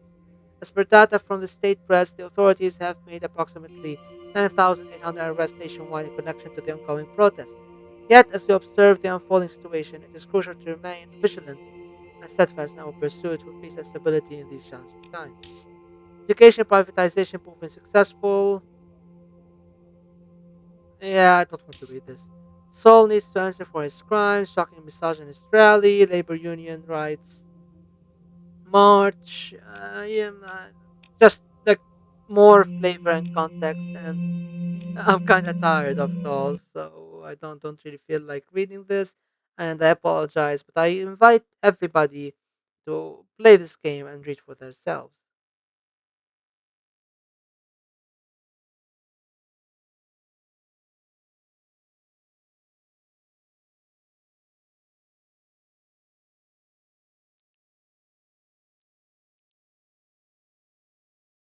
Will I end it? No, no, and I still got an hour. I still got an hour. The series? Yes, of course. I'm going to play until the end of the game.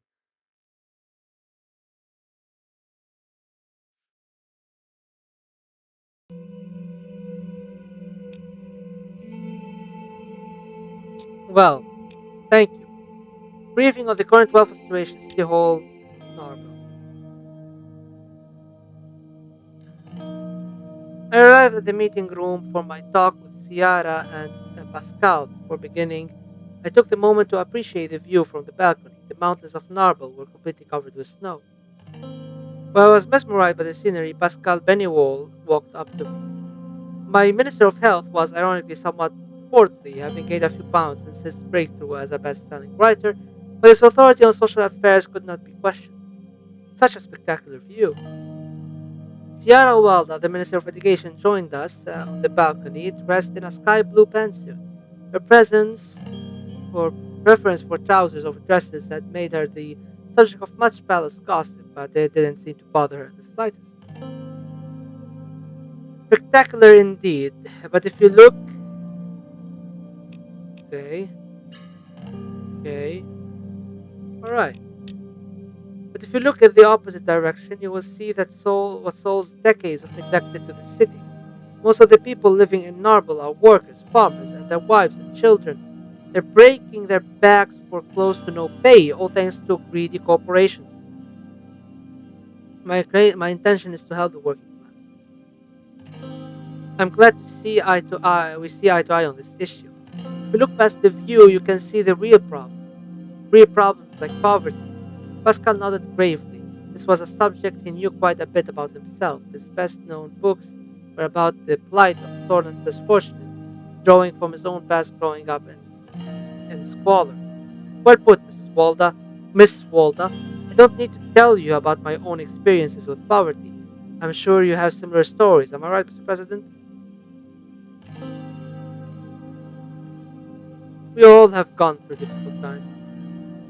True, but some lives are more difficult than others, like ours was, and still is for hundreds of thousands of Sorland. You don't have to have been born poor to sympathize with the plight of the impoverished. Much as you don't have to have been born a woman to recognize Solon's need for parity among the sexes. Parity among the sexes shouldn't be our first priority. Look at how many high-ranking female politicians our country has. Appearances can be deceiving, Pascal. Her voice sounded bitter. Think about how Lydia's Graf got her current position. I don't necessarily believe the rumors about her and Soul, but she never could have risen so high she didn't parrot his cause. Gloria Tori, it is an accident that the first female assembly speaker is such a it is an accident that the first female assembly speaker is such a staunch conservative. And then there was Alfonso's habit of promoting women to prominent positions to give Solent a impressive sheen, while accomplishing nothing in reality.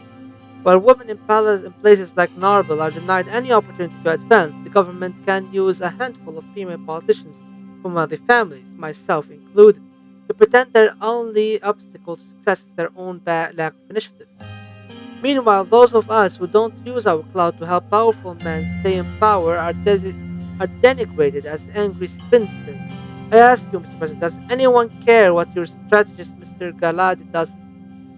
That your strategist, Mr. Galadi, doesn't have a wife?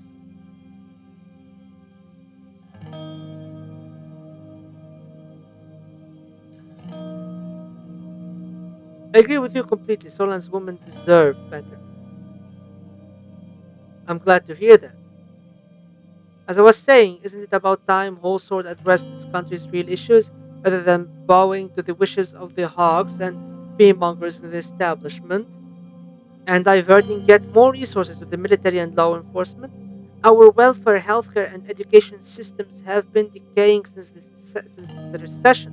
Solon's poorer communities are losing hope. Hopelessness and the lack of opportunities can drive people to extreme solutions. We're seeing increased crime, domestic violence, and yes, rising inequality between men and women. Yes, craft will take care of crimes and exorcisms. These issues must be tackled from different directions. We need to engage it holistically.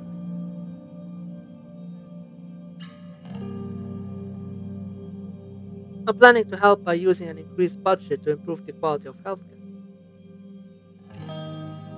That could prove useful, but we need to be doing a lot more. Education has similar issues. There is another subject I want to mention. I have been working on improving the rights of workers in our country, and I've proposed a draft bill that is currently being reviewed by our party. Mr. Clavin has already backed me and given his support. Swordland has was fallen behind most countries on the subject,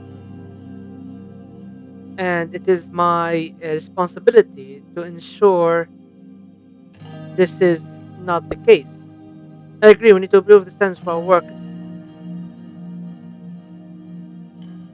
Exactly. Swordland must provide for its own people and move forward. Siding with the working class is a very Nasserist thing to do. It also matters. It also is a matter of life and death. Every decade, we hear some horrific accidents due to employers' disregard for their workers' safety. So, will you back the bill when it arrives on your desk, Mr. President? I will be very interested in supporting it once it is finished. I'm relieved to hear that. He smiled. It's getting a little cold out here. Shall we continue our discussion indoors? We headed back inside. The meeting room was already prepared for state business. Small gifts for each of us had been placed on the table by the municipality who took our seats. Let's start with your health overview, Pascal. As you wish, Mr. President. Shortland has a free healthcare system, except for a few private hospitals operating under it. Most of the populace receive adequate treatment. Health issues primarily appear in rural areas due to lack of quality services. I am doing my best to ensure that citizens of all ages receive the best healthcare they can. Excuse me. Also, personally, want to solve our high infant and maternal mortality problem. How many doctors and nurses employed? We have 31,000 doctors and 73,000 nurses working for the Ministry of Health. This is a high number, but I think is I want to be rude, but out of those numbers, how many are in urban and in rural areas? Good point, Sierra. Pascal? The data shows that per 10,000 people in urban areas, there are about 11 doctors, while in rural areas there are only 3. In other words, rural citizens with medical emergencies have to wait an embarrassingly long time before they are treated. How many hospital beds are there per 10,000 citizens? There are 10 beds per 10,000 citizens. Compared to most of our neighbors, this is a very good number. Our amount of beds is higher than the countries of Agnolia and Welland, but we obviously can't match Lesbia or Bogsland. Agnolia and Welland should hardly be used as a standard, but it is good to know we aren't in a massive health crisis yet. What's the life expectancy and mortality rates? Our life expectancy is 65 years. The infant mortality rate is a worrying 121 per 1,000 births, while the maternal mortality is at 5 per 1,000. Our life expectancy is 65? Holy fucking shit! That's the retirement age. What the fuck goes on in here? You retire from both your job and from your existence? The fuck? I assure you that we are doing everything we can to save mothers and their newborns. Those numbers are saddening indeed. I agree, we must do everything we can. We are working very hard on improving the quality of the services. Thank you, Pascal. Your in-depth briefing is much appreciated. I want to hear about the education system. With pleasure. Swordfish education is free, but we have a very outdated system that I want to reform. The overall important issue is the lack of access to education in rural areas, especially for young girls. Administration has the power to solve both problems. My highest priority is to get enough funding to be able to build schools in rural areas while I cleanse our educational system of its nationalistic indoctrination and sexist teachings. How many students and teachers do we have? Currently, there are about 5 million students, 3 million in primary education, 1 million in secondary, and 1 million in tertiary. There are 155,360 teachers. Solent is full of young and bright minds. Should keep striving to make education available for all. I think there needs to be change in what is being taught. We should help children to ask questions and educate themselves. What is the literacy rate of Solent? The literacy rate of Soren is at 80%. This is a very good indicator for future growth, and it needs to increase. It's also far lower among girls than boys. If I remember correctly, the most illiterate areas are Bergia and Agno. That is correct, although Lakaven skews the statistics for the Nargis region, which also has a vast number of illiterate citizens. This underlines my point about the lack of access to education. Tell me about the difference between urban and rural education. Urban areas have 3 times the number of schools per 10,000 people compared to rural areas. Rural areas also suffer from a lack of teachers. I can imagine teachers not preferring desolated. That's not a very good ratio.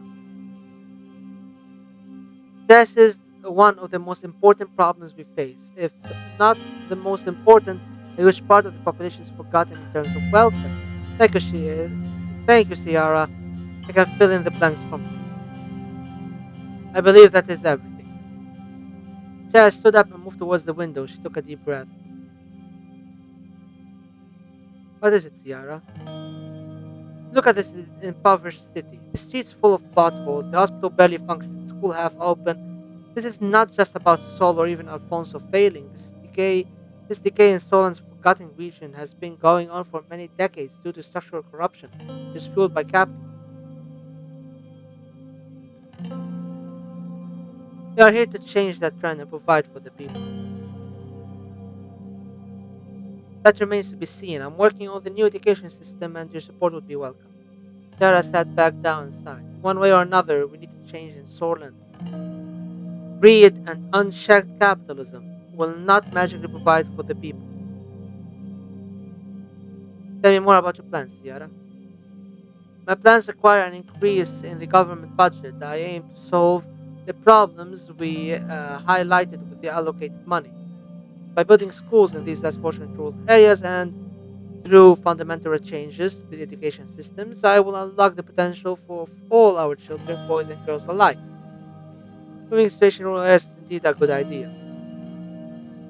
It is an investment in the future of Sorland. Imagine unlocking the full untapped potential of your youth, the knowledge and wealth they will generate. Wouldn't a promotion of private education help create additional funds? Yes, but at what cost? I'm not a supporter of the private sector in education. At the end of the day, they are focused on profit first. Preach! Preach!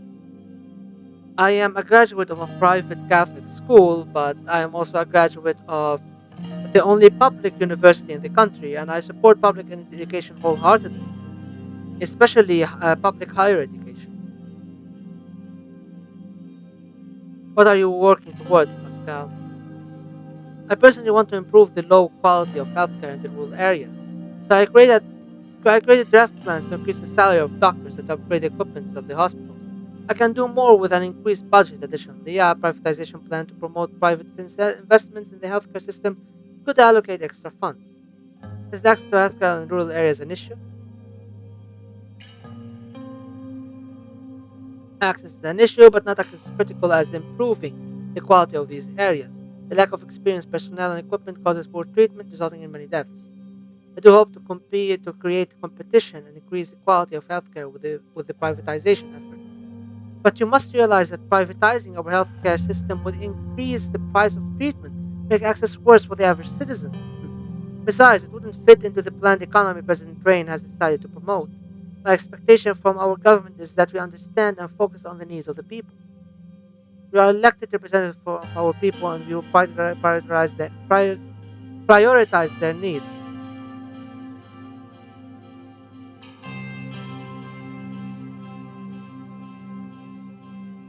That's reassuring to hear. I don't want to sound cynical, but almost all governments keep making the same promises. Must show we are different though through our actions. Did we cover all necessary subjects? One more thing, I wish to raise my concerns about your scheduled meeting with the Gazprom chairman and co-president Mr. Alfonso. By negotiating with Alfonso and his company, we have an opportunity to secure better labor conditions for blue-collar Gazprom employees. It could be a triumph for all of Narben. That is, what is there to negotiate, Pascal? The standards of Gazprom workers are already at rock bottom. President Train can and must demand better. Nevertheless, it's worth acknowledging the corporation's significant contribution to the job creation in Narbil and other poverty-stricken regions. Persuading the chairman to make concessions might prove to be a formidable task. My foremost priority lies with improving the economy. Once that's achieved, upward mobility will naturally follow suit. What good is job creation if the workers are treated poorly? Of course, I demand better from Alfonso.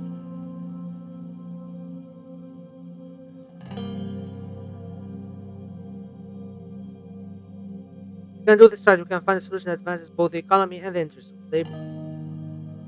That would be quite an impressive feat. You'd make headlines for it. This matter is close to my heart. I would personally be grateful if you are able to resolve the concerns raised by Katarina Horton and her fellow labor representatives. It would be difficult to imagine a CEO like Alfonso giving benefits to workers rather than personally gaining from it. Considering our needs for greater energy security, we might find ourselves forced to collaborate with them.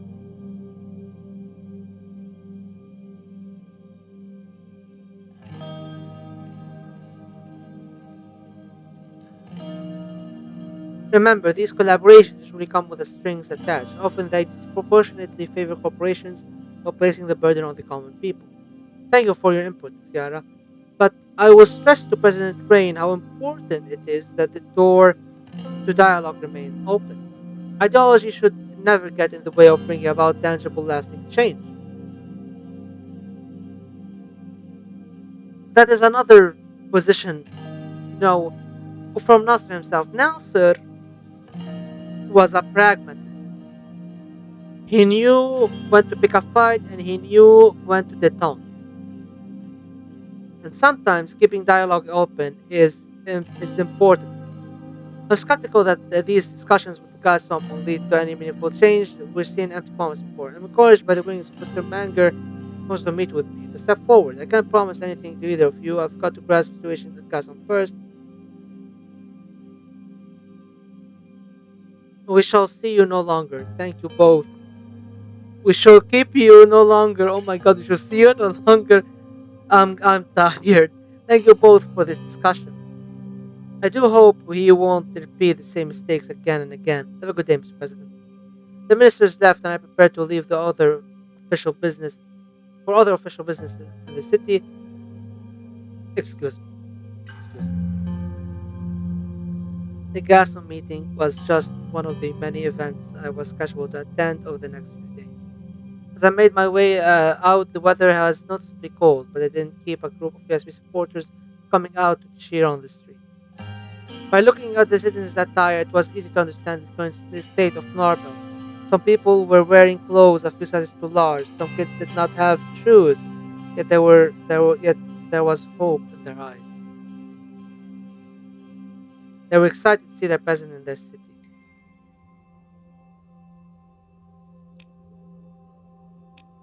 Can I get the fucking budget thing already? Holy shit!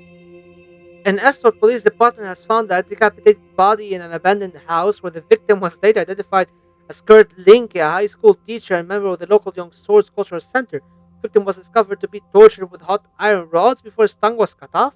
We suspect the Red Youth are responsible for the incident. The incident has not been made public. Holy fucking shit. Yeah, there's going to be an option to ban either the Red Youth or the Young Swords. I'm banning both of them. Okay, too many reports. Let's read this. Morble mine disaster. A coal mine has collapsed in Morble. Emergency response teams were dispatched immediately due to the sheer size of the disaster. Additional manpower and supplies requested from nearby cities. Initial investigation shows that the underground fire has started due to the neglect and working situations in the Nedam mining group. Current death toll is at 82 and counting. Holy shit. Workers' Rights Bill near completion. The Workers' Rights Act of 1954, proposed by Alban Clavin and supported by Minister of Health Pascal Beniwol, is being prepared for the first draft review. Voices from the labor union show strong signs of support. A session dedicated to the bill in the assembly proved contentious. People that form the backbone of the Swedish economy will finally be fully protected by extensive laws, Katarina Horton said, receiving both cheers and boos. NFP on reforms. Kesaro, Kesaro Kibener, leader of NFP, has announced today that the NFP is completely against any threshold reform. He specifically emphasized that this would lead to unwanted elements entering the assembly and that he is outright against any changes to the 10% threshold. The repeal of the Energy Protection Act of 1932 fails. The proposed repeal of the Energy Protection Act of 1932 was put to vote in the Assembly today, resulting in its defeat, despite strong advocacy from the reformer factions of PFGP and beyond, including within the USP under Alban Clavin, and the majority of the Assembly, led by the USP and NFP, voted against the repeal 179 to 71. Consequently, the Energy Protection Act of 1992 remains in force, maintaining the status quo of foreign ownership and restrictions of energy companies in Sourland. This result concludes the current attempt to modify the foreign ownership regulations, but does not preclude further legislative efforts of any or initiative by the executive. Preserving national sovereignty, the EPA stands for now. Right. Orchestra builds military base in Lesbia. President Walker visited Lesbia last week to engage in talks with Prime Minister Alvarez concerning the establishment of Arcasian military bases within Lesbia. Following the conclusion of the discussions, an agreement was reached between the two leaders regarding a significant military defense investment in Lesbia. As part of the agreement, a large military base will be constructed on Ravnos Island. The base will be equipped with Arcasian radar and anti-air systems for enhanced security. Additionally, Arcasia plans to deploy a dozen M3 ballistic missiles. The base is expected to accommodate approximately 200 strategic bombers and jet fighters, along with an estimated 20,000 Arcasian soldiers.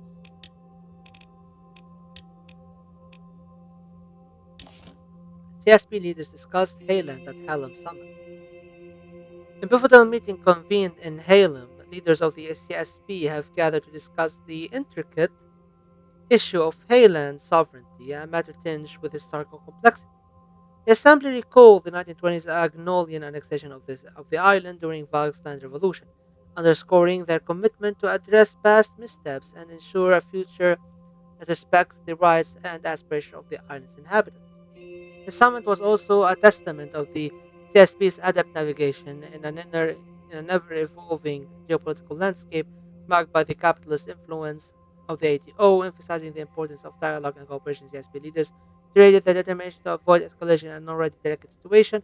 Moreover, they confirmed the existence of prepared contingency plans, ensuring that Vogue's land as a key member of the SCP, would receive unwavering support if the need arises. The summit concludes on a note of shared resolve, with CSP leaders collectively affirming their dedicated dedication to preserving peace and stability, even amidst the challenging dynamics presented by the Haley Island issue. By the way, I don't know why I just remembered, but I had my alarm set to 6 a.m. like usual, and I woke up at 6. I silenced the alarm and I went back to sleep knowing I don't have work today. Oh, Narba, read the report. In Narba, the Communist Party of Sorland and Labor Union of Sorland have organized a strike against Gazprom. Prominent figures Katarina Horten of LUS and Dennis Staller of CPS have confirmed their participation. Their impact on the strike, on Gazprom's operations, and the wider political climate in Narba remains to be seen. Labor strike at Gazprom. Blue-collar workers at Gazprom and Narba have initiated labor strikes. A labor strike, this industrial action, follows disagreements over wages, working conditions, and worker rights. The strike has resulted in a temporary disruption to Gazprom's operations. The duration of the strike and the potential impact on Narba's local economy are currently uncertain. Negotiations between Gazprom management and the striking workers are reportedly ongoing. Okay, just need like a moment to exist.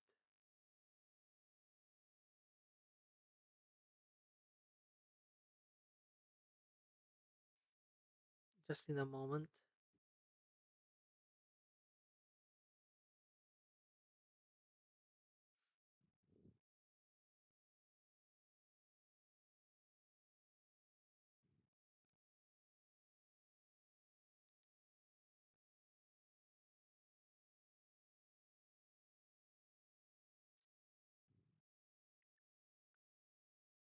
Man, I'm feeling a little bit under the weather. I sure hope I don't catch a cold or something. Let's meeting with Manger and Alfonso on Gazom. A series of intense meetings with Ciara and Pascal. After a series, I decided to take some much needed rest to recharge. Lucia and Peter were laboring tirelessly in the capital, uniting democratically leaning reformers for the crucial task of drafting a new constitution. Meanwhile, Gus Manger had invited me to visit the Gazom headquarters in Narbel. It was situated in Oronbel, a neighborhood on the city outskirts. Next to it was the Damenoy Gas Reserve, a prominent natural gas source consisting of four large fields. As our motorcade made its way through the Oronbel district, I noted the neighborhood's state of disrepair. Excuse me, the roads were bumpy and marked by potholes, while the buildings surrounded us appeared run down and dilapidated. The community has apparently endured a prolonged period of neglect.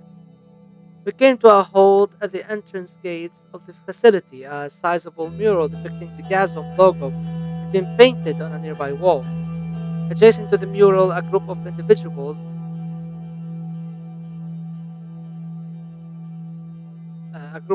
wearing blue work vests had assembled, holding what looked like protest signs.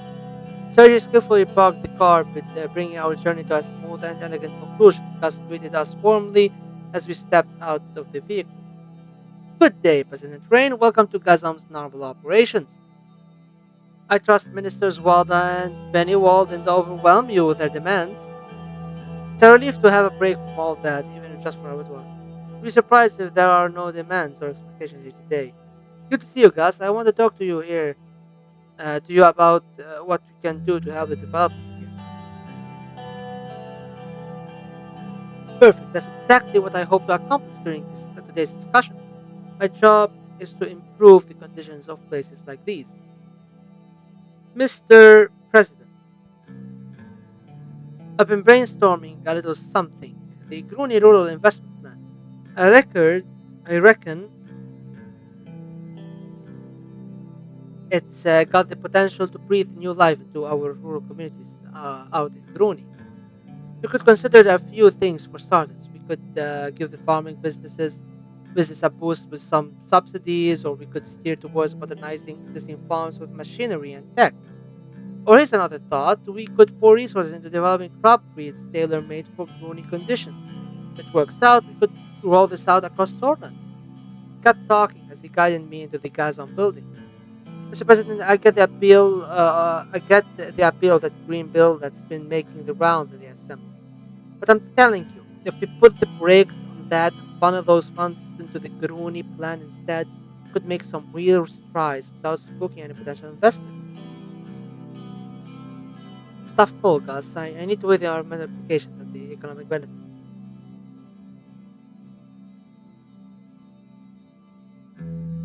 That's all I'm asking for, Mr. President. Just give this plan a fair shake. Our talk was interrupted by a noise coming from outside the building. We looked out the nearest window. A sleek helicopter was cutting through the sky, glinting off its polished surface as it descended towards us. On it was our next appointment, Ewald Alfonso.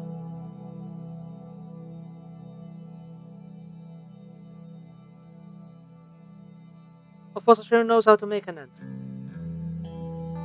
The man loved his theatrics. Before we meet him, I wanted to bring up some more piece of assembly business. This workers' rights bill. Look, I'm all for giving hardworking folks what they deserve, but it's a bit hasty to push this while we're still stuck in a recession. The way I see it, short term wins might end up costing us big time in the long run.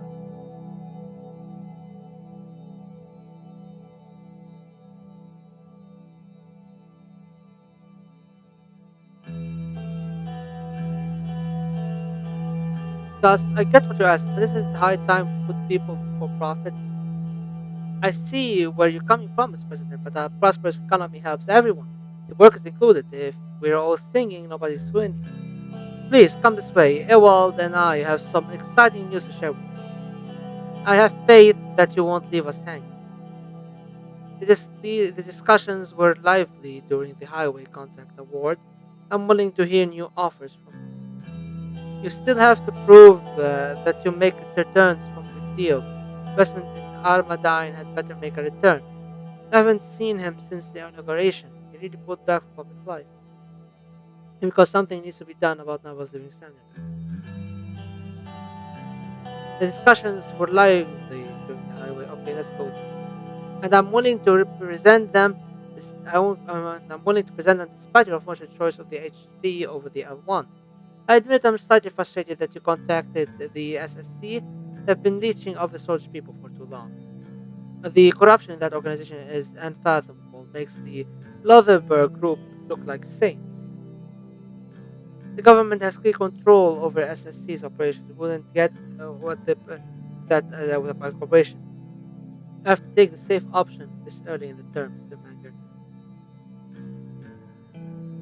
Understandable, but we have to break the cycle at some point if we want to stick around.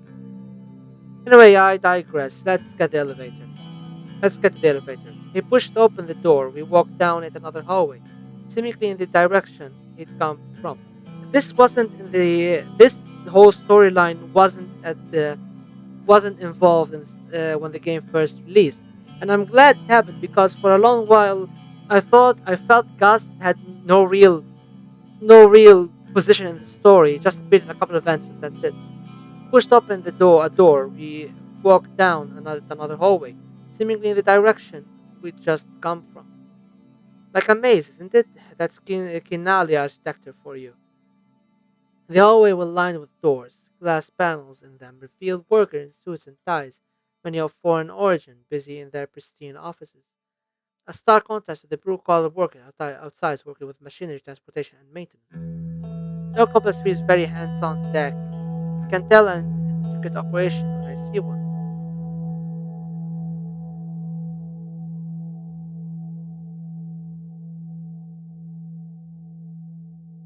Well, there are so many workers from abroad.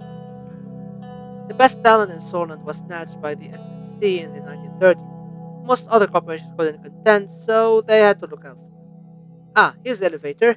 Ewald ought to be up there already. There's a separate entrance, but held back. We stepped into the elevator, Gus punched the code, and we began our ascent. Just remember, Alfonso's our friend.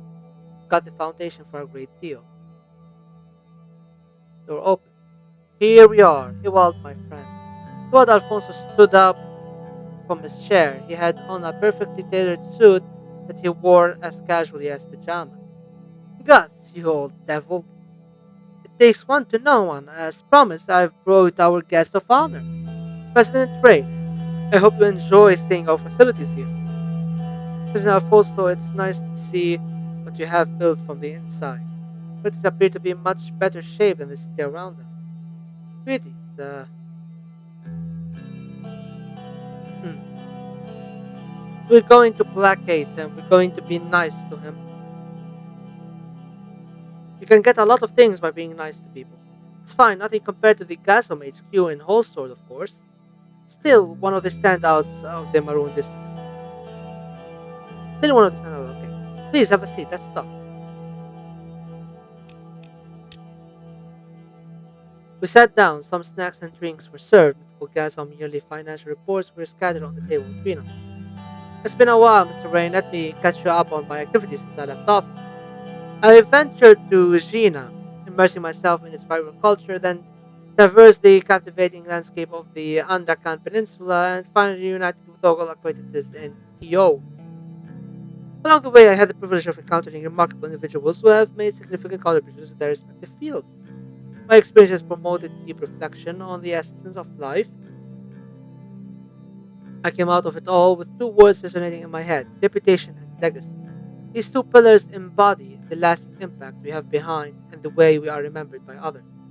With a cup of coffee in hand, he strolled over to the window, his gaze drawn to the expansive gas fields stretching before him, towering mountains providing a majestic backdrop. And we all yearn to be remembered and to make a meaningful contribution.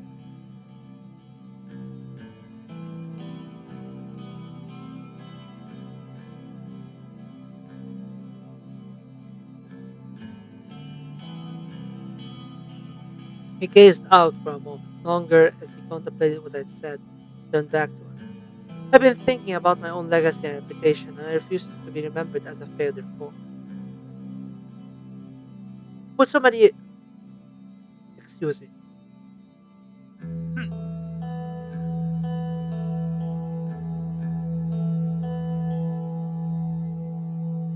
and put so many years of my life into this corporation,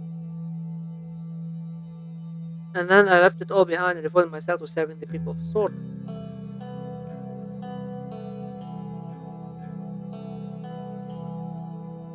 Serve you did, Sorna would be much worse off without you. Cannot help but empathize with individuals who invest their utmost dedication and passion into their work.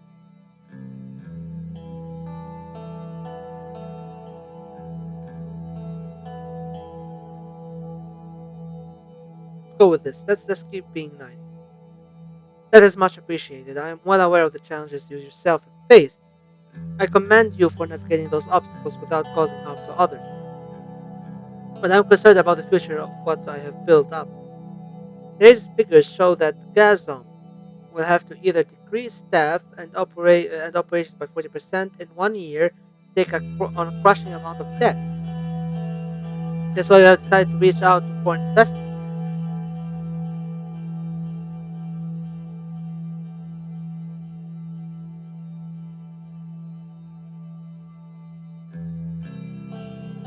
Engaging with foreign investors can be a double-edged sword.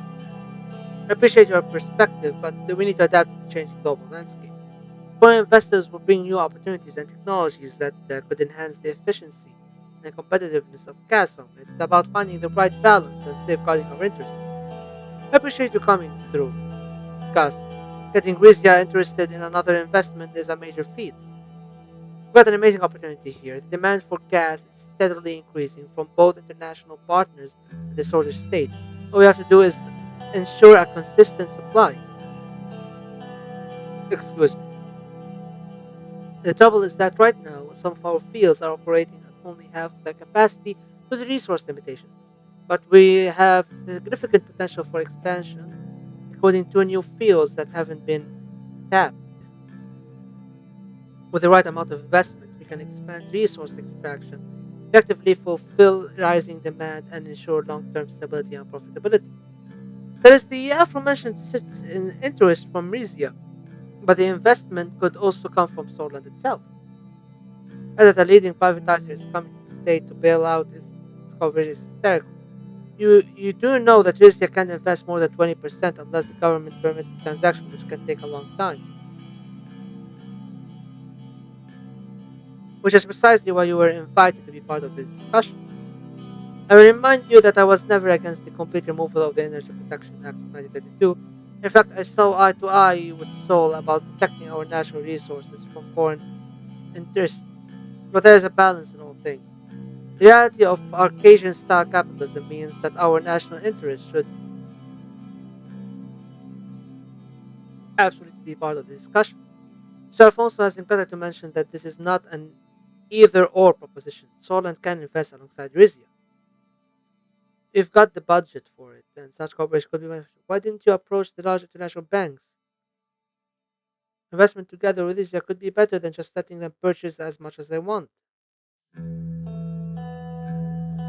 We've got the budget for it, and such a okay. Investing together with Rizia. Let's go with this. Co-investing would reduce Solent's contribution while allowing the nation to still have a stake for strategic purposes. If the treasury situation is a concern, this path could be the most optimal, which should I want, because our treasury is in a fucked up state. The sound of sirens briefly distracted us. Through the window, we saw police cars driving down the street adjacent to the Gazon zone. They directed our attention to the meeting. Ewald looked at me. Mr. Rain, the foundation for our robust partnership is right here. It's high time we shift our focus towards sealing this deal. If we raise a minority investment, it would allow us to invest in further resource excavations in the gas fields and turn the company back to significant profitability. By significant, I mean that our projections show that Gazprom would be able to cover 80% of Solon's gas needs in 3 years, and it would achieve profits 4 times the value of our investment. An enticing proposition, however, I would like to know more about the risks involved. Hmm. To invest in Gazprom, I want to make sure that the company is also committed to improving the socio-economic conditions of Narbil.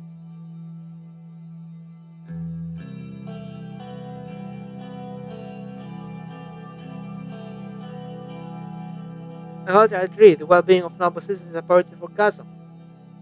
With this investment, we could certainly allocate some funds to improve the local infrastructure to create more jobs. Mr. President, I've been thinking, what if we tie Gazprom's growth to Narbal's development? Get the company to invest in the community, that way everybody wins. CSR, corporate social responsibility. Um, I've been the firm where I work at, where I'm an interning at as a paralegal, has been working on some things related to CSR. It's an interesting idea, Mr. President. I've been thinking, what? Okay, that way everybody wins. Mr. President, your administration focus on a planned economy resonates with our strategic vision for CASA. A government investment in our company aligns perfectly with this approach. It's about strengthening Solent's economy and becoming self-sufficient in energy production. I see potential for gas and drive Solent's energy independence, but we need to make sure this is a sustainable solution. Reduce this for us, however, we need to be careful considering the potential in control of the foreign entity. I'm very interested in the idea of Gazprom investing in our development, but we need to concrete actions, not just words.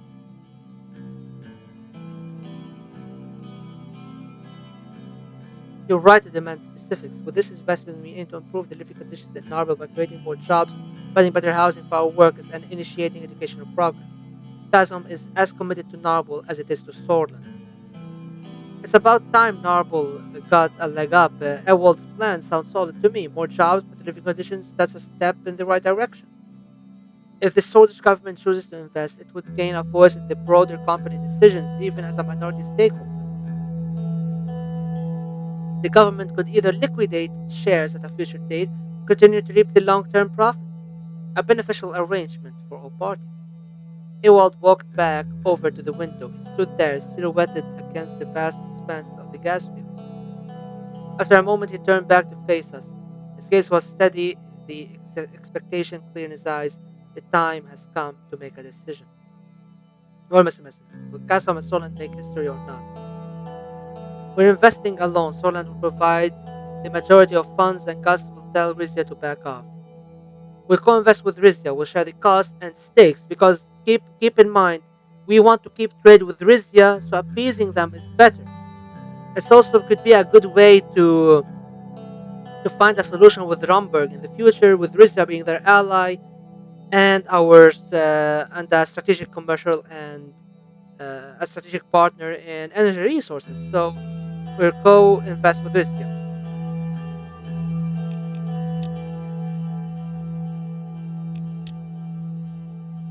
Joint investment, a wise choice, and ensures steady funds for Castle. I like the way you think, Mr. President. Sharing the cost with Rizia reduces our risk and strengthens our ties. It's a smart move. Before we dive into the celebrations, I've allocated time during this meeting for President Train to discuss any concerns regarding Castle's treatment of its workers and its effects on Narble. The labor union, along with the Communist Party of Poland, has rallied substantial support from Gazprom workers in Narble, advocating for improved local conditions.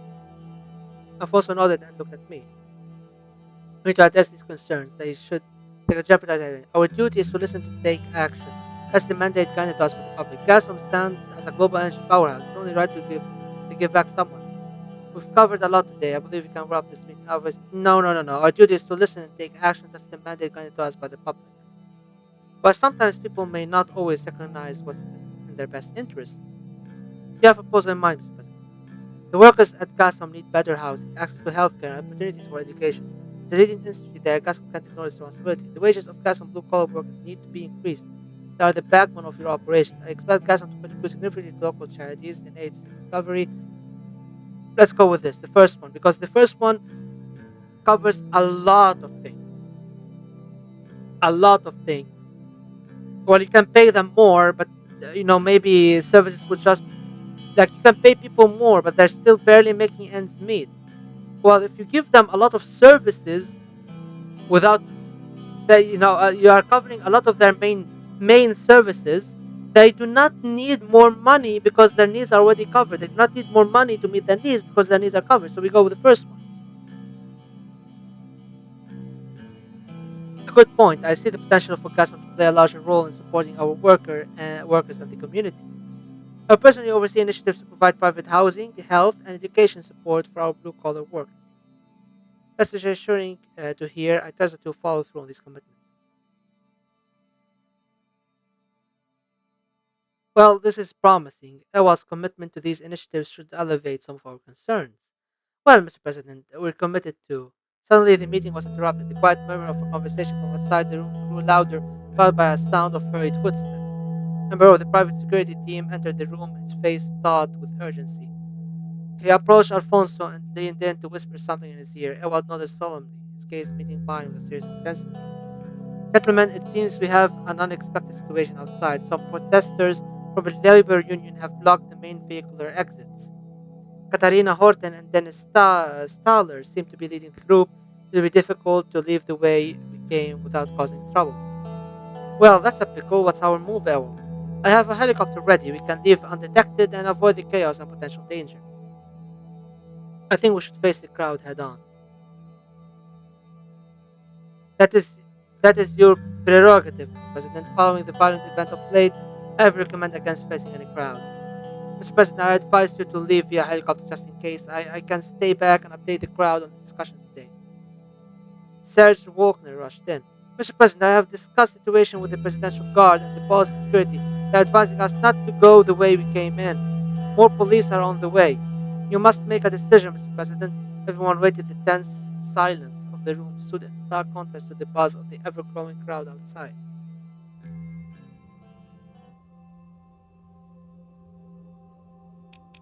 Let's look at our economic policy.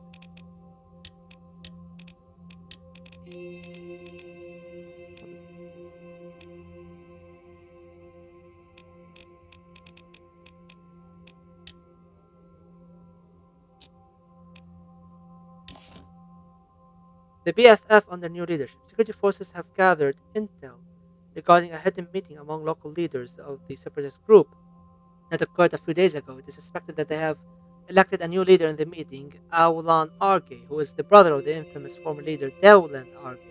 This development could have serious implications for national security, and the Bloody Freedom Front has been known to use violent means to achieve their goals. The situation calls for increased surveillance, and intelligence gathering to prevent any potential threats posed by the organization and its new leadership.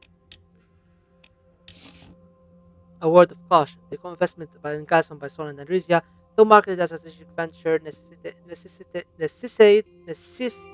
necessitates cautious optimisms due to Rizia's ties to Grace. The immediate financial benefits are apparent due to lesser costs for the treasury, but the larger implications are of allowing foreign influence into our energy sector remains murky. Now, more than ever, it is critical to remain vigilant about our national interest while charting the course of our economic future.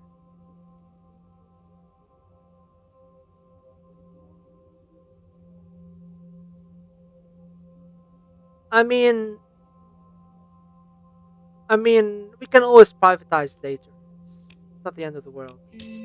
United we prosper. Solon's and Rizia's combined investment in Gazprom signals a fresh approach to international relations. This collaborative venture not only bolsters Gazprom's fiscal stability but also showcases our government's foresight in forging international partnerships for mutual economic growth. The co-investment approach represents the government's commitment to pragmatic economic policy and international cooperation.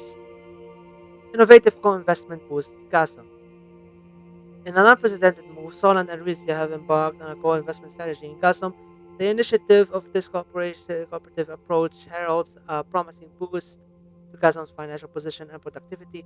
The move heralded as an example of enlightened international economic cooperation also marks a significant strengthening of ties in the two nations. This cooperative decision could be set for a stage for similar cooperative initiatives in the future.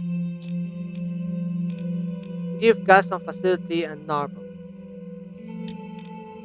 Blau addressed the protesters and leave via car. The volatile situation has emerged outside the castle facility, with a sizable crowd of protesters amassing. Their grievances, fueled by underlying tensions, present a complex scenario for us to navigate. The decisions on our course of action could dramatically influence the outcome of this situation. I'm gonna meet my people face to face. Oh man, I'm tired.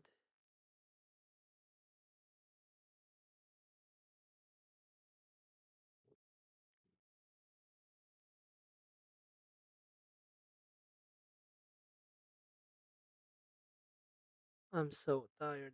I just need a moment to recollect myself and my thoughts.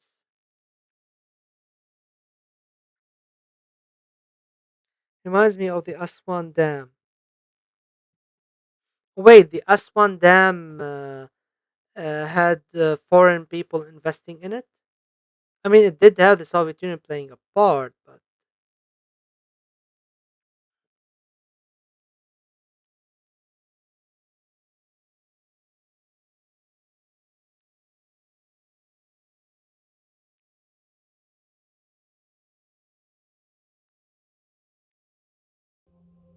okay. Address the protester and leave via car. I think this is going to be the last event of the night. As we stepped out of the towering front gate of the Gason facility, I immediately became aware of how intense the situation was. Gus Manger stood on to my side, to my right, his silhouette barely distinguishable from the monolithic edified edifice behind us. Serge stood to my left, his eyes scanning the crowd with the precision of a hawk. Nisar gave us loans and special. I mean, yeah. Generally speaking, Nasser did also take on debt to make debt from the USSR so the 5-year plan could achieve its goal. Debts with favorable Terms are something we can go for.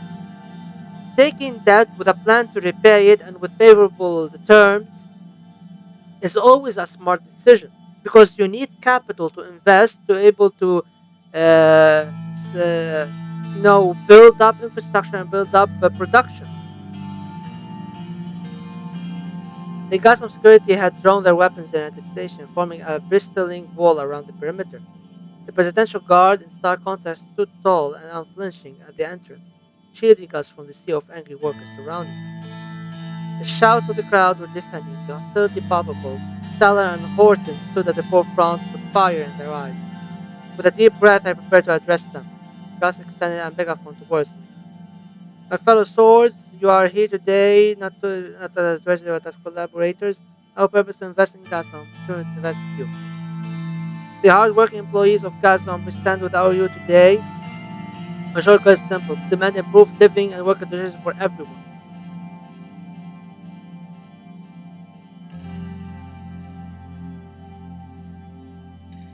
We are not blind to your struggles. We seek to acknowledge them, address them, and above all, improve them.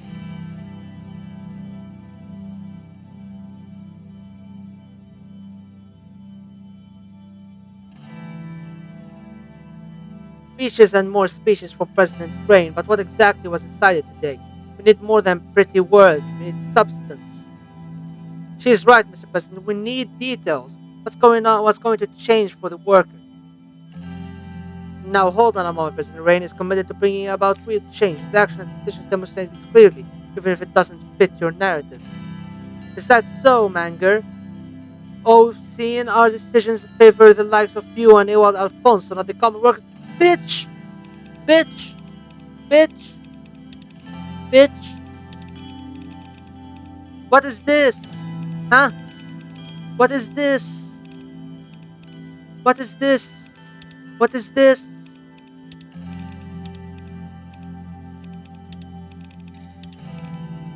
I'm sure I also did something. Okay, I gave you people checks. It is not about narratives, Mr. Manger.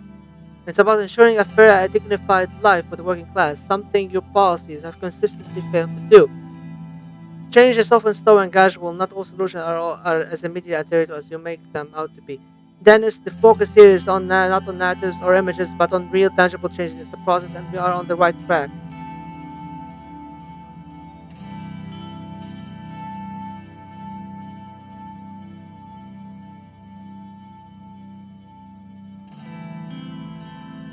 Words, words, and more words, President Rain. What the workers need are actions, not promises. Exactly, Dennis. The working class of Solon is still waiting for those actions. Neglect of our nation's healthcare system will harm millions. Mr. President, will we demand that you support the upcoming workers' rights bill? The labor force of Sorland will be watching your next move closely. Furthermore, we want reform, reduce the election threshold, and change the constitution to make a more democratic and fair nation. Like, assholes, this is my fucking policy that I ran on. The people of Sons have elected me to lead. I believe it's crucial to trust the government's judgment. Stand the concerns and frustration of many you have. Rest assured, we are here, we are listening, and we are committed to addressing these issues. We must recognize that our country can't solve all its problems at once. We are working hard and making. How dare you speak to addressing these issues? Despite the sharp words exchanged, the crowd remained eerily calm. It seemed like they were waiting, their collective breath held in anticipation of something more. Suddenly, a porter pushed through the crowd, managing a microphone towards me. The locals of Noble have suffered now under the impact of Gaston for years. What concrete steps is Gaston going to take for the benefit of the local community? As a result of our negotiations, Gaston has committed to improving the living conditions of its workers, including providing private housing and ensuring access to healthcare and education.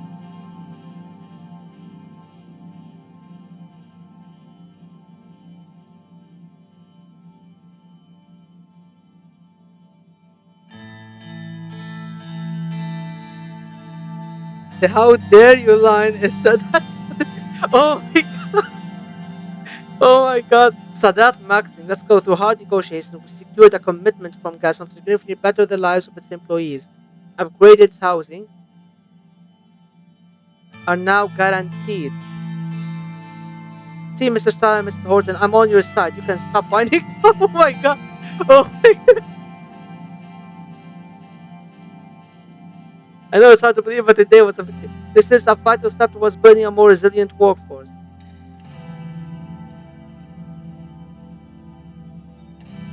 Change came over the crowd. The angry shouts were replaced with cries of disbelief and joy. Eventually, all fell silent as they waited for Dennis and Katarina to respond. If these promises materialized, it could mean a significant improvement in the lives of our comrades at Kazan. That is a start, albeit late. Let's hope it's not mere lip service. Private housing, healthcare, and education, that's indeed a shift from the status quo, Mr. President. While I commend this commitment to improve the lives of our Gaza workers, we can only hope this is not just another political gambit. A group of figures emerged from the crowd, adorning an unmistakable scarlet attire. The Red Youth had arrived. I realized this was no longer a mere protest, it was a symbol of a broader, more potent struggle. The police began reorganizing their ranks, adopting defensive postures. Could you shed some light on the possible deal between the Source government and Gazan? What role does the Kingdom of Frisia play in this arrangement? In a show of international cooperation, Solon and Rizia will jointly invest in Gazan. We are sharing the costs and stakes with Rizia. This way, we're reducing financial pressure and fostering international relationships. Soland is renewing its ties with Kingdom of Frisia. Together, we will provide the funding that Gazan and its workers needs.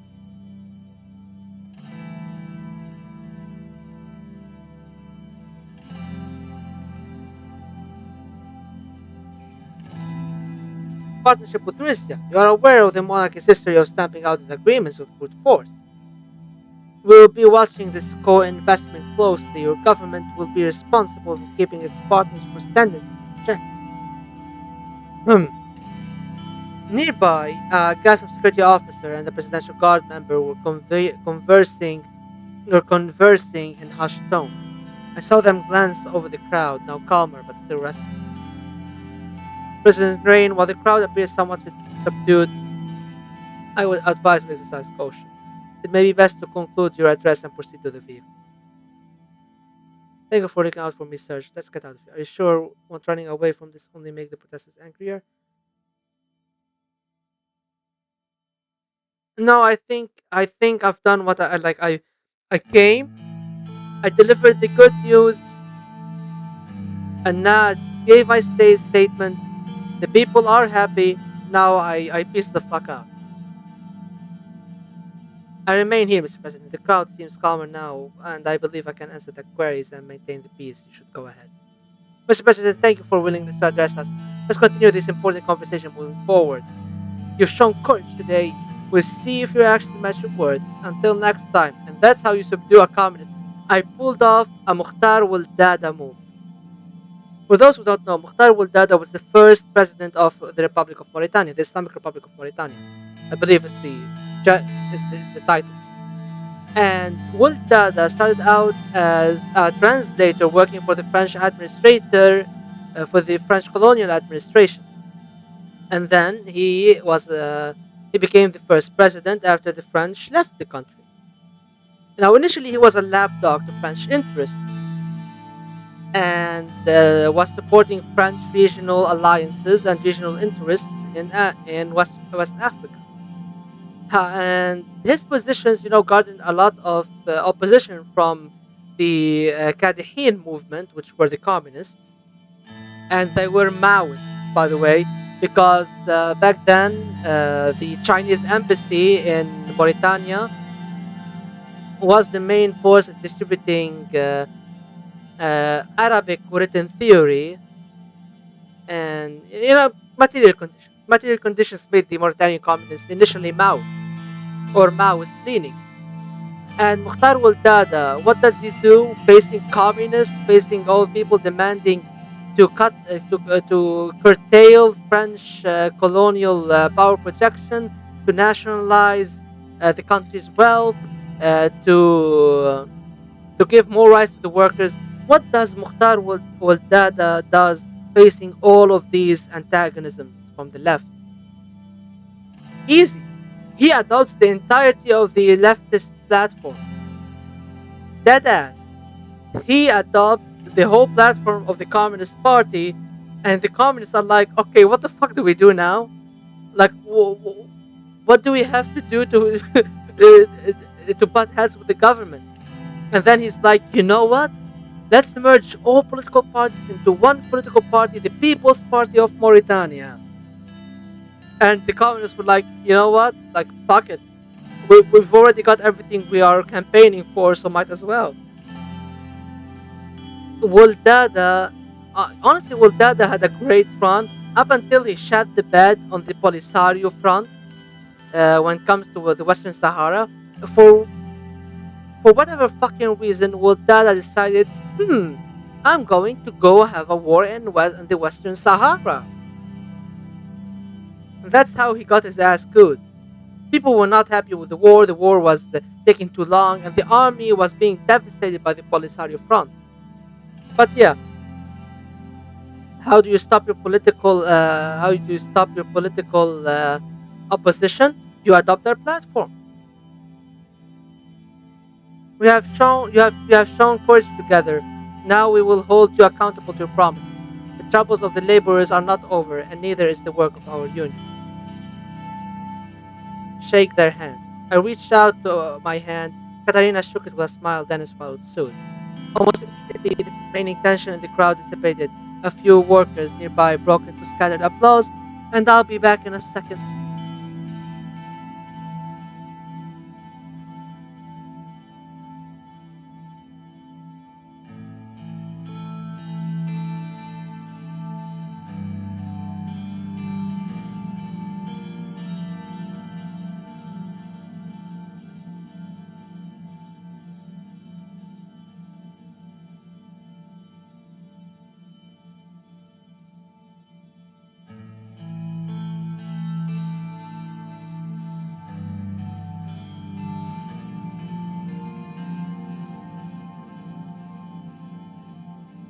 Right?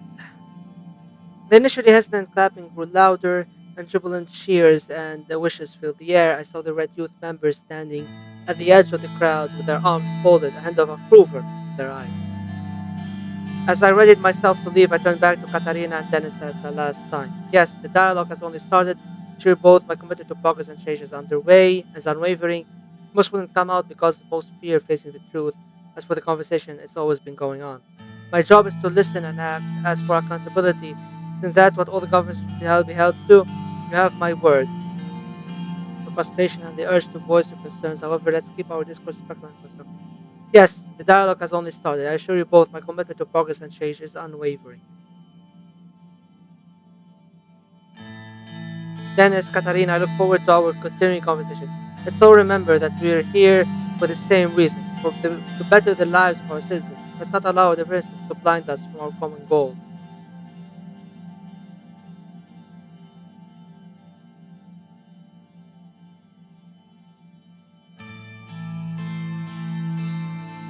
Let's to progress to challenging and fraught disagreements. We must not let this divide us. The reporter jumped in. Can you clarify the current status of your personal relationship with Iwa? No more questions, please. Mr. President, if you could please proceed to the vehicle. Serge opened the door of the car and I lowered myself into the seat. The door closed behind me with a thud, sealing off the external noise. The crowd began to disperse, the individuals breaking away to let our convoy through. Charles took their position nonetheless, forming a human barrier around the vehicle. The engine purred to life and we began to move. I had no doubt about your capability to handle this present train. Still, I was worried for your safety. Thank you. Thanks for your concern, Serge. It was tense, but knowing you and the team were here made all the difference.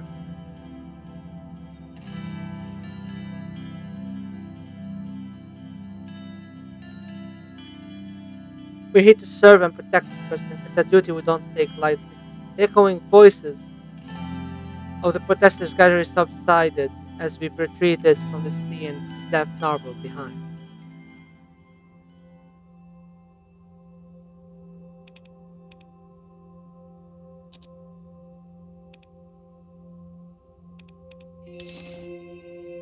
Kasom's blue collar support that went for traditional values.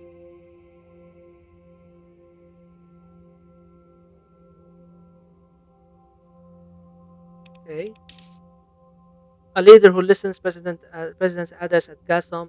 Show attentive leadership, President. Okay.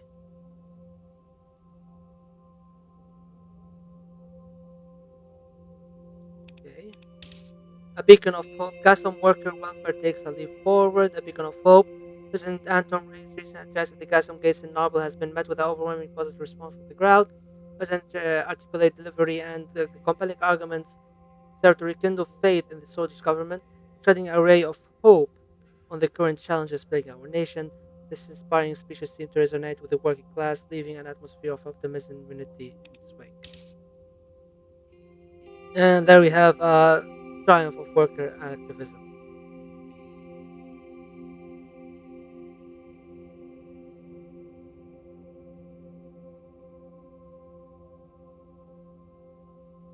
Was to rain while instrumental in the negotiating process, based on compassion to the blood, sweat, and tears of our workers. Okay, I can accept that. Stability Order 1954. An investigation on the influence of young swords and red youth organizations on the post-assassination unrest has concluded. Both organizations haven't officially organized or called for legal actions, but several low to mid-level leaders from both have links to insightful actions that led to deaths, injuries, and instability. This allows us to ban the organizations. We will ban both. Abdel Nasser, when he took power, he banned all political parties because it became apparent all political parties are fucking assholes. Like deadass, they were trying to work with the left wing of the West Party, they were trying to work with the Muslim Brotherhood, they were trying to work with the communists, and then it became apparent all of them hated the new revolution, all of them had their own vision, all of them wanted to take power for their own, all of them wanted to use the new revolution to ride the wave of the revolution to settle some scores. So he said, you know what? Fuck you all. So, fuck you all.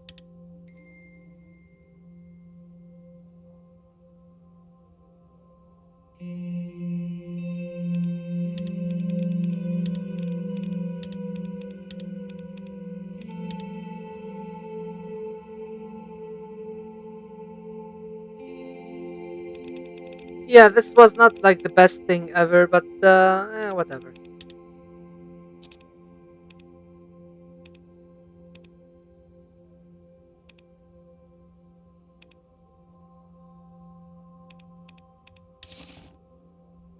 Administration announced a ban on young swords and red youth. Effective immediately, the administration has announced a ban on the anti-government organizations, young swords and red youth, in response to the recently escalated political tensions. The ban also states that it is strictly illegal and forbidden to carry symbols, clothing, anything that can cause a person to be identified as a young swords or red youth member. Any persons who do not abide by the new law will be risking an at least 2 year sentence depending on the severity of the crime.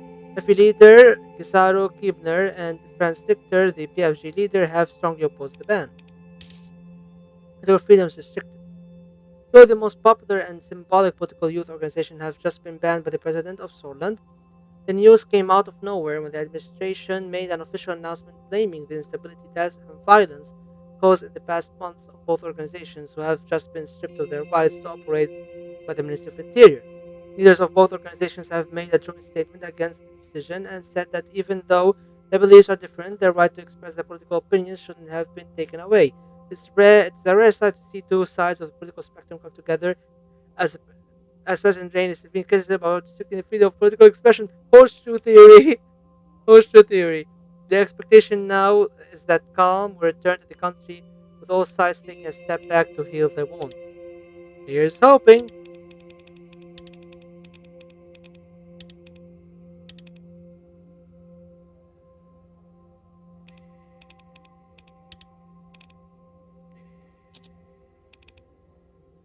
Let's see the report. Anti-Red Youth and Anti-Young Swords operation. Upon receiving the order, thousands of police officers conducted seize and desist operations against the Red Youth and Young Swords organizations. Our forces closed hundreds of organizational offices and afflicted businesses all around the country. Additionally, judges have given orders to block all bank accounts and freeze all assets. Dozens of peaceful protests from the members of each organization were forcefully dispersed. Two separate shootouts, one in Jen, another in Lakaven, have lightly wounded five officers who are being treated in hospitals. Most of the organization capacity of both entities have ceased, but cleanup operations continue. All remaining elements resisting the order are now being considered as violating the law and being arrested. The Kurunti Regeneration and Ecological Economic Nurturing Act. The Green Bill has been passed by the GNA. The Green Bill has been proposed by the Assembly, aiming to encourage more sustainable approach to industry in Gruni. Section 1 of this act would impose stricter regulations on industrial pollution and waste disposal, particularly in the Gruni region. Uh, Businesses not complying with these new standards may face hefty fines, the revenue from which would be invested back into reorganizing recovery projects.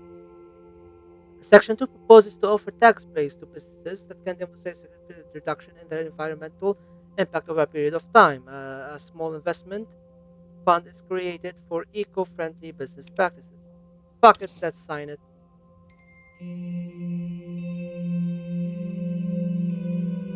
Yep, we don't have much money,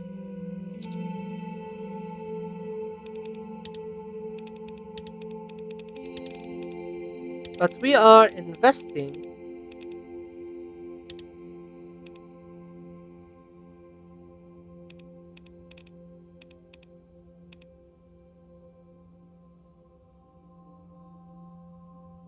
Okay,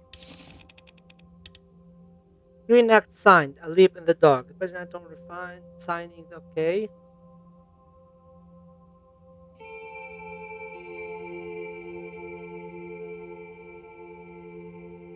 And the radicals said the Green Bill is signed, a victory for the environment. Alright, and with that, I think it is about time we ended the stream here.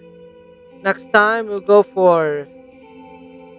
Well, we will see what happens next time. I go for watching. I hope you have a wonderful Friday night and that you may rest and enjoy your weekend. I'll see you all tomorrow. I don't know if I'll be streaming such a big ass stream tomorrow as well, 5 fucking hours. But we'll see. We'll see.